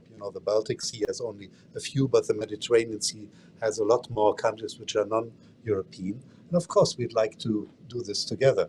So it's still a challenge nowadays, But the good news is that we've been able to move this on since 2015. So, and by now we have enough data to actually see something. We got roughly 1,000 surveys per year. Imagine all the work, all the time people spend, which is behind this. And this was actually data which has been used to inform the Single-Use Plastic Directive. And this is where, from only believing it, we could really show that single-use plastic is among the most prominent stuff flying around or lying around in the environment. The other big chunk is fishery-related litter, being pieces of nets, being, all kind of stuff used for fisheries. And so this is something which has shown in the end, now we just published recently a report, that from 2015 to 2021, we have a decrease of minus 29% on this roughly 250 beaches that were monitored. Yeah. So, and this is a bit the way we think that it can help the policy to provide such kind of data. Very, very interesting. And then how does the process works? Like, how does this go from, first of all, like, how do you reach the decision to, this is what we're going to monitor? And how does that gets then passed on, so to speak, to the next step in, like, say, defining policy, or can you walk us through that? Yeah, I'll try. It was a long story. I'll try to make it short. No, it's really to get the buy-in of the people, and with the member states, with the EU member states, and the Regional Sea Convention, it was years of discussion. Yeah. So we meet, of course, not so often, but there is a technical group on marine litter where we meet and we discuss, also online, of course, and starting with the methodology as such, so which matrix, I mean, it's not only beach litter, it also includes the litter, floating litter, and litter on the seafloor, micro litter, so because we're talking about macro litter, meso litter, and micro litter, and also litter ingested or in biota or entanglement. So it's quite a suite of different methods. I'm citing a particular beach litter because that's where we got the farthest. So it's long rounds of discussion, and in particular this list of categories. As I said, it's still ongoing. But you need, of course, the will of the people to do something together. Huh? Not all of them have this. Yeah? And then in the end it becomes, and this is what I find very interesting from the scientific side, there comes a moment when it's going to the policy side. Yeah, because in the end, the scientists, they may help to develop the methods, but then comes a moment when the countries, meaning the authorities, meaning the ones who pay for the monitoring, they must buy in. And then it goes to a different level also of people in the countries, and this is then where finally something is signed off. Yeah. So, yeah, that's a bit the process to go from science to the policy. Okay, thank you for that insight. I would like to wrap up with actually two questions that are mirrors of each other. Since we have here early career ocean professionals, and I would say established career ocean professionals. That's a nice way to say it. Yeah, but that doesn't work with the acronym because both are ECOPs. I was OCOP. So, working title. So for the ECOPs, what would you say that you wish from the established career ocean professionals for the next steps ahead?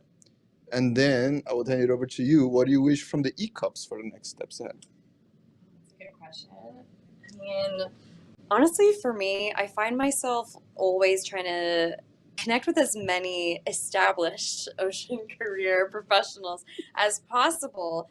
And I want to hope that they're open to answering a quick question here and there.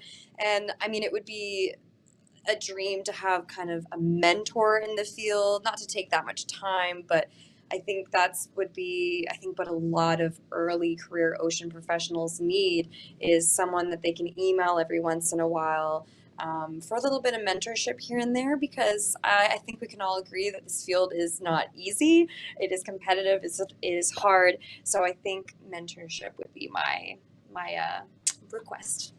Great. Emily, do you have something to add? Yes, I want to bring it back to how early career ocean professionals can contribute to the plastic treaty negotiations and beyond. I think it's really important because this is a full life cycle approach. We need more research on the production side. We have a research project in Norway where we try to see how much plastic waste or just plastic we import, use, export, turns into waste. And even in Norway, a country of 5 million people, we don't have those numbers. So how can we expect any other country to have those specific numbers? That's something that early career ocean professionals can really get into because it's a less underdeveloped field, and also defining definitions within the treaty, which we don't even have. What does life cycle mean? What does it cover? As well as extended producer responsibility. Who and what are they supposed to cover? We need those defined. Great, thank you very much. Now, Jörg? Thank you. If I may briefly say something about UNOC and what's happening there right now, because I told about the European experience, and I'm very happy that we have now a voluntary commitment of the European Union to support the development of a global system to monitor plastic/marine litter. And we are right now, it's actually quite interesting. It's also for me a new thing. That's why I'm also early career in this field. And what we are trying to pull off is to get the buy-in of many other countries who would then also support the development of such a system. And I think this links to the ECOP discussion, because this will take a long, long breath. Yeah. So it will take, well, I hope not generations, but it will take many years to bring this into work and to make this science policy interface. And what I wish from the ECOPs, including also influencers and others, is really build on the science, because there's today so much about opinions and perceptions. So I'm a scientist, and I think most of you are too. So it's the numbers who speak, so unbiased ideally. And that's something I wish to be always critical and work with this. And then imagine, if you're a scientist, that in the end, if your science should make an impact, it must come to the policy side. It doesn't finish with a publication. Yeah, so, thank you. Great. Thank you very much for your presence here. It was, I believe, a very enriching discussion for all of us. And I'd like to hand it over then to Marie.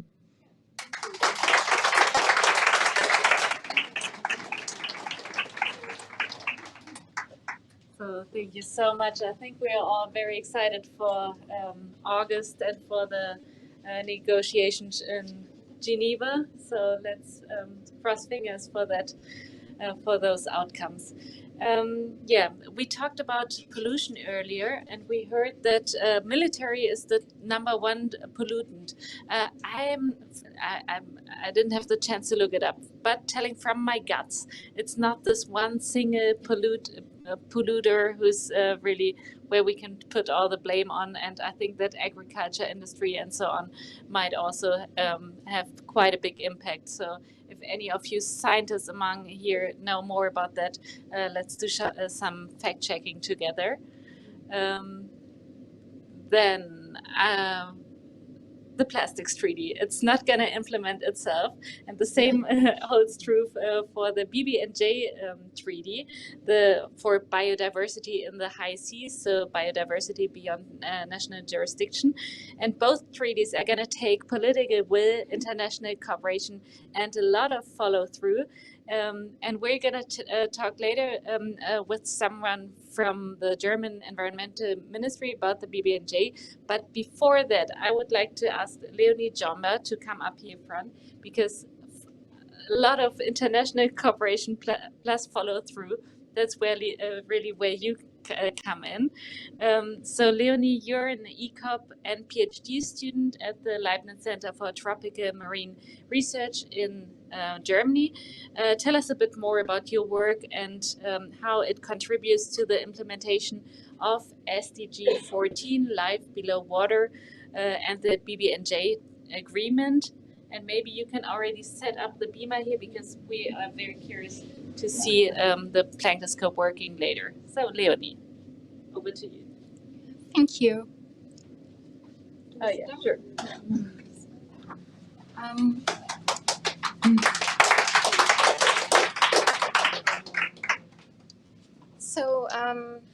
My work in the INDIFAN AI project focuses on stakeholder engagement and inclusive participation. So I study how different actors, being local communities, researchers, and policymakers interact, and how these diverse perspectives can be integrated into biodiversity governance. Our focus in the INDIFAN AI project is on high seas plankton, which is, from someone's perspective who doesn't interact with high seas plankton regularly, perhaps not as easy to grasp because of how tiny it is and how far away it is. It's the thing that's gonna die, and then we don't have any oxygen anymore. That Peter Thompson. Exactly. Okay. Yeah. Yeah. So the panda equivalent, except for not as nice to look at it like a panda. Yeah. Okay. Yeah, it's super fundamental to our ocean's health. And we study this using the planktoscope, which we have brought with us today. And using this low-tech, very easy to use microscope, we will develop indicators for biodiversity together with stakeholders so that they can actually use them in the context of the BBNJ to, for instance, monitor how protection influences biodiversity in the oceans. Thank you, Leonie. You're not alone, but you work in a team, and that's where the two of you come in. So we have Dr. Alexandra Kraberg. Alex, you are a senior scientist in the Department of Polar Biological Oceanography at the Alfred Wegener Institute, Helmholtz Center for Polar and Marine Research in Bremerhaven. And you are Astrid, and your last name? Konitz. Okay, maybe you can introduce yourself very quickly. Hello, yeah, my name is Astrid Konitz. I'm also a scientist at the Alfred Wegener Institute, as well as Alex, and I work a lot with imaging technologies for discovering zooplankton and phytoplankton. And our newest addition is the planktoscope that we are showing today. Okay, thank you. And Alex, you have roughly 20 years of experience working in analysis of phytoplankton communities, I believe, and you're coordinator of the INDIFAN AI project, which is funded by the German Science Ministry. And this project aims to develop novel indicators for changes in marine Arctic plankton communities based on a globally unique data set. And yeah, now you're going to show us what exactly you do, how to support the implementation process of the BBNJ agreement. And you brought this planktoscope with us. So yeah, tell us more about it. Yeah, so maybe to get back to INDIFAN, to INDIFAN AI. INDI, of course, stands for indicators, which we want to develop. FUN doesn't stand for fun, unfortunately, but for fungi. And AI is AI.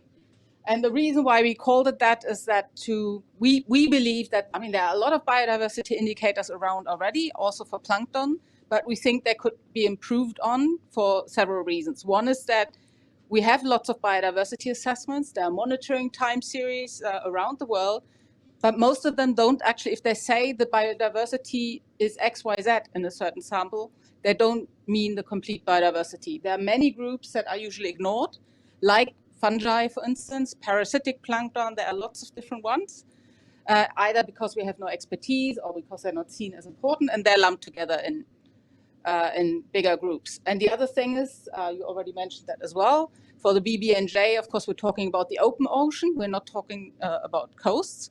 And open ocean for plankton diversity is very badly studied.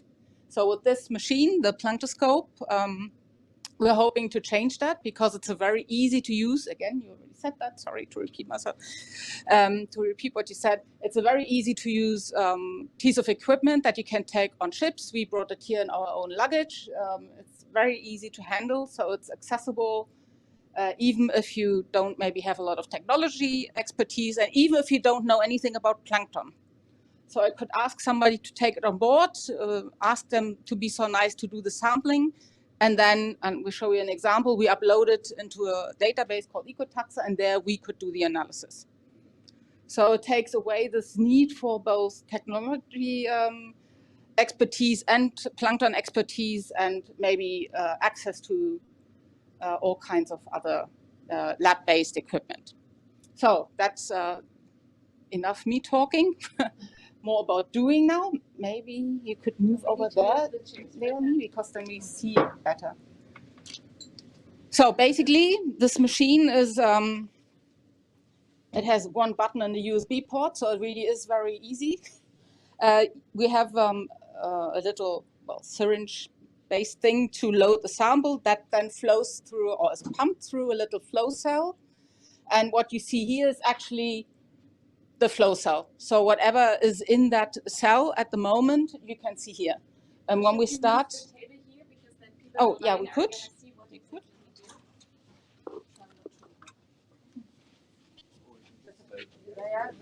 okay. Not too far from we're still doing okay, I think. And if you can't see anything from the back, you can move up front here. Okay. Just come afterwards when we're done, maybe. Oh, okay, yeah. Anyway, so again, that's the machine. Here you load the sample. There is a little, if you pull it over this way, there is a little flow cell, and that's the pump. So it's all very low key. And the sample is basically, this is kind of stuck, pumped through the flow cell. And you can see now that it started to move. And it's pumped, then it stops for a very short time. At that time, we take a picture. And then it's pumped again. So in this way, and you can tell it exactly what volume you want to image.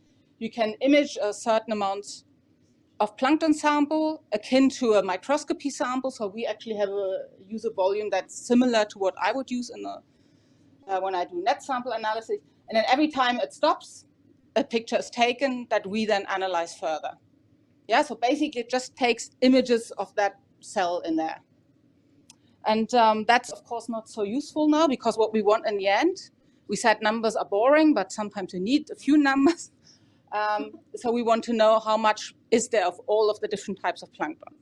And to do that, we then, we call it segmenting. So each of the images that was taken is segmented. That means that each of the little particles and zooplankton and phytoplankton and a tintinnid swimming by, they're all saved as an individual image. And these images are then uploaded into that EcoTaxa database. Have you got an example maybe of the? Is the camera in the box? Yes, it's just all it is there's a small computer, a Raspberry Pi, and a small, I would call it, lens system. And with that, though, you can make really good images. So this is this database called EcoTaxa, in which you can upload your images. And in here, and that's the AI in IndyFun AI, you can work with AI algorithms to train the system to automatically or semi-automatically recognize your plankton taxa. So you start usually with something that isn't blue here, but it's just the image. And then I go through it, I say, this is this is that, and I try and sort them into categories. And when I have maybe 20 or something per category, Then I can make a prediction. Yeah, I just go up here and say I want to make a prediction based on my sample, based on the instrument I'm using, in our case a planktoscope. And then the algorithm does its thing and tries to sort all the pictures that haven't been classified into these categories. So the whole process of doing that, I mean, that takes a few minutes. Then you do the uploading. That is maybe also, I don't know. We've done it within an hour that everything was done up to the upload. Then, of course, you have to do a bit of legwork here in the classification, but it's still very fast. I mean, compared to a phytoplankton sample, normally you concentrate them, you settle them out, and then that takes a day or two, and then you do your work. You have to stay with the microscope. Of course, here I can just leave. I can say I've done my thing, now I do go for lunch, and then I do the classification. What I can also do, of course, here is invite people to do it. So if I'm maybe the expert on parasites, but not so much on zooplankton, I can go and say, I've done my bit, but zooplankton Astrid is the expert, so she should take a look at this. So it's a way of, actually it fosters collaboration in a way that is really difficult sometimes if we work individually in your little lab. And in this way, you can process much more samples and I think you alluded to this in your remarks that standardization and making things comparable is really important. And in phytoplankton taxonomy, this is a mess. Everybody has their microscopy lists, everybody has their own species, the names aren't correct, it's a bit messy. With this one, up to the point where you name things, it's completely standardized. So you get a file when you finish this that's exactly formatted for this. So you just upload it, takes 1 minute, there you go. Of course, when you start naming things, you can still cause confusion because it accepts at the moment any name. If I say this is Mickey Mouse, I can call it Mickey Mouse if I want, which is not useful, of course. But they're working, I don't know whether people here are familiar with the WORMS database, or yeah, it's a big portal with recognized, validated species names, and they're trying to match the names in this with the WORMS database. So the taxonomy should also be better. But in this way, we've already, I don't know how many, 80 samples or something.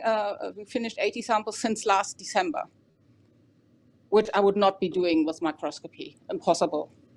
And we've also done comparisons. Qualitatively, it's actually comparable to what I do under the microscope, but it's archived properly from the word go, basically, and you can work with many people collaboratively to try and finish your data sets. And because it's so easy, and that's why it's relevant for BB&J, I already said you can transport it in your suitcase. You can take it on any ship. You could ask your buddy, you're going on a cruise next year. Would you have time to maybe load some samples? They can do it even if they work on whales. There's no expertise needed. And then we could go later on and finish the actual analysis. So it makes the BB&J monitoring really easy, or at least it's easy, yeah. I mean, it's not. I made it sound not like it was still, but it's, of course, still work. You still have to do some work. But I think it facilitates easier analysis in areas that are sample poor and where we basically need to generate much better biodiversity assessments as well, especially when I'm trying to do these indicators where we try and find relationships between diversity or certain organismic groups and environmental factors. It's not very useful if I go somewhere once a year and then make an indicator on change that maybe then somebody at the science policy interface has to use to make decisions on management actions. Yeah, so we need a more solid basis for this with a bit of redundancy as well, so that the statistics is easier to do. And then hopefully that should go some way towards supporting the implementation. What are these understudies regions? Maybe we have someone joining from online and then they can write you an email, send me one of those planktoscopes. Would that work?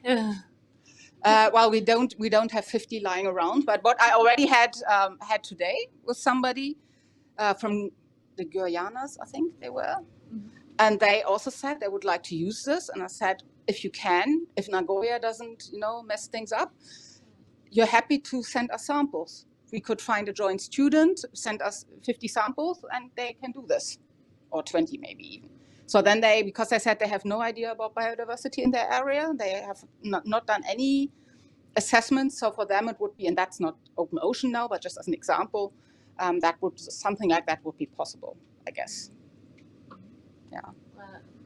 Thank you so much. Is there any comments, any ideas or questions from the audience? Yes, please. It's plastic related. I'm sorry. I'm just wondering how often you see and recognize microplastics that come up, and if there's any kind of way that we can AI categorize microplastics for the kind of, yeah. I mean, we have lots of, let's put it like that, unidentified categories. And I'm not sure I would be confident saying just from a micrograph, like a photograph, right, that it's a plastic. But of course, we can categorize all kinds of things that we find. And if it's if somebody was confident or can identify it from these images, then we can rename it as plastic. Yeah, we are. I mean, it's very versatile. We already had inquiries, or we will try soon to do clay particles. Some geologist was interested in sorting different clay particles. So we will try whether that's possible, for instance. I'm sure there is plastic, but I'm just not an expert in identifying it, I think. Yeah. Yeah, I just had a question about the database. Is that an open access database that anyone can submit anything to? And is there some sort of a quality assurance? As you were saying, like you could call it Mickey Mouse. And I'm just taking this from like my ancestry. I think there's 14 records of me and they're with different versions of my name. So I'm like, that's what I was like wondering. Is this like anyone can add something into that database? Well, if you're registered and you have a project in there, you can enter things in your project. I can't go and mess around in anybody's unless they've actually made it public. But I think the taxonomy, I'm not sure I can change that in anybody's. I don't think so. So you generate projects and you can share projects with others, but for your own project, you're responsible. You can let other people see it, but you're the one. So you don't mess everybody's up, you mess your own up, maybe. Oh, hang on. There's usually a training set. So you can also, like, there's usually an official training set that you can also use to put it on your data and like make it classify the taxonomy on the website. Yeah, but that doesn't change that problem. If you have something really new, you still have to give it a name. Yeah. And I'm not saying that anybody does that, but I'm just saying it's an open system for the taxonomy. Yeah. And we have made our own training set because there was nothing that, yeah, if there's tropics data, for instance, that's not useful for Greenland, for instance. So just for our online audience, we're going to head over to Natalie Fox now, who's going to be convening the Global ECOP get-together here in Nice. So goodbye to all the global audience that we've had so far. It was great to have you with us. And we're going to keep talking about BBNJ some more. Is this one last thing about the planktoscope that you need to mention? Anything else you want to add? I think we've pretty much said everything. I mean, I think the collaborative aspect to me is really, really important. You can also use it for training, maybe. I mean, we're talking about early career. Maybe to mention, this is also still pretty new. So if you're trying to get into monitoring, then these kinds of approaches might be pretty interesting for you. But yeah, the collaborative and training aspect, the level of standardization up to the level of taxonomy, to me is really important. And we work, and it's still, I mean, even though you still have to do work, it's actually pretty fast. Okay. And also something, I mean, normally we have thousands of samples stored somewhere, they're never used. That probably don't have with that either. I mean, they're done by the time we end the cruise, pretty much. So thank you, Alex, Leonie, and Astrid. Give them a hand, please.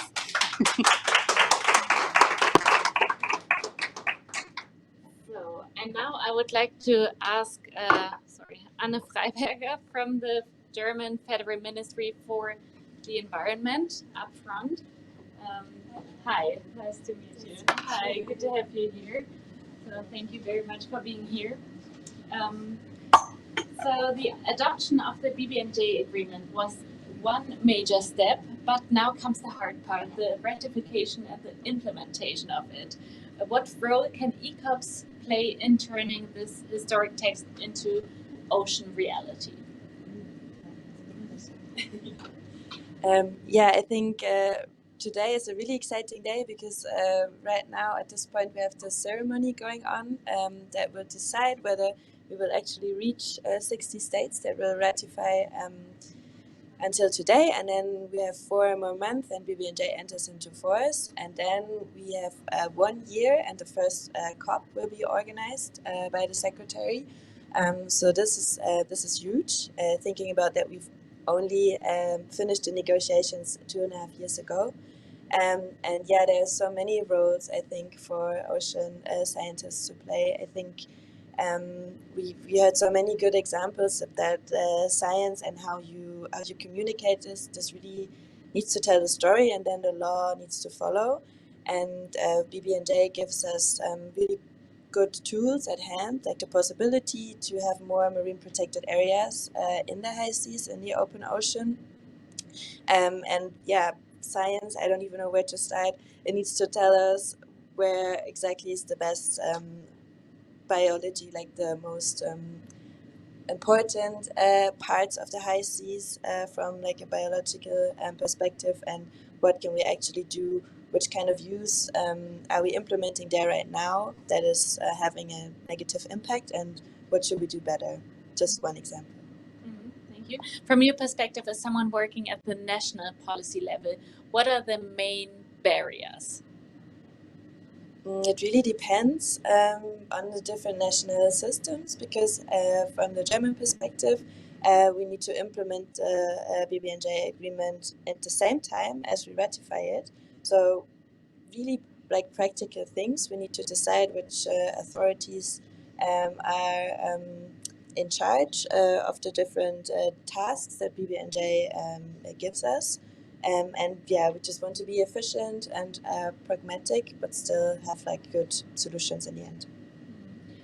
What needs to be done right now to speed up the process around BBNJ? I think communication is good. I think UNOC is great. I think the momentum for BBNJ is huge. So yeah, just generate political will to ratify quickly, which in Germany is the case, I can assure you, and then start working. What are examples where ECOPs have really contributed to BBNJ already? As part of NGO delegations, and also from the German delegation, we also have spots for scientists. Early career ocean professionals, so like young people? Young people, young ocean voices. I think with BBNJ, because like how it was negotiated, it was not like a COP, it was not open to public, there were not a lot of side events.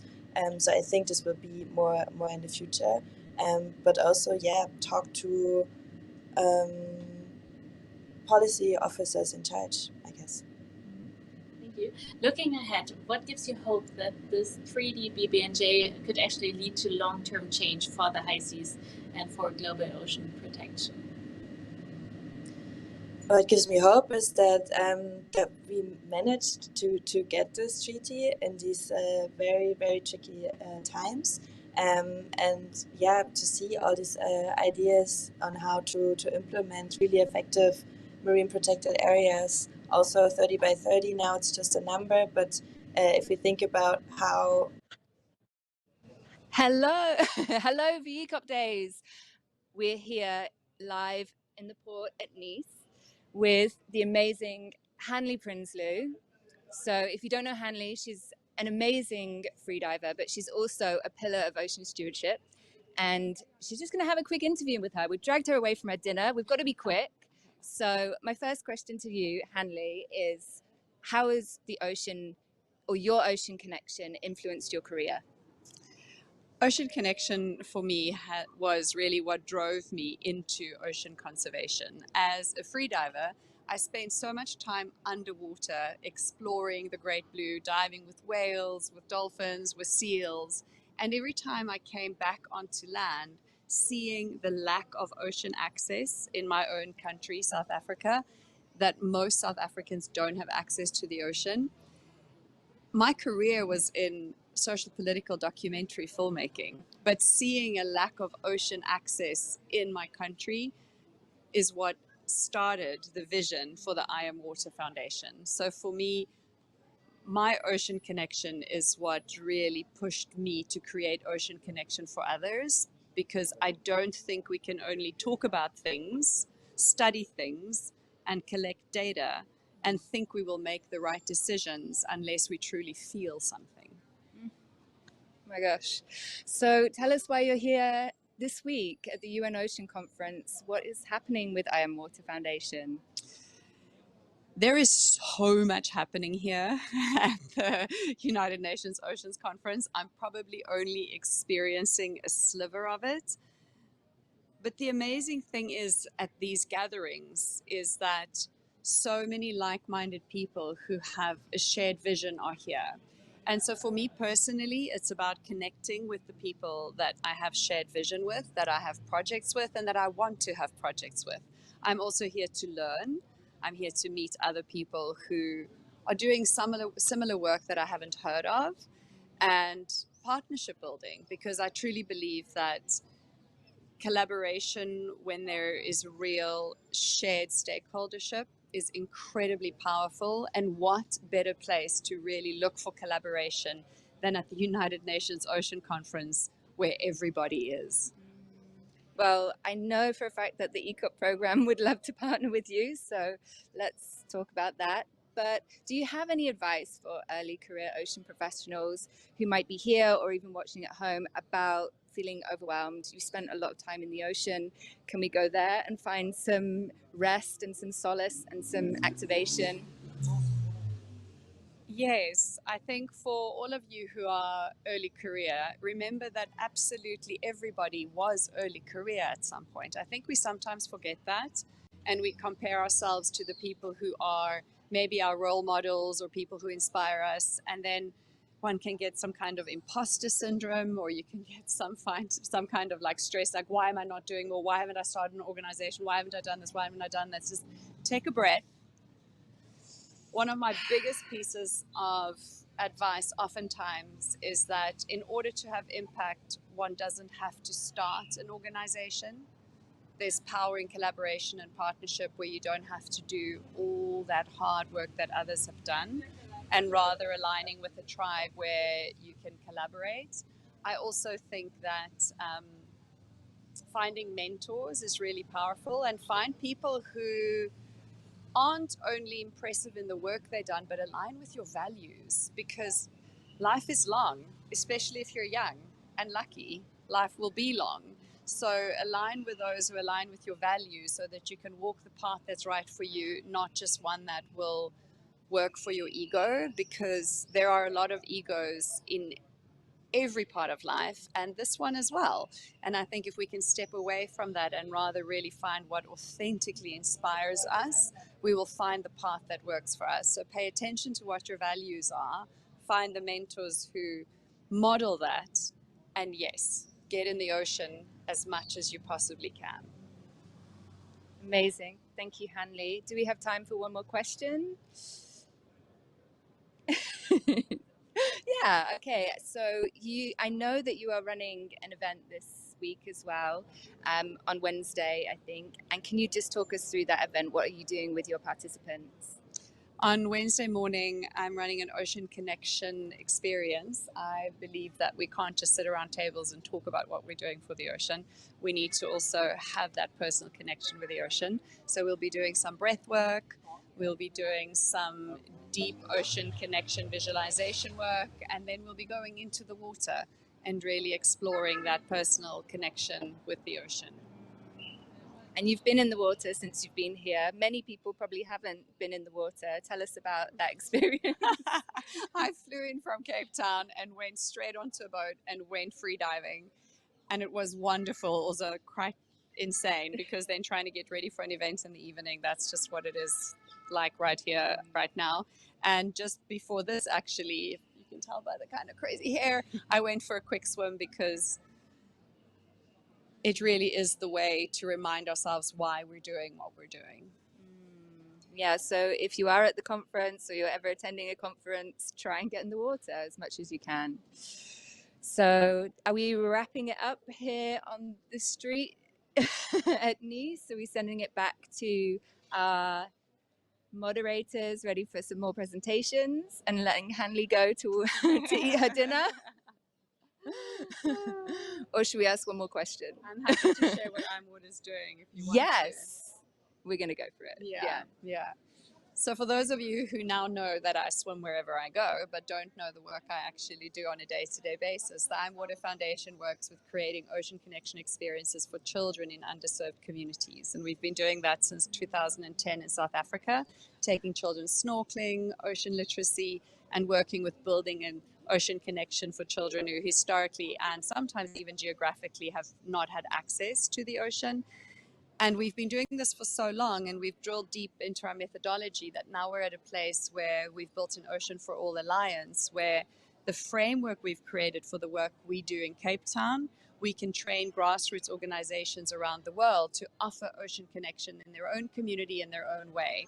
Because for me, scale isn't about egotistically building more of your same organization everywhere. It's about empowering others who have the same vision to leapfrog over the challenges you've solved, because we've all solved different challenges. We don't have all the answers, but the answers we do have, we want to share with other like-minded grassroots organizations around the world. So keep an eye out as well as you continue on your journey for the Ocean for All Alliance, because we're bringing together like-minded ocean people on the ground, grassroots organizations, because it's communities and grassroots organizations who can drive the biggest change locally.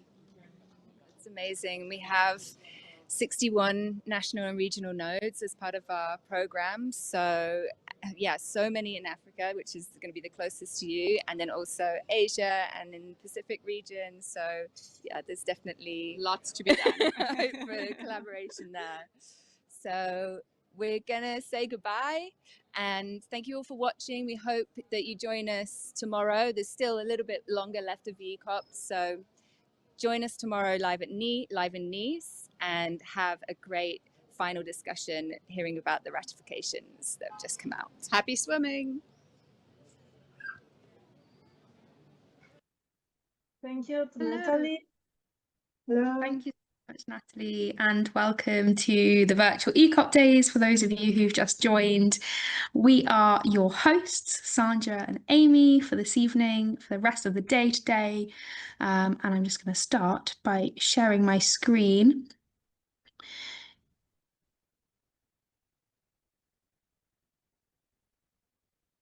Okay, Sandra, can you give me a thumbs up to show that you can see that, please? Awesome. Yeah. Okay. So I'm Amy Bray. I'm the founder of Another Way, a marine biologist and a member of the UK's Ocean Decade Committee. Sandra, do you want to do a really quick intro before we dive into our panelists? Yeah, sure. I'm an early career scientist in deep sea biology, and I'm based in Mexico City. Thank you for being here today and joining us on this panel.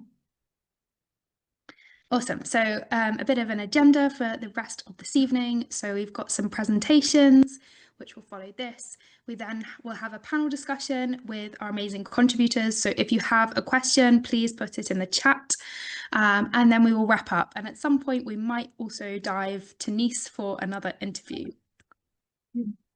Okay, so a reminder, we're all here because of the UN Ocean Conference, which is taking place in Nice in France at the moment. We're delighted to bring it to you online from all around the world. And today we're talking about the Ocean Action Panel 7, which is leveraging ocean, climate and biodiversity linkages, which is super important and sometimes forgotten when it comes to global discussions. Even though it's being talked about more, there is more to be done to recognise the effects of climate change and urgent climate action on marine biodiversity, as well as the ocean's ability to limit and mitigate climate change. So we're going to be hearing today from some ECOPs who are researching just that. So first of all, I would love to hand over to Wanjiao Song, who is going to be talking to us about tropical cyclones and modelling. Can you see my screen? Yeah, that's great. Yeah. Just a second.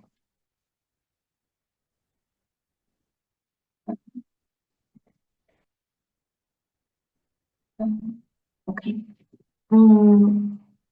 Good afternoon, everyone. My name is Wanjiao Song.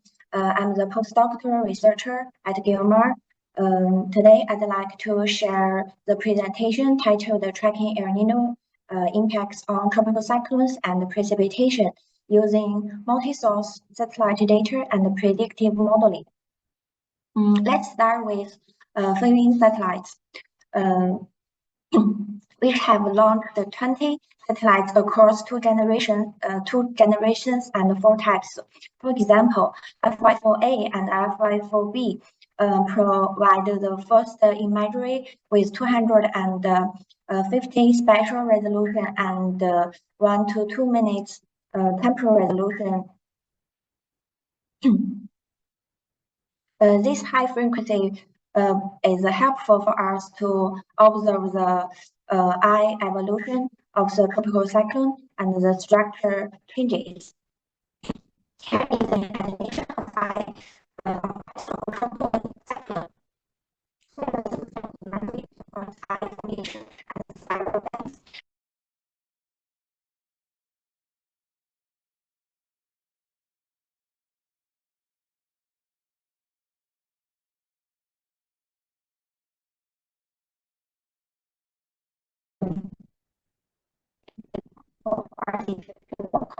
First stage with the agency and it's helpful for the taking collective steps. I was using precipitation.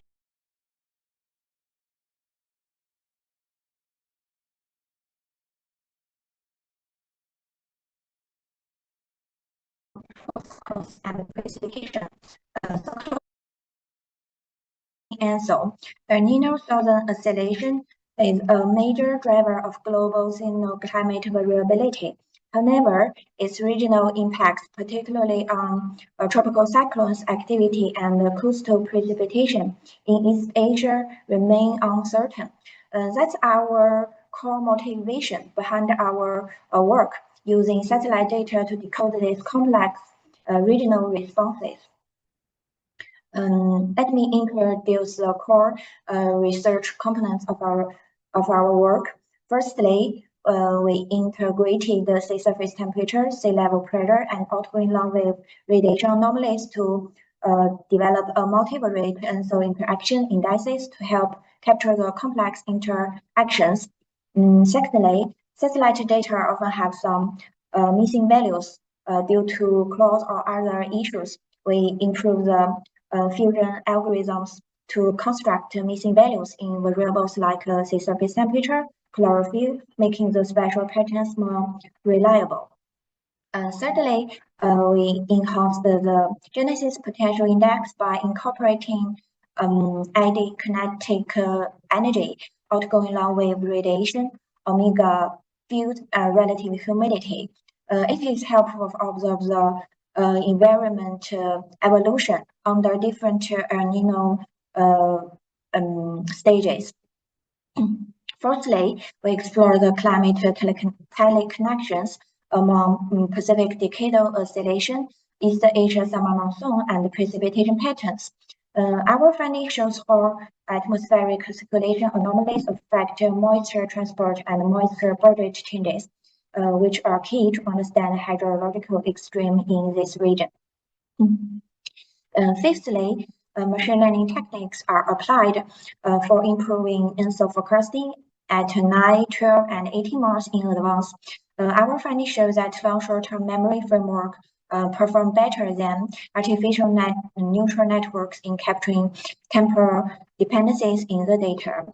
Looking forward, I'm aiming to extend the ENSO index with longer satellite time series and improved spatial temporal resolution, and aim the framework to real-time early warning and seasonal forecasting systems. Here's my contact information, and I'm very much looking forward to potential collaborations. Thank you. Thank you so much, Wanjiao. We are now going to move on to hearing from Danielle Clifford from the UK Blue Carbon Mapping Project. Danielle, are you here? Yes, I am. Can you see my slides okay? I think they're just loading for me. Okay. There we go. All good. Perfect. Thank you very much. So hi, I'm Danny, or Danielle Clifford, and I work as Marine Conservation Officer for the Wildlife Trusts, which is a conservation charity in the UK. And I'm here today to talk about the UK Blue Carbon Mapping Project, which, as far as we're aware, is the world's first assessment of all of the carbon and blue carbon habitats in a country's seas and marine protected areas. So it's quite a feat, and I'm here on behalf of a partnership today. This work hasn't been done alone. But before I kind of jumped into it, I thought it might be useful to go over what the term blue carbon means. So blue carbon is the term for carbon that is captured and or stored in the ocean, its habitats, animals and plants. And up until recently, largely based on the original IUCN definitions, the term blue carbon habitats has mainly been used to refer to 3 habitats. So those are these that are shown there on here, which is seagrass, salt marsh and mangroves. But I think that there's a few missing, and the key one particularly being mud, glorious mud. And in the UK, our wildlife, like our waders and our nephrops and our flatfish, all think that mud is awesome. And hopefully by the end of this presentation, you'll think the same as well. So the project that I'm presenting today builds on some really innovative work, which was first undertaken in Scotland in 2004 and 2007, which looked to map the blue carbon habitats in inshore regions of Scotland and then look at how much of that carbon is within marine protected areas inshore in Scotland.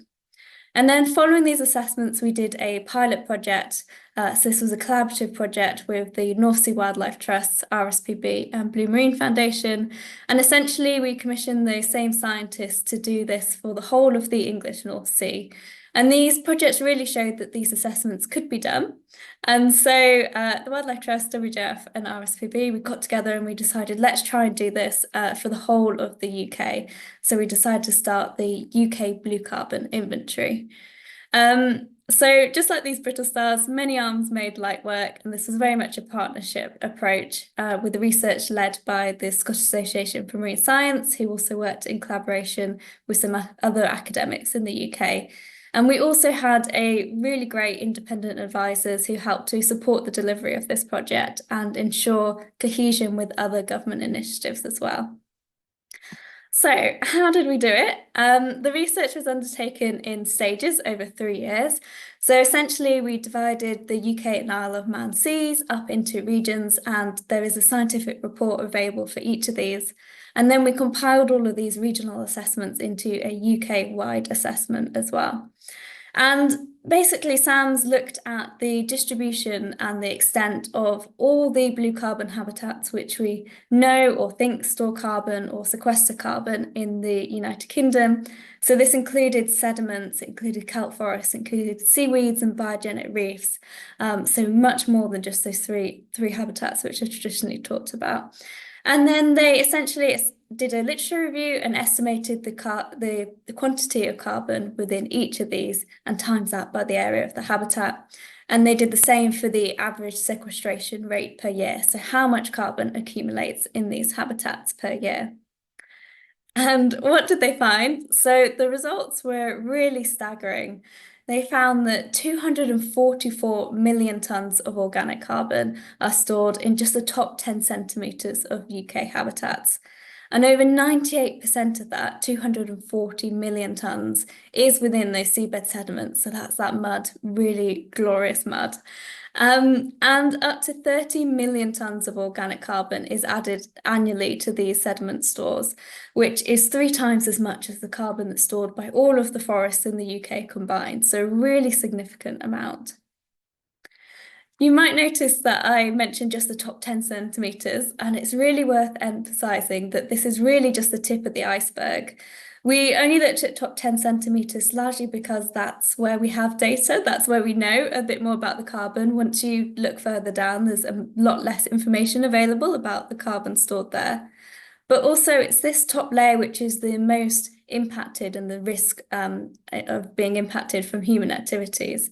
But it's worth bearing in mind that the figures that I'm presenting are really likely to be huge underestimates when you consider the full extent of the sediments that we have, some of which can be hundreds of meters in places. So I've talked a lot about mud, but it's also worth noting those coastal vegetated habitats. So that's the kelp, the seagrass, the salt marsh. So in the UK, these cover just 1% of our seas, but they contain 1.7% of organic carbon. And it's mainly salt marsh which accumulates the most of that carbon. And you can see the habitat-specific values in the box to the right here. And what this really shows is that while these coastal habitats are more visible and more media friendly, and they are important, they provide a small portion of the carbon when you look overall in our seas and compare it to mud.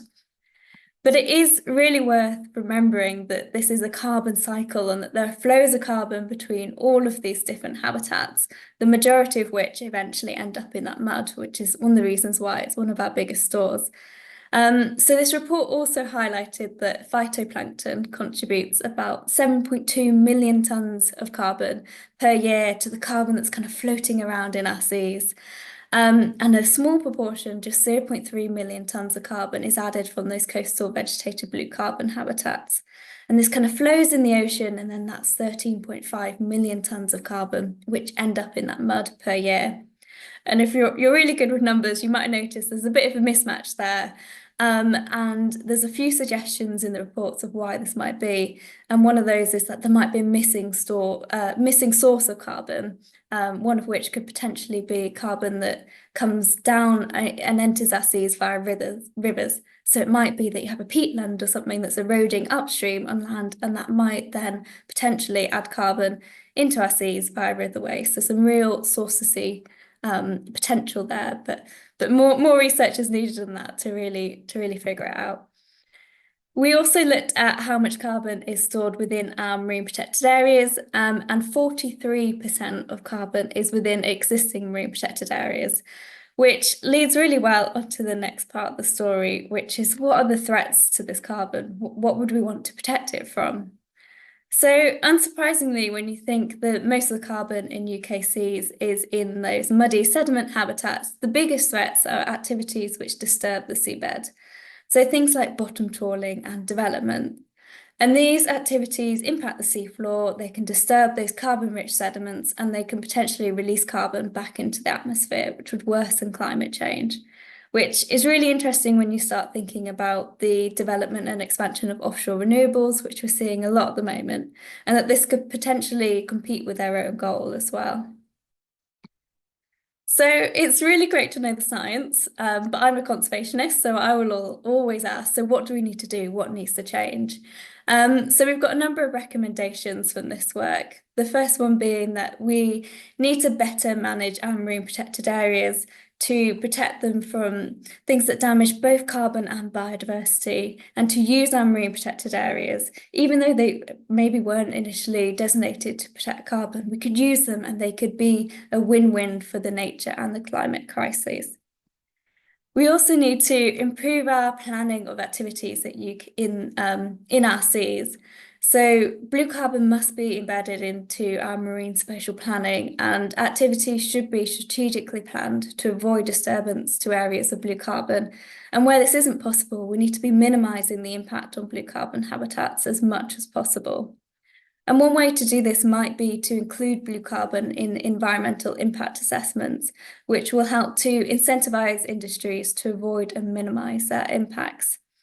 Another impact, of course, is fishing, and there's a lot of UNOC at the moment and a lot of discussion about bottom trawling. And I think we do eat a lot of fish and we export a lot of fish, but we have to learn to do this better and use methods that are more in balance with their natural environment. And that's the same environment, of course, which those fishers rely on as well. So we need to help transition fishing industries away from these activities which damage the seabed to more sustainable methods. And then lastly, we know a lot and we've learnt a lot through these reports, but there's still big gaps in our knowledge, and we always need more information, which would be really helpful to help understand carbon flux and dynamics within the whole system much better. And more investment in this research would be absolutely great, of course. But I think the key thing is really that we have this information. We've got some great reports. They're all available on our website. There's a huge series of reports and a lot more information than I could cover in this presentation. So I'd really say go and dive into the reports and find that information. But I would like you to remember from this talk that mud is great and it is a huge carbon store. That marine protected areas in the UK contain 33% of organic carbon, but that most of this is not a protected feature. So if we protect marine protected areas, not just in the UK, but globally, to protect carbon as well as biodiversity, this could be a real win-win. That we need to include blue carbon in marine planning to avoid or minimise impacts, and that we need to learn more to fill in those knowledge gaps. But I think I'm going to leave you with this final phrase, which is ocean action is nature and climate action. And I think in the time of these dual crises, we really need to be looking for those solutions which can help solve both. And they are such intertwined crises as well. So let's use the marine protected areas, let's better manage our seas to really achieve those win-wins and to inform our decisions of how we use our seas. I've left my email here, and I'm in Nice at the moment attending UNOC. So if anybody's here and wishes to connect, please do drop me a line or message, and that'd be great. Thank you. Thank you so much, Danny. That was super interesting, and I, for one, am now a fan of mud. So thank you for your talk. We're going to zoom back to Nice now for an interview. A short interview, and then we will continue with the rest of our speakers.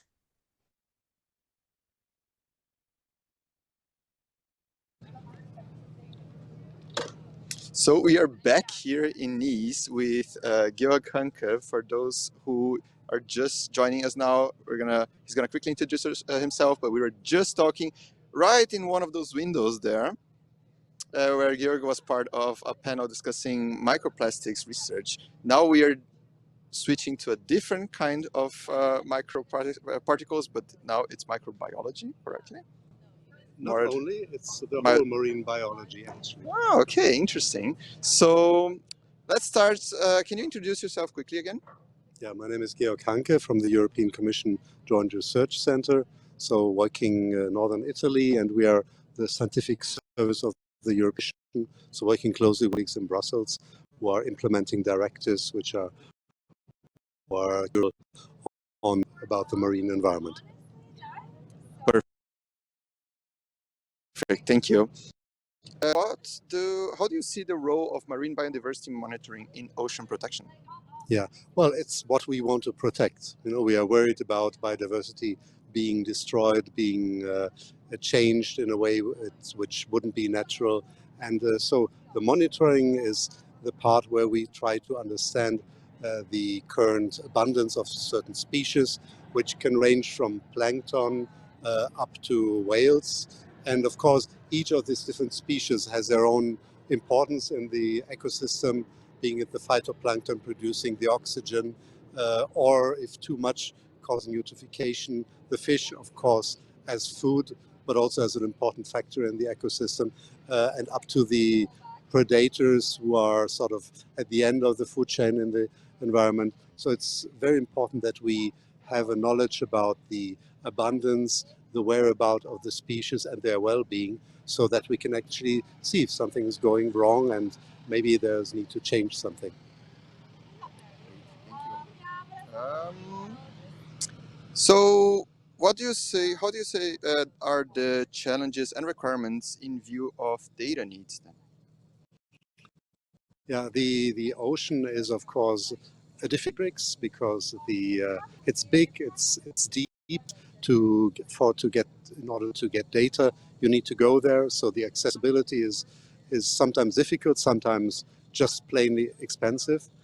So meaning that it needs the right approaches, harmonized approaches to actually get the right data.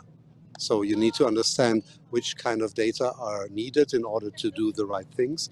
And then you must go out there and get that data. And there are lots of different methodologies around. There's still new methodologies coming up. If you talk about eDNA or satellite approaches for eutrophication events, And the big challenge is how to combine all of these and how to get a good coverage in time, get a good coverage over the species. Okay, and I'm curious how it works. We were just discussing in our previous panel.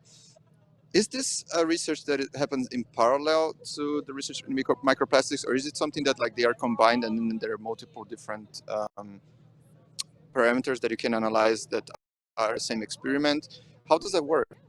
Yeah, well, there are often occasions or opportunities to really combine things, and that's exactly what we're after, because that's where money can be saved and also additional knowledge maybe can be brought in through an opportunistic way of doing things. But if, of course, it has its limits. Yeah. So, for example, if you do observations on a ship for whales, you might add an additional observer who looks for macroplastic, floating macroplastic. So you use the ship and you gain a lot of money, let's put it this way. On the other hand, if you take samples, you might also use them for different purposes. But there comes a moment when you need to have very sophisticated methods for individual parameters, and then it becomes more difficult. So it's possible, but we need really to look what and when can be combined. Fascinating, actually. Yeah, the logistics of it. Back to specifically biodiversity, what do you see as possible solutions and the way forward? Also taking into consideration that we are here at UNOC, so this is also the point where there's both networking from many different scientists from many different regions, as well as announcements from breakthroughs and agreements. So yeah, what do you see as possible solutions in the way forward?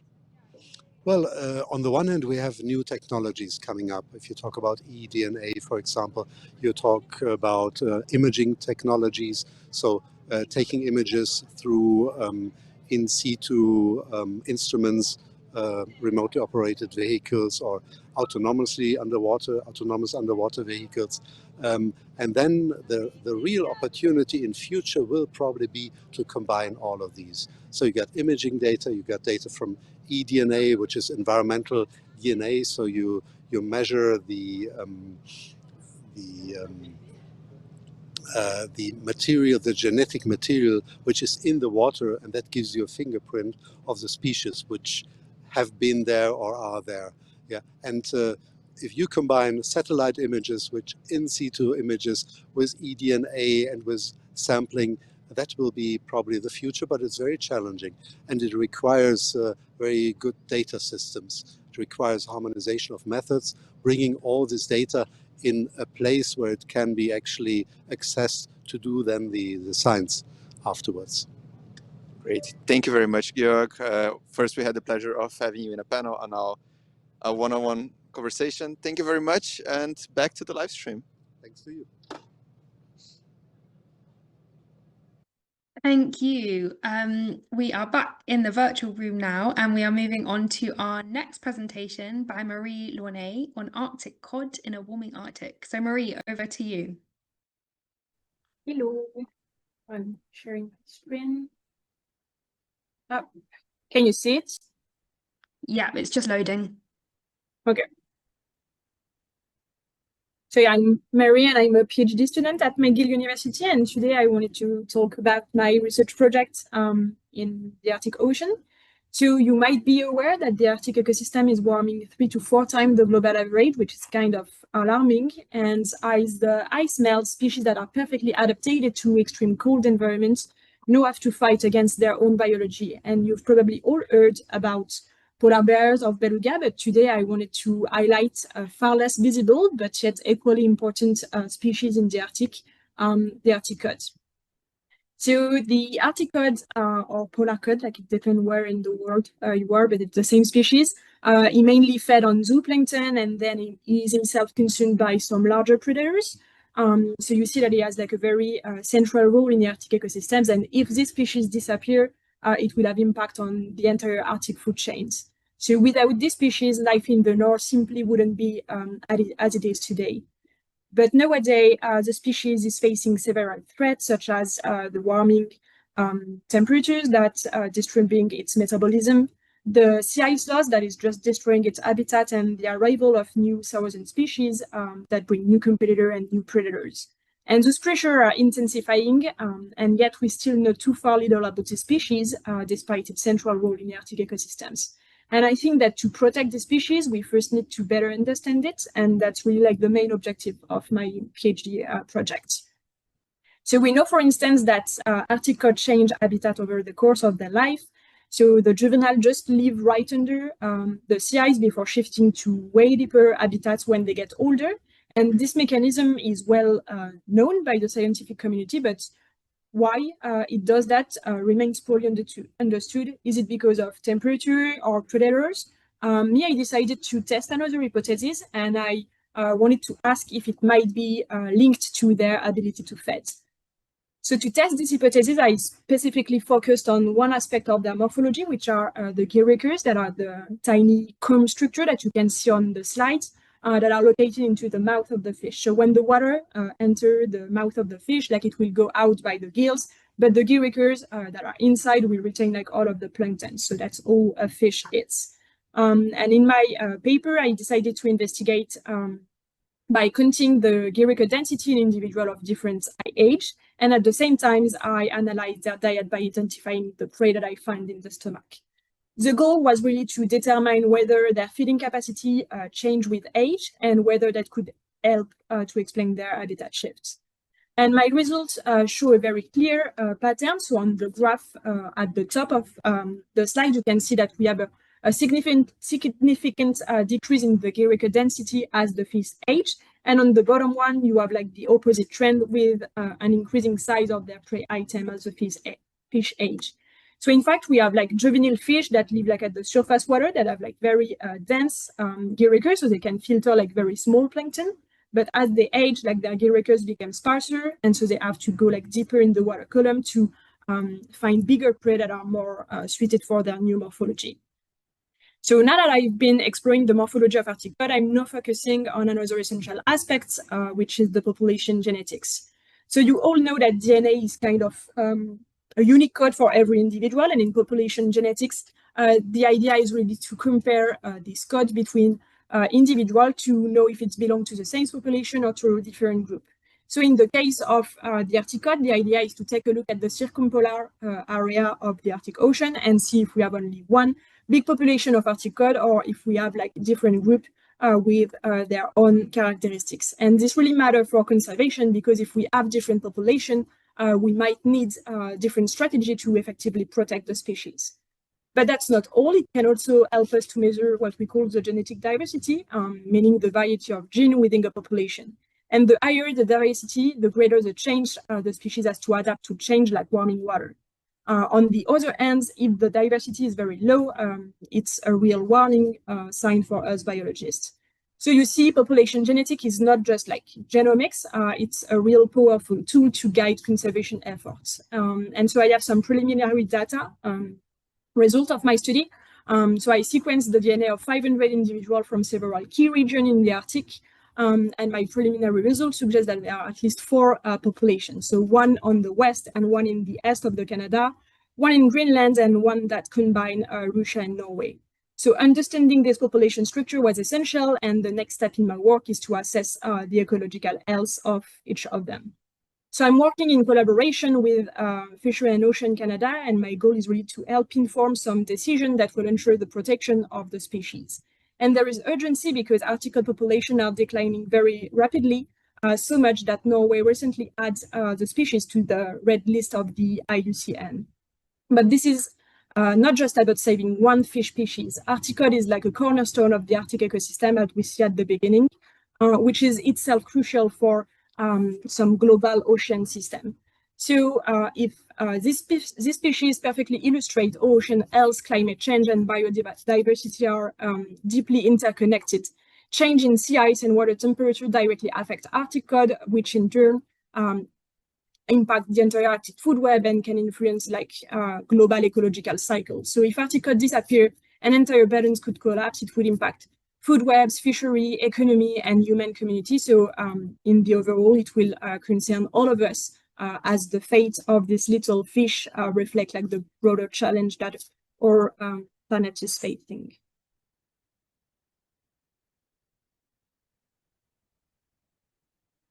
Thank you so much, Marie. That was super interesting and a really great example of Ocean Action Panel 7 in action. So last but not least, our final speaker is Yidi Wang to speak to us here about Eternal Terra Ear. So Yidi, can you share your screen?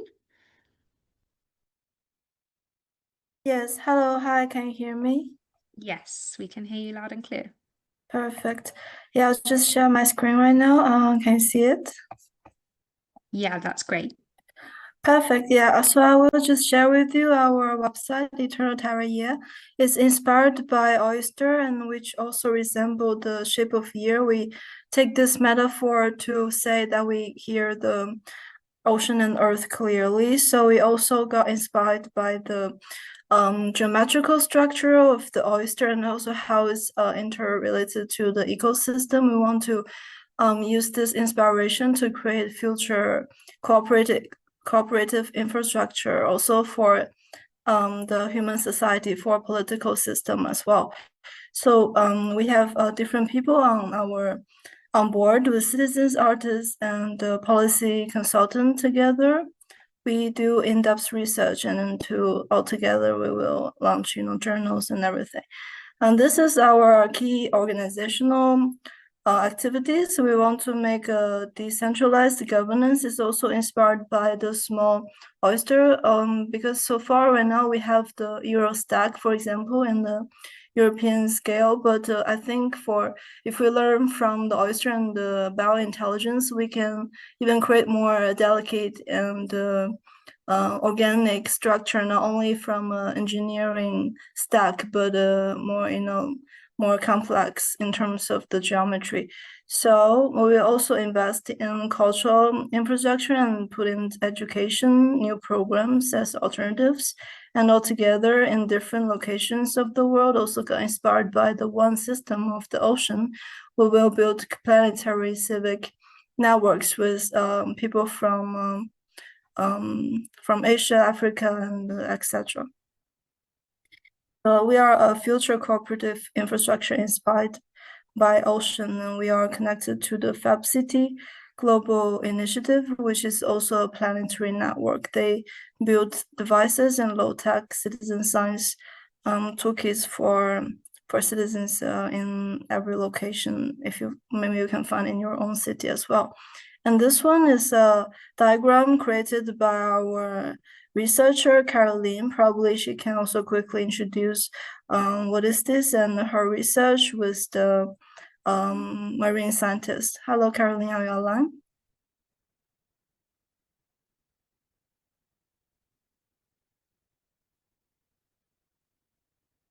I'm kind of contributing as a member of this Eternal Terra Ear platform. So it's called Marine Media Metabolisms, and it's kind of a post-disciplinary project where I bring together different perspectives from sociology of finance, from the arts and artistic research, as well as from marine sciences. And so the idea is to kind of look at digital infrastructures in the entanglement with marine ecosystems. So it's a bit also bringing together kind of a perspective that intersects developments of climate change and digitalization processes.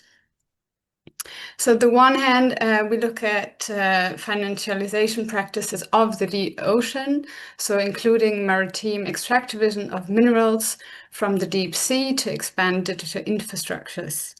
On the other hand, I want to kind of create an interface to look at all these different aspects of digital materialities. So also looking at the polluting transfers of e-waste into aquatic environments. And in this kind of metabolism that I'm looking at, I'm also very much interested in certain marine fungi that are able to break down e-waste. So I want to experiment with these bioleaching activities of marine fungi. And yeah, very briefly, the research question is to kind of develop material discursive frameworks and knowledge practices that can be devised to intervene into these toxic metabolisms between digital materialities and oceanic systems. And thereby we think that it's actually very important to kind of develop this post-disciplinary form and procedure kind of methodology to create new frameworks that don't reproduce those that have kind of generated the problems that we face. So I'm working together with MAROM, the Institute for Marine Sciences in Bremen. And also it's very funny that just with the last interview, there was the research vessel behind. And I have just also been 3 weeks on the Maria Esmerian with this research crew. And it was also on the carbon cycle, what we heard before. So I'm really happy to contribute kind of this research as one part of ETE. Yes, so we come from a very comprehensive and also critical perspective. All in all, we want to combine with different, sectors of the human system, basically. So we work with the cultural heritage and think of some ocean-based cultural heritage, such as the boat and some artifacts under the ocean, and in the end will be exhibited in the museum. For example, the Italian government will invest in some Egypt museum because of the colonialism. So we want to enter this perspective and also broaden the horizon, that how we interact basically with the ocean scale. And also we have artists on site. So we create art science together and also enter diplomacy from grassroots perspective, because we work with NGO globally as well. There are some of them also work with the UN. A lot of them, they have their own think tank and etc. So I think it's a good perspective to work with different sectors as interlink. So we work collaborating with the European Citizen Science Association, and we want to work further with the FabCity Foundation to create some metrics to expand the horizon of ocean and think about how to develop citizen science for coastal environment and coastal habitats. And we also did some policy-oriented research. That's basically the main aim of our organization, from art to create future informal policy. And this research is based on the oyster farming industry in Zhejiang, China. And we also expanded further too, because we have the universal deep sea marine culture management, and we will see how this system are interconnected.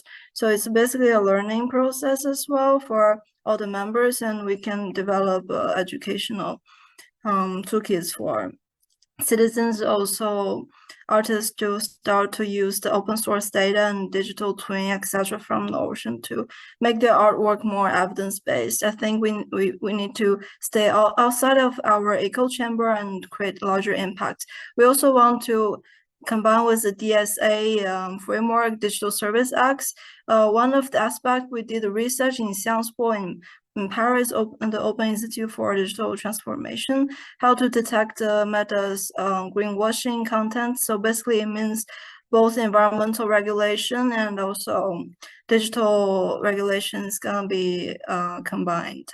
And in this ECOPs Center Pompidou Forum, we did this speech with Jessica. I think she's in Nice as well. She's from Sustainable Ocean Alliance. We did this speech to aim to impact the sonic engineers to use ocean-based data to create artwork. So we will be very happy to update you further if we have any news.